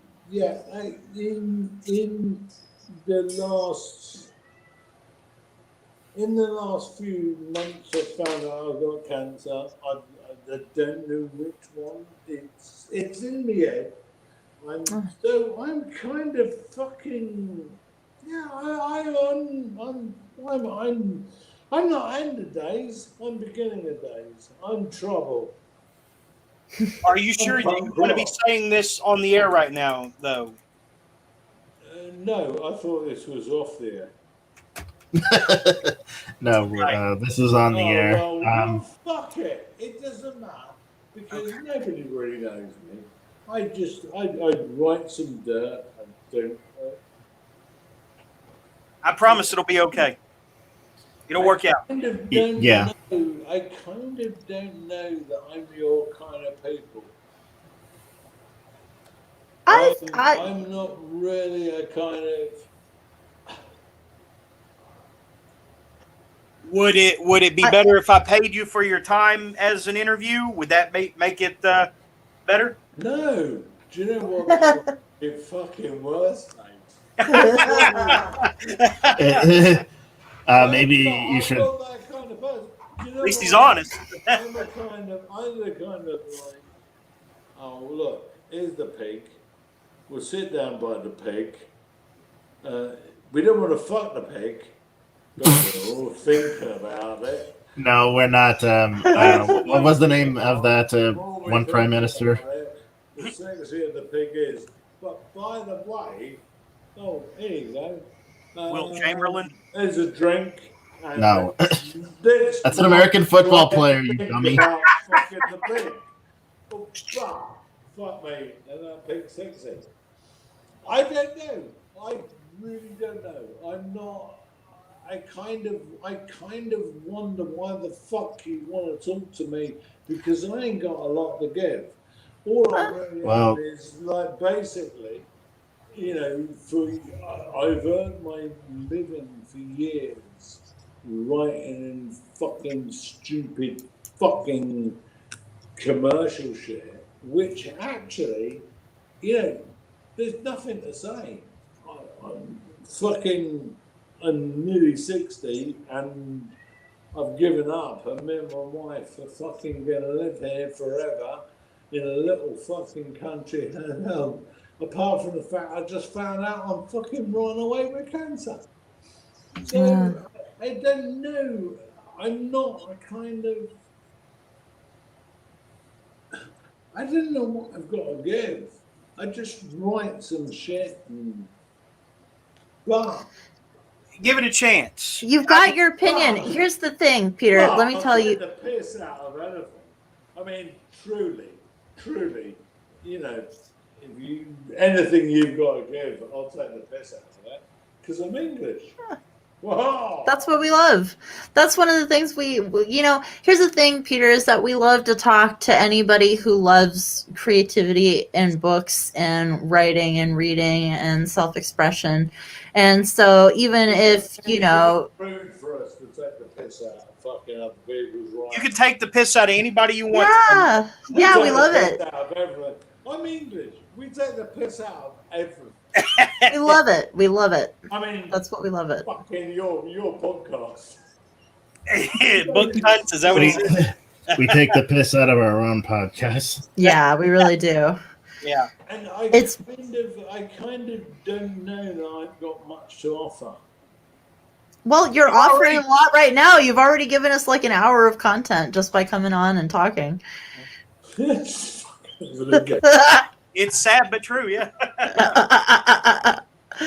It's amazing. No, you're a great character. You're really fun to talk to. And I'm sorry I haven't been able to ask a lot of coherent questions about God of Wanking. I just wasn't prepared to ask you any questions today. Which one? It'll work out. Cover. It'll be good. It'll be good, I promise. It'll be worth it. It'll be worth the trouble. Yeah, it's not that, mate. I mean, it's like generally, which one do I fucking touch to get? Oh, it's the start cam button. You gotta hit the start cam button. Ben, is that the prime minister you were talking about? The pig fucker? Yeah, Cameron. You gotta start the start cam button, brother. You gotta kind of. I'm pushing the thing that it's showing. See, this is what concerns me. I don't want to fucking be doing.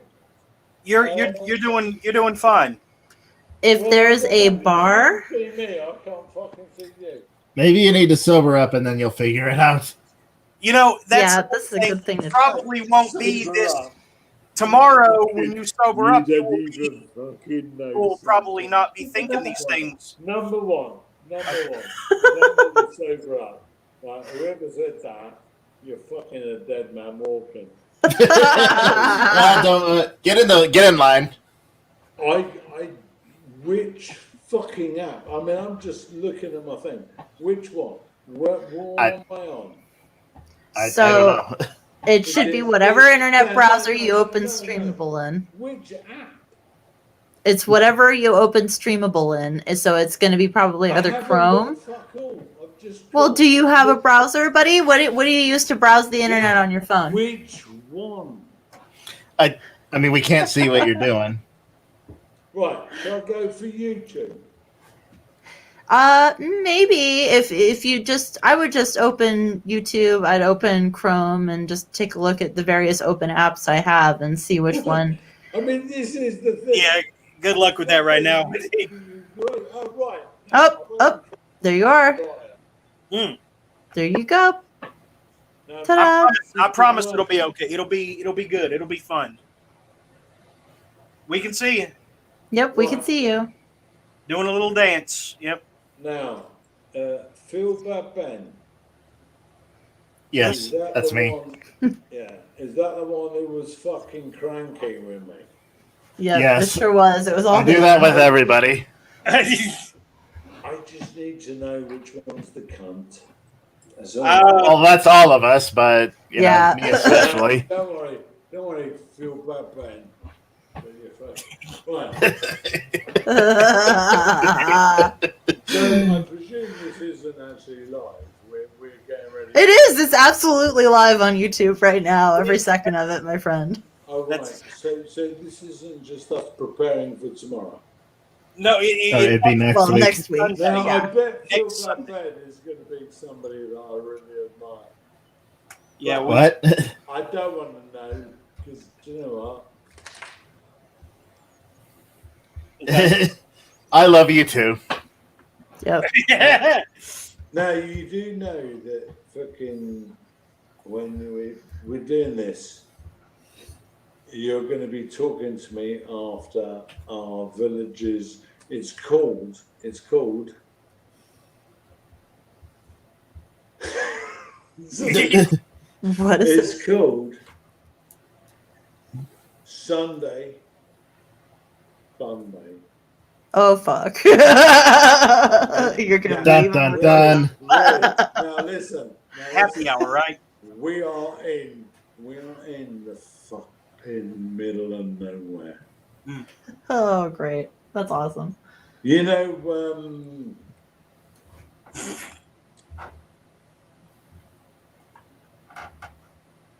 know, fucking when you get people and just that. I don't know. We I call don't it a block party in the USA. Yeah, I don't know. Julie, is there anybody where you live? Is there anybody where I live? No, I don't. I live on an isolated rock. I wish. I'm pretty isolated, but I've got a few How neighbors. many people are there within a spit of you? I have neighbors on either side of me, but they're a good 10, 15 feet away on either side. I live in the woods. We're about 5 miles. 5, 6 miles. Tons of people around here. 5, 6 miles. Probably. You know, like about 5, 6 miles. Cairo Screen. Motherfuckers. And then they go, oh, I don't like the colour of your door. You're fucking 6 miles away. Don't like the colour of your door. Well, it's all right. When you're dead, you fucker. Have we been had by a trickster spirit here? What's going on? No, I feel it. I totally feel it. He's talking about people who can't mind their own fucking business and how great it is when you live in Listen, people can have their own fucking business. They can have their own fucking camp. They don't do it around here. The only way they do it around here is, death. Anyway, Jeremy, you were saying about someone? I don't remember. I just wanted you to reassure you that it'll be okay. You got 6 or 7 days to prepare. And we're very much looking forward to you coming on the show, and we're just this was just a test run. This was a test run, and we'll all come prepared, and I'll probably have iced both your books, or 3 of your books. Right. Read by then. So. So basically, at the end of it, you know what? You've got fucking nothing to say. I've got nothing to say. What the fuck do you want to talk to me about?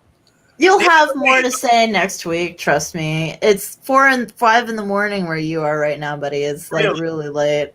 Maybe you should have a take a respite. Take a biscuit. Lay down. What the fuck? I don't know. I think he was trying to say respite. He was trying to tell you to go to bed.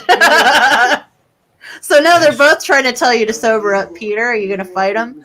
I was just trying to make him fucking. Well, this is the problem. Yeah. You're going to get somebody who's fucking. I have no objections to your drinking. Hey, listen, I have no objections to my drinking. I promise it's going to be okay. It's going to be fun. We routinely run the show totally fucked up. I'm interested. Well, we think you're very interesting. I'm looking forward to it. And all I'll say is good night. Okay. Good night, Peter. Thank you for coming on. Yeah, thanks for It was coming. very good to see you. Can't wait to have you on next week. Yeah. Yeah, no problem. And be as vocal as you want. As this thing works. Just X out of the window. Sorry? Just X out of the window. Just close it. Yeah, just close the app. Shut it down. Oh, sorry. I thought he was talking about the. So No. if I do it with that, it's fine. Yeah. Yeah. What Yeah. window? How do I We're do about to it? close out anyway. Yeah. Thank you for the dry run. You know. Mm-hmm. Yes, thanks for coming, Peter. I can't even. I don't know what the fuck is happening. Just click the Which X. one? Do you want- Fucking Do you want Jeremy to just kick you? Yeah, Jeremy, why don't you just start booting I people? don't fucking know. Is that what he wants? Stupid. I just want to make sure before I do. Is that what he wants? Yeah, do you want Jeremy to just exit you? Yeah, whatever. I can't Okay. fucking do it. It's a. All right. We'll see you next week. Bye, Peter. And that was not done with malice. So please don't read into it. Okay. I hope he makes it to next week because that'll be a hell of a show too. You know. This is what every British person is when they get drunk. So I'm going to play us out with some music, and I'll be back. And you can stay if you want, but I mean it's going to start echoing. Echo. So yeah, go to godless.com and buy I'm a Marionette. Do it. Yeah, and check out hrhdegenetrix.com for more of my fiction, including 3 free short stories if you sign up for the mailing list. And check out Seduced by Sabine, which is going to be on Amazon very soon. If it's not already, you can pre-order that in paperback soon, and that will be the entire first season of the Sabine Bad Witch shorts, along with 3 episodes that did not make it to Amazon for various reasons. So check that out, and also keep abreast of us because I've got more announcements on the way, and I'm sure Ben does too. Yeah, hopefully. As far as our guests, you could probably find the Lizard Man, Erik Sprague, on Google pretty easily. For Mika, go to @DaggerActual on Twitter, or go to surface.cx. You know what music I'm going to play, don't you, Ben? Butt Rock. No, Yeah. You'll love this, Regina. I'm ready for Incest, incest, Oh. incest, a good thing to do. Incest, a good thing to do. And if you do incest, it's okay to do. If grown men like a young and underage girl, it is okay to do too. Incest, incest, incest, a good thing to do. Come on, sing it with me. Incest, incest, incest, a good thing to do. If your dick get hard in front of your cousin, that's okay. If it does, and if you get erected and a boner on your cousin, that's okay as well too. Sing it, Peter. Incest, incest, incest, a good thing to do. Incest, incest, that's a good thing to do. If you hop on your cousins, it's okay to do it. If you commit incest, that's how you get a girlfriend. Incest, incest, incest is a good thing to do. Incest, incest, incest is a good thing to do. Okay, don't want to overdo it, you know. Thank God. Yes, we hate you all. Fuck you all. night, Good night. everyone. Good All night. right, later.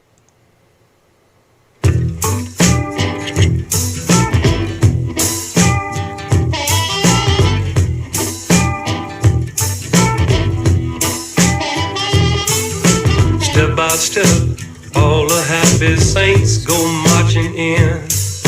And if a saint step out of line, they have to start again. Cause Jacob's golden ladder gets slippery at the top. And many a happy-go-lucky saint has made that long, long drop. If I'm late, don't wait. Go on without me.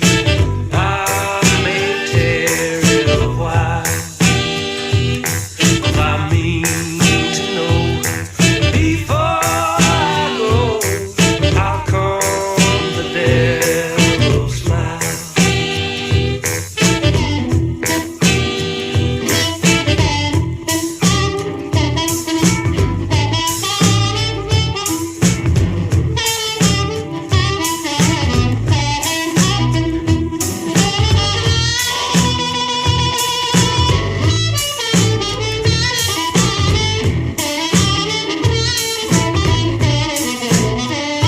If I'm late, don't wait. Go on without me. I may tarry a while. 'Cause I mean to know before I go, how come the devil smile?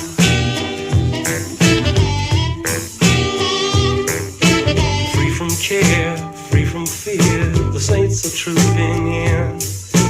Children play all around the throne, innocent of sin. A trillion voices sing the name the mortal may not know. And heaven's walls too high to hear the trouble down below.